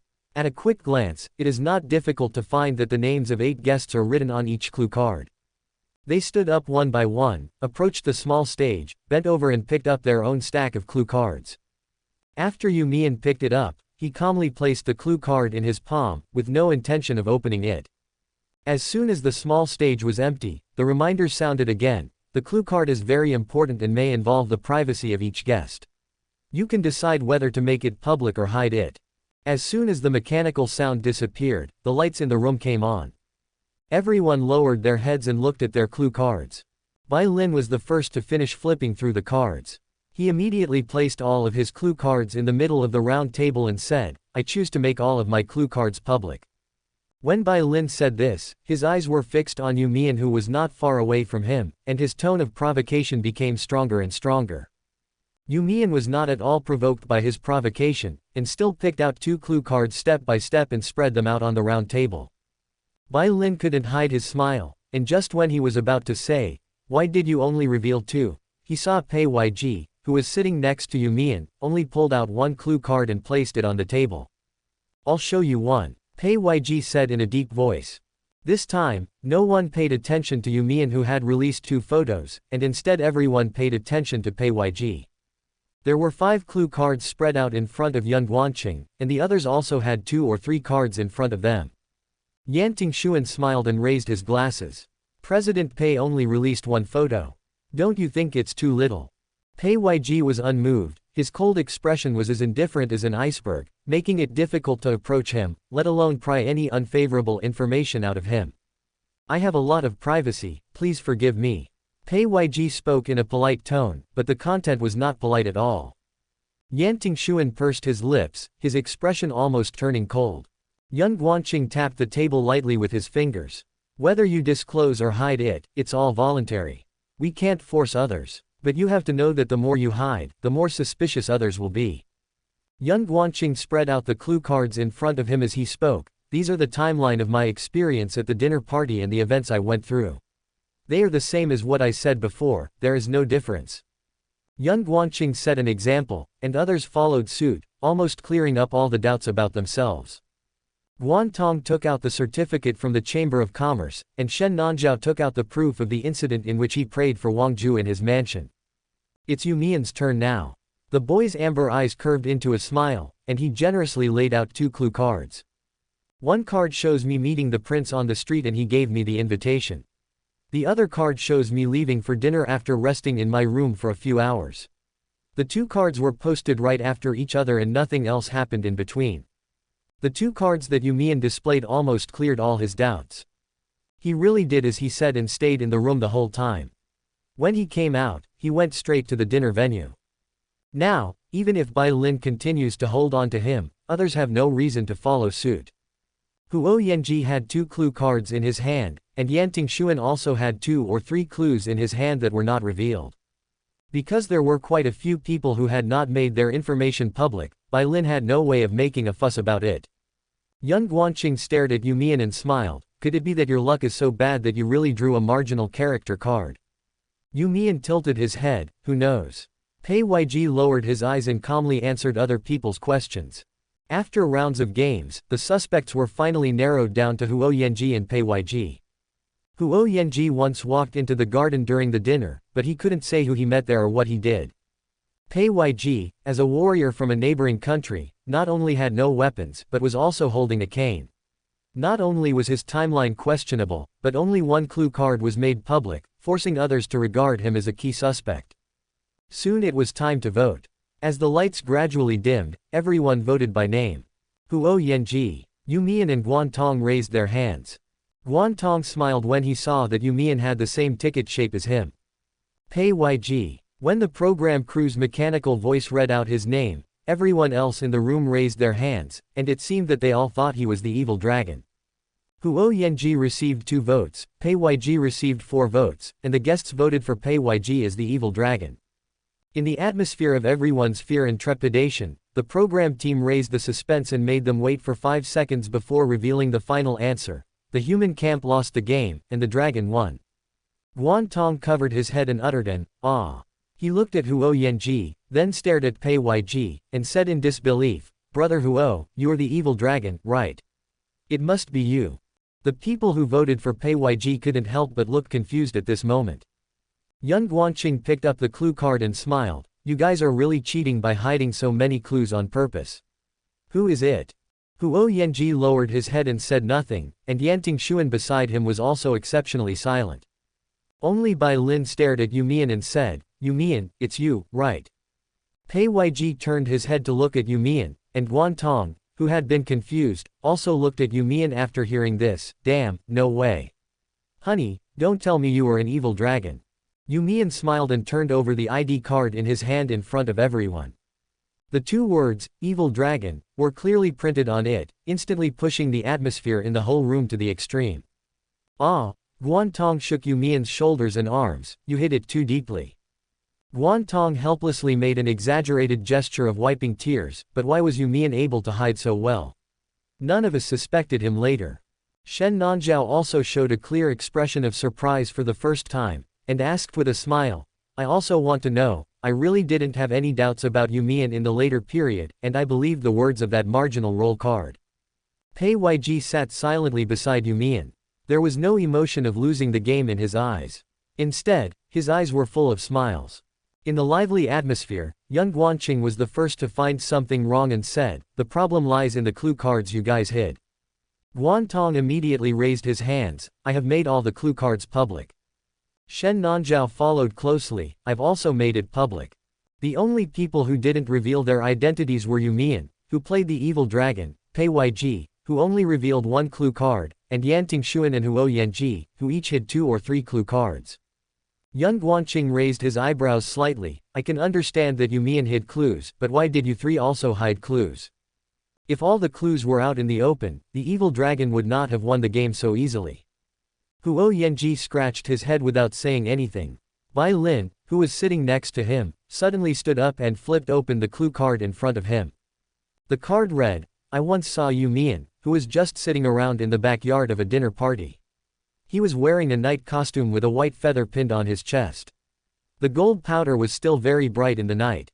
Gold dust. Bright eyes. Bai Lin understood immediately, this is to remind You Mian that there is a shiny item on his body that only evil dragons would like. It's an important clue. Bai Lin's eyes were sharp, Brother Huo, why are you hiding? In everyone's sight, Huo Yanji only said hesitantly, my role is a bounty hunter who opposes the dragon slaying order, so of course I have to hide. Bai Lin. Young Guanqing frowned and smiled helplessly. He asked, where is Yan Tingxuan? What clues did he hide? Without waiting for others to come closer, Yan Tingxuan turned over the clue cards himself. All the points point directly to You Mian. Before the dinner started, I went to You Mian's room by chance, but found no signs of anyone having lived there. You Mian's night costume doesn't fit him well. It doesn't look like it was specially customized. It looks more like he borrowed someone else's. Guan Tong covered his head and wailed, you are too biased. Once these clues come out, You Mian will not be able to hide until the end. You Mian turned his head to look at Pei Ygi's clue card, and saw that it said, there is a sword handed down from ancient times hidden inside the cane, and there is a portrait of a dragon in human form painted on the hilt. You Mian clearly saw that the production crew actually drew his image on the small sword. With his curly chestnut hair, it's him to anyone who sees him. You Mian smiled helplessly and said, you knew it was me from the beginning. Pei Yg responded calmly, his eyes gentle, yeah. A dragon slayer actually chose to hide the most crucial clue for the sake of a dragon. Young Guanqing looked at Yan Tingxuan and said without any consideration, it is understandable that Huo Yanji did not reveal the clue according to the setting of the character card, but Yan Tingxuan, why did you hide the clue? Guan Tong and others had already stood up and started moving around. Several people in the lively room looked at Yan Tingxuan. It was at this moment that Guan Tong suddenly remembered that this was a love show. Even if they were playing a script-killing game just now, it was still a script-killing game in a love show. So of course the guests will do favoritism for the person they like, which they would not do in normal games. Guan Tong's gaze moved from Huo Yanji and Yan Tingxuan to Pei Yg. I couldn't help but sigh in my heart again, You Mian is awesome. Sure enough, facing young Guanqing's sharp question, Yan Tingxuan glanced at You Mian not far away and said, I just want to hide. Young Guanqing's eyes darkened slightly, and he smiled and said, really? You Mian didn't hear their conversation clearly. He just smiled at Guan Tong who was still wailing and said, I didn't expect that I could disguise myself to the end. I was planning to reveal a little bit of my identity in the clue link and take the opportunity to introduce my new night identity. But I didn't expect that you would clear me of all suspicion before I could use it. Guan Tong covered his face, wondering who would have thought that there would be so many people in a group who would deliberately hide clues and protect the evil dragon. If You Mian couldn't think of it, he couldn't think of it even more. Amid the lively chatter, Bai Lin was the only one whose expression turned extremely ugly. He had never expected that except for Shen Nanzhao and Guantong, almost everyone else paved the way for You Mian's victory in the game. The clues hidden by Yan Tingxuan and Huo Yanji were like a hard slap in his face, causing him to feel embarrassed and painful. Bai Lin pursed his lips tightly, waiting for the production team to finally notify him that the game session was over, then he immediately opened the door and was the first to walk out of the entertainment room. At the same time, public opinion on the internet about You Mian's arbitrary addition of drama in the Matching Heartbeat program by relying on backstage support gradually climbed to the top of the hot list as the audience discussed it. I really counted the items I was going to buy several times, and I couldn't buy them all with 500 yuan. There is a backstage, what else can I say? You'll know after you give it a try. That supermarket is not far from my home. I'll go and see how much I can buy with 500 yuan. In order to create the character of You Mian Sao as a memory genius, the production team lost all their shame. It's a pity that the other guests worked so hard to shoot, but the result was not as good as the amateur college students who simply spent a lot of money to buy a bunch of ingredients and pretended to have strong computing ability. Why don't you just watch the dating variety show? Why do you care so much? Sorry for being too lenient. I can't stand amateurs who use their backstage connections to get ahead. Seeing that public opinion was growing more and more intense, the new fans who had previously experienced the entrance examination incident could not help but feel worried once again. What's going on? Why does the negative public opinion about Mian increase so quickly every time? It costs nothing to spread rumors. I feel bad for Mian. Last time, many of Bai Lin's fans were involved. I wonder if they will be the ones to be involved again this time. Fuck, I really love you. Is it necessary to hold on to these points? Some passers-by became even more aggressive after seeing someone speaking up for You Mian. But before they could continue to ferment the rumors, this time the public relations team of the Matching Heartbeat program, under the leadership of Hong Sheng, did not let the hot search continue to rise, but directly posted a clarification invoice on the homepage of the official Weibo. Matching Heartbeat official Weibo, picture the account details are as follows. Please stop slandering and spreading rumors in a timely manner. Chapter 59. The program crew not only released the receipts for You Mian's purchases at the supermarket that day, but also explained clearly why the prices of the purchased items were cheaper than usual. Summary of saving money. The program team cooperated with the supermarket where the guest appeared on camera, and the price was originally 40% off.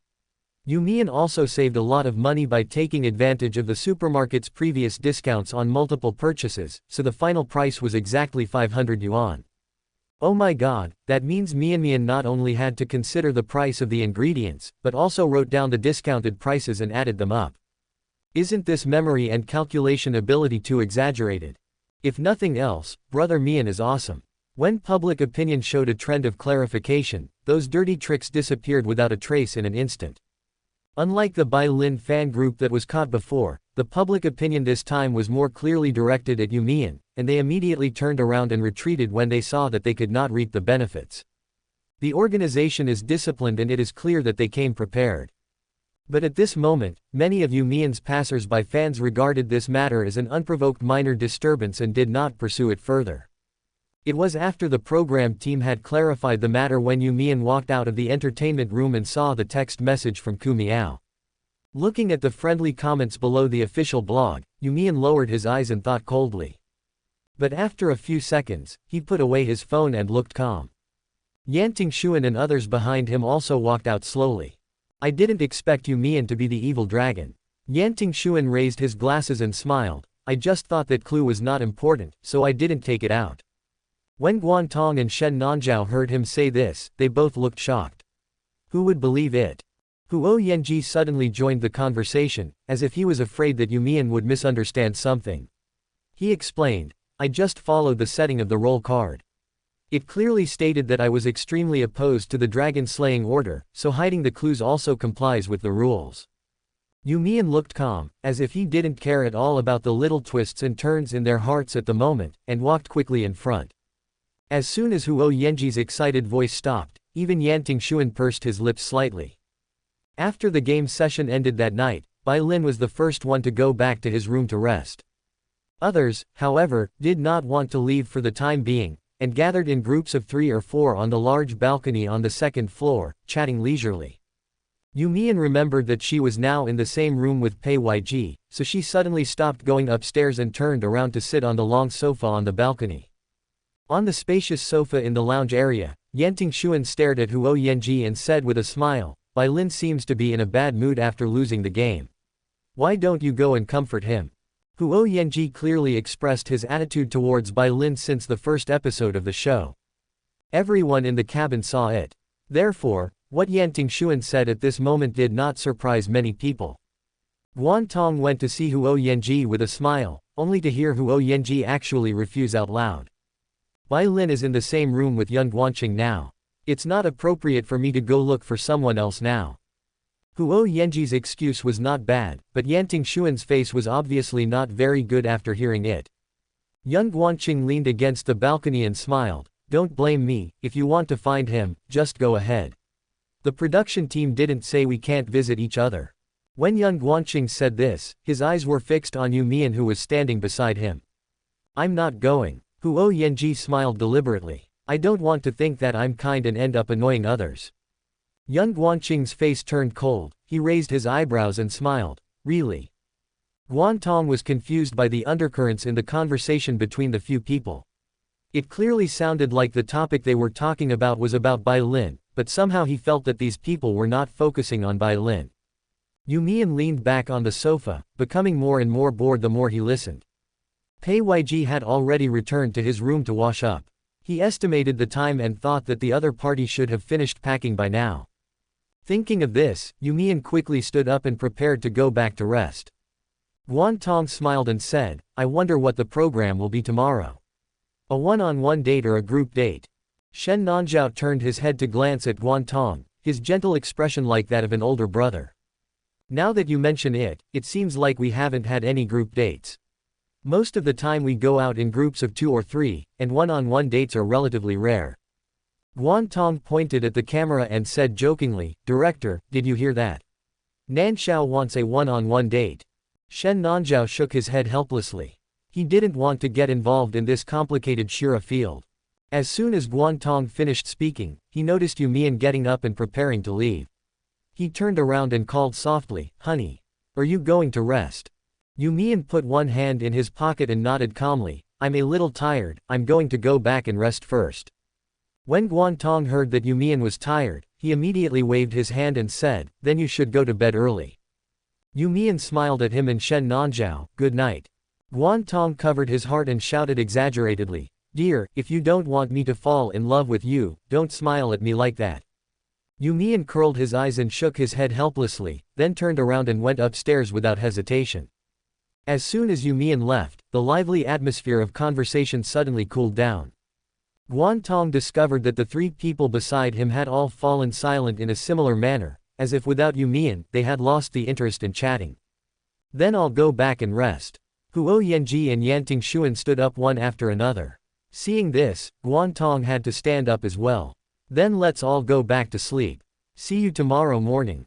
Shen Nanzhao smiled and patted Guan Tong on the shoulder, see you tomorrow. Yan Tingxuan walked up to the 3rd floor alone. When he passed by the doors of You Mian and Pei Ygi's rooms, he couldn't help but stop and was stunned for a long time. If the program team's arrangement of double rooms was meant to make them anxious, Yan Tingxuan admitted that the program team's arrangement was successful. He now wanted to know what You Mian was talking about with Pei Yg. Did the two of them get along well? Yan Tingxuan was relieved when he saw You Mian stop on the 2nd floor and join other people's chat. He was glad that You Mian didn't turn around and go back to the room directly, but gave him some buffer time. But this buffer was not enough for Yan Tingxuan to swallow his jealousy towards Pei Yg. Yan Tingxuan stood alone for a long time, and finally left after 10 minutes. There was a warm yellow light on in the room. When You Mian entered, Pei Yg had already tidied his clothes and was sleeping on his side on the other side of the bed. Having avoided the chatting session, You Mian breathed a sigh of relief. Pei Yg seemed to have fallen asleep with his back to her, so You Mian quickly and quietly washed up, took off the clothes prepared by the program team and hung them in the closet. The chest feathers of the platinum night costume were dotted with gold powder. When You Mian saw this, he couldn't help but frown slightly. Although Yan Tingxuan and Huo Yanji's deliberate concealment of clues made him somewhat puzzled, he only stopped at the level of puzzlement, without any other exploration or curiosity at all. When You Mian lay down on the bed, he paid attention to the public opinion that had arisen inexplicably before. All of these accounts were new and blank, and the only clue that could be found was that they had left comments under the entry where Bai Lin was praised by the art master Spielpunik. You Mian learned his lesson and almost instantly realized that these were the navy hired by Bai Lin and the Yu family specifically to target him. This line is too deep and too long. So even if You Mian discovered it now, he would not be able to fight back immediately. Bai Lin and the Yu family are too skilled in manipulating the public opinion field. You Mian is well aware of the horror of rumors, but he is not afraid at all, because it is strength that can shatter rumors. An absolute strength that is so strong that no one can question it. The timely clarification by the program crew prevented public opinion from deepening, and You Mian knew that he had just escaped a disaster this time. But this navy that had been deployed long ago must still be lurking in the dark, waiting to grab You Mian's throat and kill him with a single blow.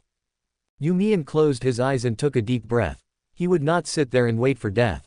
How could the Yu family be the only one who wants to bite the enemy's throat? Early the next morning, as soon as You Mian opened his eyes, he heard Pei Yg whispering about a meeting. The man was sitting at the desk in a shirt, looking cold and ruthless with his face turned sideways and his eyes lowered. His voice was very soft, but his dominance was still strong. The plan still needs to be revised. Why do we make mistakes like this again and again?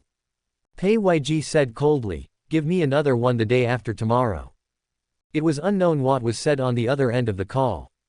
After the man hung up the meeting, he stood up and turned around, only to find You Mian had woken up. In an instant, You Mian discovered that all the cold thorns on Pei Yig's body seemed to have been smoothed out with great effort. Awake? Pei Yg asked in a hoarse voice. You Mian rubbed his eyes and stood up to wash up. The production team hasn't informed us what the date is today, right? Pei Yg raised his wrist and looked at his watch. No, take your time. There were constant messages in the small group. Guantong was saying that he had prepared breakfast and asked those who had not come down yet to come quickly. You Mian replied to the text message with a smile. After washing up, he put on a bright orange coat. Pei Yg noticed that boys always like these brightly colored clothes. It looks extremely energetic, and it brightens people's mood. You Mian followed Pei Yg downstairs and asked with a smile, Boss Pei, guess what our date will be today? Pei Yg frowned slightly, it's hard to guess. You Mian was slightly surprised, is there something you find difficult? Pei Yg looked down at him helplessly, of course. It's no wonder that You Mian felt surprised, because Pei Yig's appearance and courage made it hard for people to imagine that he would also have difficult moments, as if he was always so at ease and knew when to advance and retreat. Always maintain the best rationality and calmness to complete the most difficult mission goals one after another. Pei Yig's unconcerned sincerity made You Mian feel as if she was closer to him. As they walked downstairs, they heard Guantong holding up the program team's task card he had just received and saying loudly, today's date location is the skydiving base on the top of the mountain. You Mian raised his eyebrows, smiled at Pei Yg, and asked, is Mr. Pei afraid of heights? Pei Yg lowered his eyes and rolled up his sleeves calmly, unfortunately, this happens to be one of my hobbies. Chapter 60. The sun is shining brightly on the top of the mountain, and the autumn wind is blowing. As soon as the group from the heart-beating house arrived at the skydiving base by cable car, they saw two helicopters parked in the huge open space in front of them. All the camera crew members of the program were lined up in the preparation area, and director Hong Sheng, wearing a red vest, was also sitting inside. Outside the open space where the helicopter was parked was a row of short yellow houses, with tourists and skydiving instructors shuttling between them. Guantong looked at the giant helicopter not far away and said in surprise, wow. This is my first time riding a helicopter. While the other guests were observing their surroundings calmly, Guantong was the only one who came up to Hong Sheng with a smile and asked softly, Director, can I shoot some footage? Hong Sheng was a talkative person. He nodded upon hearing this and just gave an extra reminder. It can't be sent out before the show airs, but the rest can be filmed. Guantong knew these principles very well, and immediately smiled and nodded repeatedly, saying, I understand. So, as Guantong was filming with his mobile phone, You Mian and the others were led by the base staff to the preparation room next to the program crew. "Honey." Just before stepping into the house, You Mian heard Guantong calling him and couldn't help but look back. Guantong was seen holding up his phone and smiling brightly, saying, "I'll take a picture of you and say hello to my fans, handsome guy." In the camera, You Mian is wearing a bright orange coat, and her curly hair is gently fluttering in the mountain breeze. The boy's shoulders were straight and his eyes were bright. You Mian raised her hand and waved, her eyes curved. "Hi, hello to all Guantong's fans, I'm You Mian." Guantong hurriedly went to call Pei Yg again. "Boss Pei, say hello too." Pei Ygi's superior height and cool temperament made him attract countless pairs of attention from the moment he stepped into the room. The tourists walking back and forth nearby would always stop or look back when they saw Pei Yg. The 8 new people are all handsome in their own way, but Pei Ygi's height is too obvious. His handsome and steady face and figure give him an air of nobility that cannot be ignored. So that it always attracts the attention of strangers at first sight. Of course Guantong also noticed it, so he bravely called out to Pei Yg. Pei Yg knew that You Mian had greeted him just now, so he did not refuse at this moment. He turned around and looked at Guantong's mobile phone camera, nodded slightly, and said in a deep voice, "Hello everyone, I am Pei Yg." You Mian was standing not far from him, and Guantong's phone camera was able to capture both of them at a distance. Guantong immediately zoomed out the camera. Pei Yg noticed it keenly. He suddenly moved closer to You Mian, and his voice became much softer than before. "Please support our matching heartbeat," Pei Yg said. You Mian, who was originally observing the skydiving precautions hanging in the preparation room, was startled when he heard this. He turned around and found that Guantong's camera was still shooting at this side, so he understood. You Mian tilted his head and said the same thing as Pei Yg, "Please support matching heartbeats. Director Hong is going to go bald." Pei Ygi's eyes were no longer stern. He lowered his eyes to look at You Mian beside him and whispered, "You're the choreographer and director." You Mian already knew that Hong Sheng and Pei Yg had a good relationship. At this moment, she also heard Pei Ygi's joking tone, so she couldn't help pretending to be scared. "Mr. Pei, don't tell anyone, Director Hong will kill me." Pei Yg pursed his lips slightly, forming the arc of a restrained smile. Guantong stared at the picture on his phone and inexplicably felt like his mouth was filled with dog food. Because the picture of Pei Yg and You Mian standing together is so harmonious and perfect. Pei Ygi's tall stature makes him look cold and aloof, which is not common among ordinary people. However, he will deliberately restrain this overbearing aura when he sees You Mian, transforming from a cold glacier into a secretly surging tide. Guantong took a breath and turned the camera to shoot Shen Nanzhao and the others. The preparation room is very spacious, with 5 or 6 rows of blue chairs facing the white screen hanging on the wall. The back rows were filled with unfamiliar tourists, while Shen Nanzhao and his companions who had just come in were sitting in the front rows. When seeing Guantong's camera, Shen Nanzhao took the initiative to say hello. "Hi, Guantong's fans, hello, I am Shen Nanzhao, please support Guantong's channel." Guantong gave Shen Nanzhao a thumbs up behind the camera, and then slowly moved in front of Huo Yanji next to him. Huo Yanji sat on the cold iron chair with his arms and legs spread out. His black coat could not hide his muscular outline. A hearty and wild smile was gathered between his thick eyebrows. The man raised his big hand and said with a smile, "Huo Yanji, hello everyone." Yan Tingxuan squeezed into Huo Yanji's camera and greeted him, "Hello, everyone." Guantong introduced, "This is Brother Yan, a famous lawyer in Huajiang City." Yan Tingxuan raised his gold-rimmed glasses slightly and smiled politely. Bai Lin suddenly stood up from behind Huo Yanji and Yan Tingxuan, with a big smile on his well-behaved face, and said in a soft voice, "Hello everyone, I'm Bai Lin, please support Guantong's channel. He is very cute." Guantong's hands shook and he almost dropped the phone. You have to know that the relationship between Bai Lin and him in the cottage can only be described as one of keeping to themselves, so Bai Lin's concern at this moment seems very fake. But Guantong didn't say anything and turned the camera to young Guanqing at the end. The long-haired man sat at the side with his head down, huge sunglasses on his face, as if he was afraid of being recognized and causing unnecessary trouble. Young Guanqing reached out and gently pulled down his sunglasses, then snapped his fingers towards the camera. "Hello, everyone." Young Guanqing didn't say his name, arrogantly thinking that no one would not know him. Guantong finally turned the camera to face himself. His pink hair was very eye-catching, a row of black earrings were fastened on his ear bones, and the boy's fingernails were painted with black nail polish. He posed in a very punk pose towards the camera, tilting his head slightly back, and taking in all the remaining 7 guests. There was more than enough material. Just as Guantong turned off his phone, the 2 skydiving coaches in charge of their group walked in from outside. The tourists who were chatting in the back row just now all stood up and walked out. Everyone heard the loud roar of the helicopter starting up. You Mian turned his head to look, and sure enough, he saw that the propellers of the 2 helicopters that had just parked on the open space were spinning rapidly. I guess the group just now is about to board the plane. Hello everyone. Today, the 2 of us will be responsible for the skydiving preparations for the 8 of you. Does anyone here have a skydiving license? One of the 2 instructors, both wearing narrow black sunglasses, asked. I guess the program crew had communicated with the coach at the base before, so they asked this question. You Mian didn't move, only Bai Lin, who was sitting next to him, raised his hand. Young Guanqing and Huo Yanji in the back row also raised their hands one by one. The coach couldn't hide his surprise, so you 3 are going to skydive independently. Young Guanqing took off his sunglasses when he saw that there were no other tourists in the room. He raised his eyebrows and said, I got my skydiving license in New Zealand. Can it be used in China? The coach hissed, no.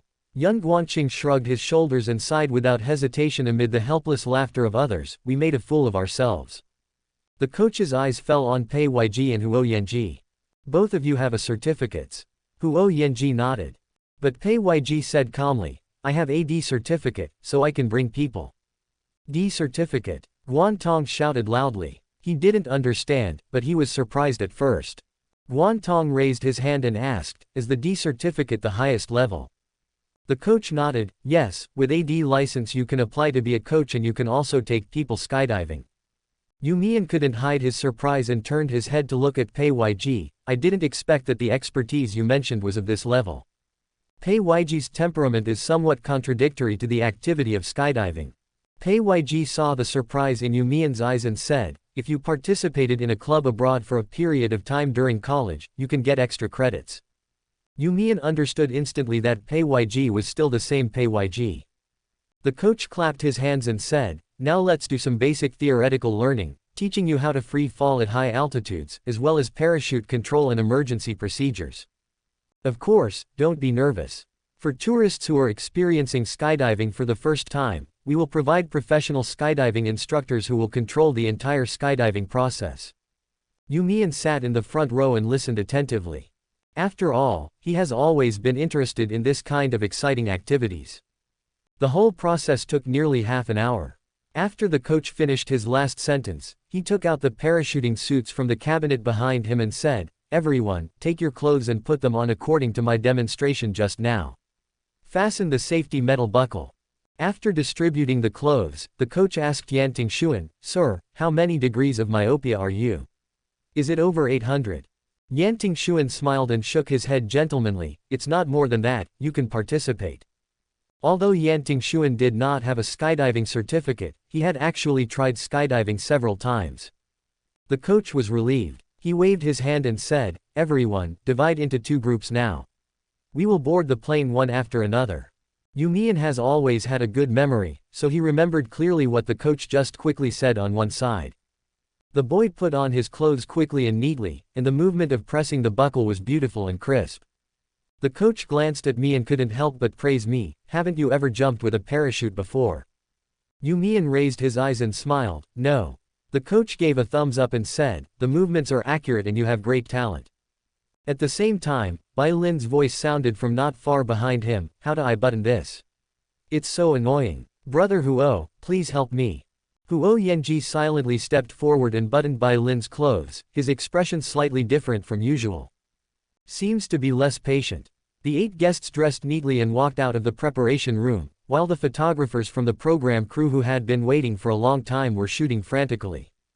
Divide into 2 groups and make your own decisions, the coach said. 2 helicopters had already returned to the open space in the distance. Guantong excitedly jumped behind You Mian and said, I'll be in the same group with you. You Mian smiled and ruffled his pink fur, but I don't have much experience. Guantong was determined. I don't care, I'll go with you. You Mian smiled and said okay. Huo Yanji looked at You Mian again and again with a conflicted look.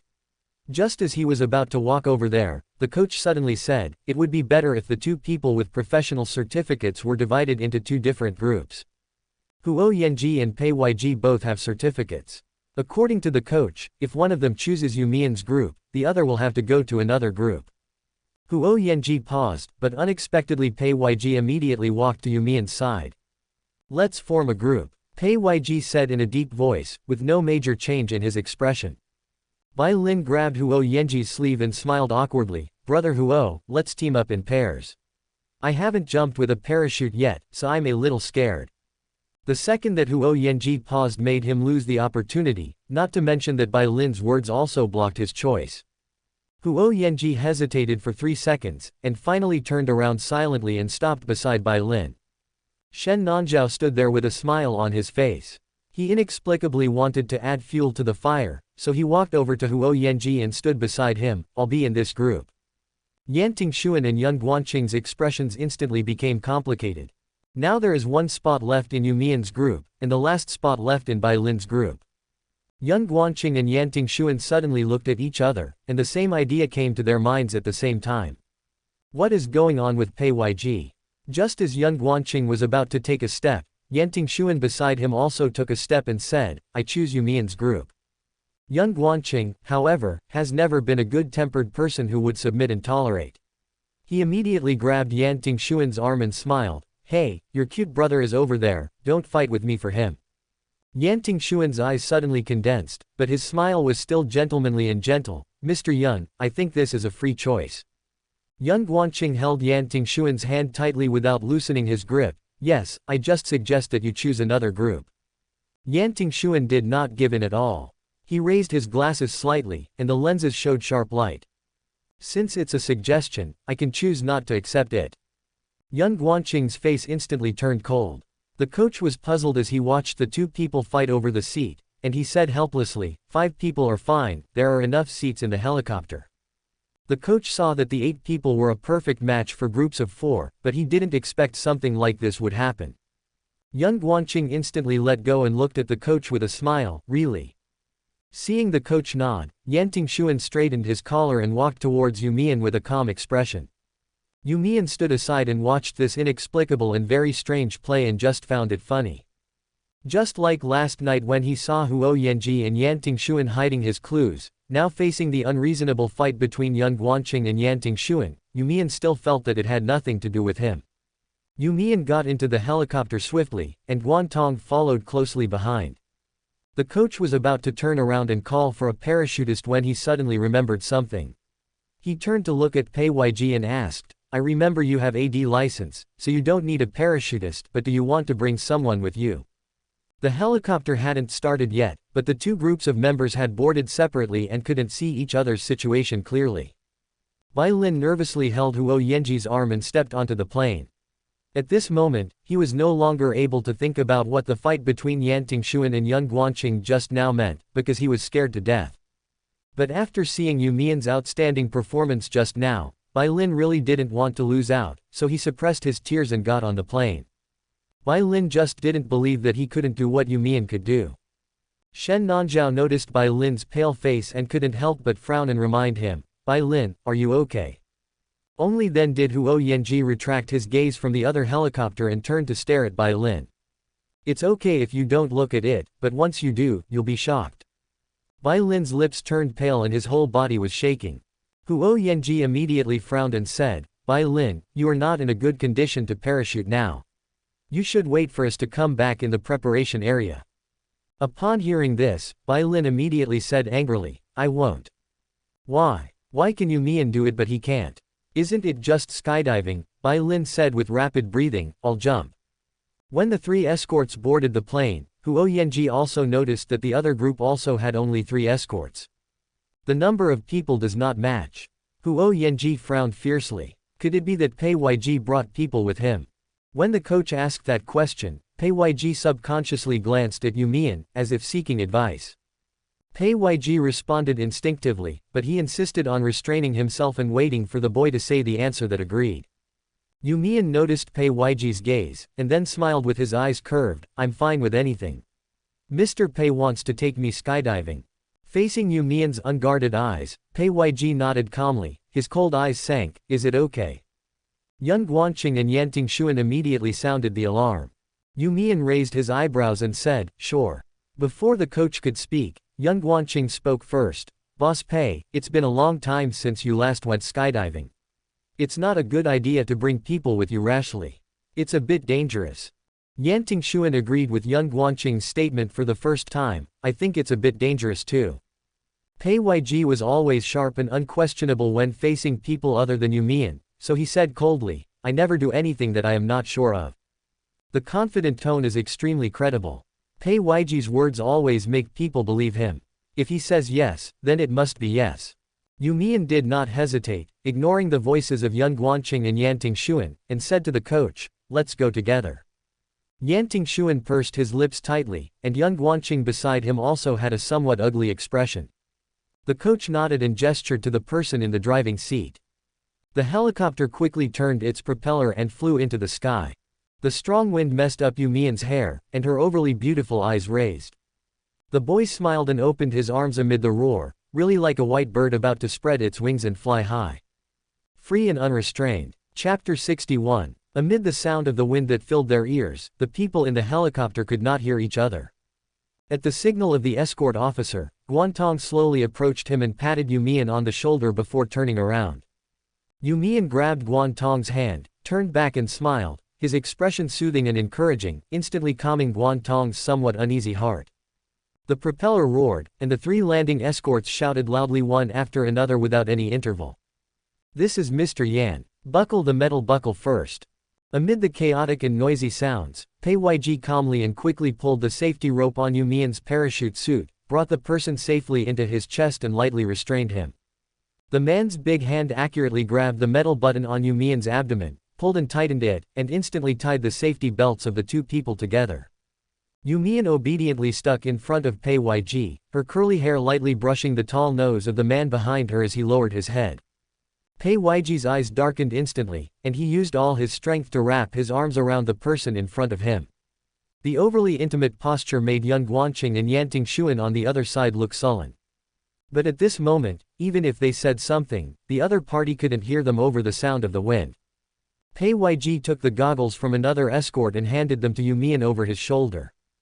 Pei Weiji leaned forward slightly, getting closer than ever before. The man asked in a deep voice, are you scared? You Mian leaned back slightly, his eyes behind the goggles showing no emotion, but from the smile on his face, it was just as he said. Don't be afraid, You Mian said with a smile, it's very exciting. The cameramen from the program crew who followed the helicopter held up the cameras diligently and took pictures of all the guests on board at the moment. Guantong was so scared that he tightly grasped the arm of the parachutist behind him and shouted nervously, brother. How is your skill? Can you land safely? The escort patted him on the back helplessly and said, don't worry, just don't be too nervous. Guantong wailed. The cameraman of the program team was still pointing a huge black camera at him, saying, Guantong, smile. Guantong was so angry that he threatened to hit him. I was so scared that I almost peed myself. After Guantong finished speaking, he saw You Mian and Pei Weiji on the other side. The two were standing very close to each other. From this angle, it seemed as if Pei Weiji was holding You Mian in his arms. I have to say that Pei Weiji's height is exactly the standard configuration of a domineering president, even a little taller than the standard configuration. After all, he looks so handsome. The man's broad shoulders embraced You Mian, and no matter what the boy said, he seemed to be listening. But the superficial gentleness could not conceal Pei Weiji's strong actions. His hands were always on the safety buckle, and he stood behind You Mian in an attitude of absolute occupation, as if he was silently shouting that this was his person and his territory. Guantong was nervous, but at the same time he was looking at Yan Tingxuan and Yan Guanqing with curiosity. As expected, when I saw the two men's gloomy faces, I suddenly felt funny. We'll be the first to go down. Guantong was stunned and felt that he was being led towards the door by the landing escort behind him. Guantong was so scared that he screamed, brother. My brother. Why are we the first to go down? Give me some buffer time. Guantong was afraid, but he also wanted to play. However, when he was the first one to be brought to the door, he started to become timid. The escort's voice was very calm. You will only get more nervous if you see others jump first. Guan Tong only had time to make a, yeah, gesture to the photographer who was diligently taking pictures beside him before he was taken out of the helicopter by the escort. Ah! Guan Tong shouted as he landed, and in an instant he entered the clouds, and his figures could no longer be seen from the plane. The noise on the helicopter stopped for a moment. Yan Tingxuan handed his glasses to the staff, smiled politely, and said, I'll be the next one. Yan Tingxuan looked at You Mian while wearing goggles, and suddenly raised his thumb and smiled, Xiao Mian, keep going. You Mian pursed his lips indifferently. After Yan Tingxuan jumped down, young Guanqing followed closely behind. The long-haired man tied his hair behind his head. His gorgeous appearance that made it difficult to tell whether he was male or female gave You Mian a deep look before jumping. But he didn't say anything. He turned around, made a rock gesture to the camera next to him, and then jumped down with the escort behind him. There was only one last group left on the helicopter. The scorching sun shines directly in front of my eyes, and the vision blocked by the goggles appears in strange colors. The clouds in the distance float slowly in the air, and the whistling wind flies past my ears. Pei Yg asked, do you believe me? You Mian raised his head and smiled gently at Pei Yg behind him. Boss Pei always keeps his word. You Mian believed it because Pei Yig's promises were always trustworthy. Pei Yg nodded, and as he fell off the helicopter with the person in his arms, he said, open your hands and look up. You Mian cheered and fell into the air, and they really fell into the clouds. The air at high altitude was extremely cold, and the strong wind blew against the eardrums, making the heart beat painfully. A strong feeling of weightlessness instantly swept over him. You Mian subconsciously closed his eyes, but he opened them again soon. Before their eyes was an endless expanse of blue sky, and they were falling rapidly toward the ground. Alas! You Mian opened his arms as Pei Yg had said and looked up straight ahead. At this moment when her whole body was enveloped by the cold wind, You Mian only felt that Pei Yig's breath on the back of her neck was exceptionally warm. The boy's eyes were filled with amazement. He cheered loudly and let the wind kiss him freely. His voice cut through the clouds and the strong wind and reached the ears of Pei Yg behind him. Pei Yg, so handsome. You Mian's profile was cold and pale, with a bright smile. Pei Yg subconsciously hugged the person in front of him tightly, secretly suppressing his desire to touch, and felt that he was even more despicable. They fell down closely, and the high-speed aerial movement made people's adrenaline surge to the peak. A few seconds later, You Mian saw a bird flying nearby. It seemed to have fallen behind, but it was flapping its wings leisurely. You Mian looked at the bird for less than half a second before it flew freely into the distance. At that moment, You Mian felt as if he had grown wings and was free. There was a sudden bang above my head. Pei Yg opened his parachute. The feeling of weightlessness gradually lessened, and You Mian felt extremely refreshed. At the same time, Hong Sheng, who was standing at the skydiving base, lowered his head and stared at his mobile phone. Not long ago, the second episode of Matching Heartbeat was officially launched, and he is now keeping a close eye on the online reviews. The joy of 2 consecutive days of broadcasting made many fans excited, and the number of barrages increased sharply in an instant. Cotton workers, watch on time. Raise your hands. Report. Boss Pei and Mian chose the same group. I spun on the spot. You Mian has solid professional knowledge, and Bai Lin is also an art student. How come he can't guess what these 2 pictures mean? I can only say that knowledge has its own limitations. Thank you. Snooker. Is it the same as billiards? While other comments were explaining the rules, Pei Yg in the main film showed off his beautiful snooker skills, which made the barrage of comments go crazy. Damn, my CP has come true. Boss Pei really dotes on Mian. Damn, I've never seen such a perfect couple. Although brother Yun is also very handsome, I'm sorry, I love President Pei more. Is this the charm of an old man? Boss Pei, I was wrong. Ah, it's a go-kart. Why can't we see the locker room? Is there anything that we VIPs can't see? I'm begging you on my knees. In the all-round shot taken by the cameraman, You Mian appeared in a tight black and yellow racing suit, which instantly brought the number of comments to another peak. Amid the carnival-like screaming comments, You Mian stepped on the accelerator and rushed directly onto the track. Cool, brother Mian. From now on I will no longer call you Mian Bao, you are my brother. Too handsome. It blows my mind. How many heartwarming messages can such a pretty and handsome guy receive today? Boss Pei's must be there, but I don't know about Brother Yun's. The way President Pei looked at You Mian was too obvious. He admired and liked her, as if he was attracted to her uncontrollably. At first, he was torn between himself and contradictions, but in the end, he could not help but indulge himself and fall. If you can speak, please speak more. Brother Yun's eyes are fixed on Mian. How could he not send it to Mian? Who understands my excitement when I'm rolling around in bed alone? Damn, so cool. Ah, it's another crazy screenshot day. Is the heartwarming text message coming?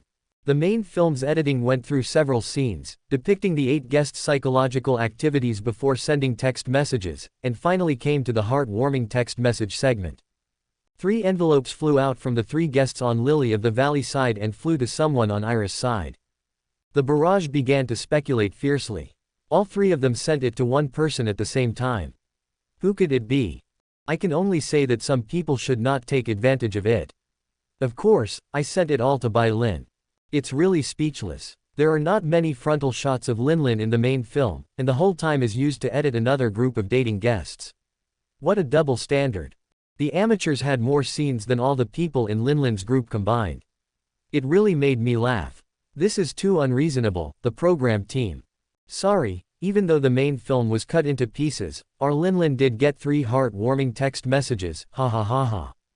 The popularity was all created by Lin's fans, but in the end, Lin didn't have many scenes in the main film. It's unacceptable. Please speak with facts. I just increased the duration. The difference between the 2 groups is only 3 minutes. I can only say that Bai Lin's coffee shop group is really boring. You can't blame Mian for the editing, right? I can't stand the way Bai Lin's fans bully the weak. Although we are not in the entertainment industry, we are happy to be fans of You Mian and we won't accept it. In the last scene before the end of the show, You Mian and Pei Yg sent each other heartwarming text messages, and the other Lily of the Valley guests all sent them to Bai Lin. So, amid the cheers of cotton workers and Bai Lin fans, the 3 terms became hot searches. It's true. Hashtag Bai Lin 3 heartwarming messages. Hashtag Bai Lin shura field heartthrob. Pei Yg held You Mian's waist tightly with his big hands and commanded in a deep voice, retract your feet. You Mian immediately did as he was told, and the 2 of them dived down under the cushioning of the parachute and then landed steadily. The huge parachute fell on the open lawn like a deflated balloon, and the base personnel and program crew not far away all ran over. Because Pei Yg and You Mian were the last group to jump, Guantong and the others had already put on their parachute suits and walked over. Guantong ran towards You Mian and said with a smile, "Honey. How do you feel?" I was almost scared to death at first, but it was okay afterwards. You Mian obediently let Pei Yg unbutton the metal buttons between them, and answered Guantong's question with a smile, "It's very exciting. Thanks to Mr. Pei's professionalism, he brought me down safely." Pei Yg lowered his eyes to look at him and said calmly, "You're welcome." If you ignore the fact that Pei Yg was still following closely behind You Mian at this moment, the man's voice was very restrained and honest. You Mian smiled and tilted his head, then he placed his hands across his forehead and lightly stretched them outward. There is a smile in his beautiful amber eyes, he is cool and handsome.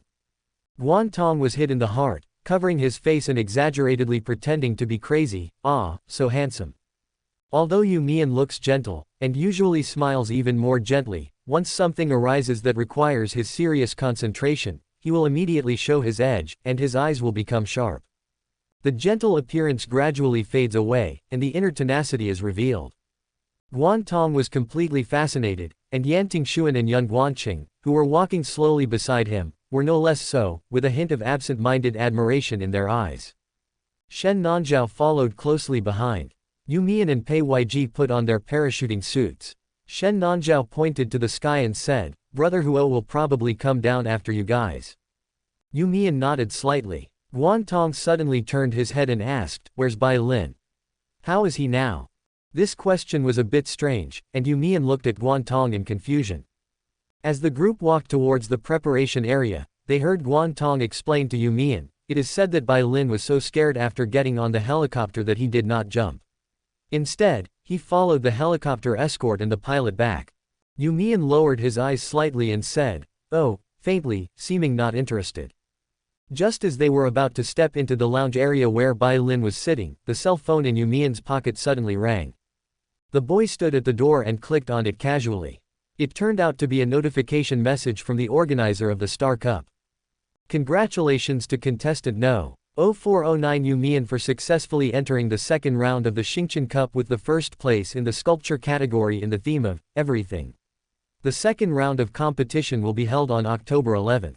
The detailed theme will be sent to your mailbox via email, please check it. You Mian's eyes lit up instantly, and a feeling of joy swept over him. He couldn't wait and opened his email right at the door. The theme of the second round of competition sent by the Star Cup is, Mother's Love. Mother's Love. Chapter 62. You Mian held the phone in his hand, his expression blank and confused for a moment. The boy stood there, showing a rare look of helplessness that he had never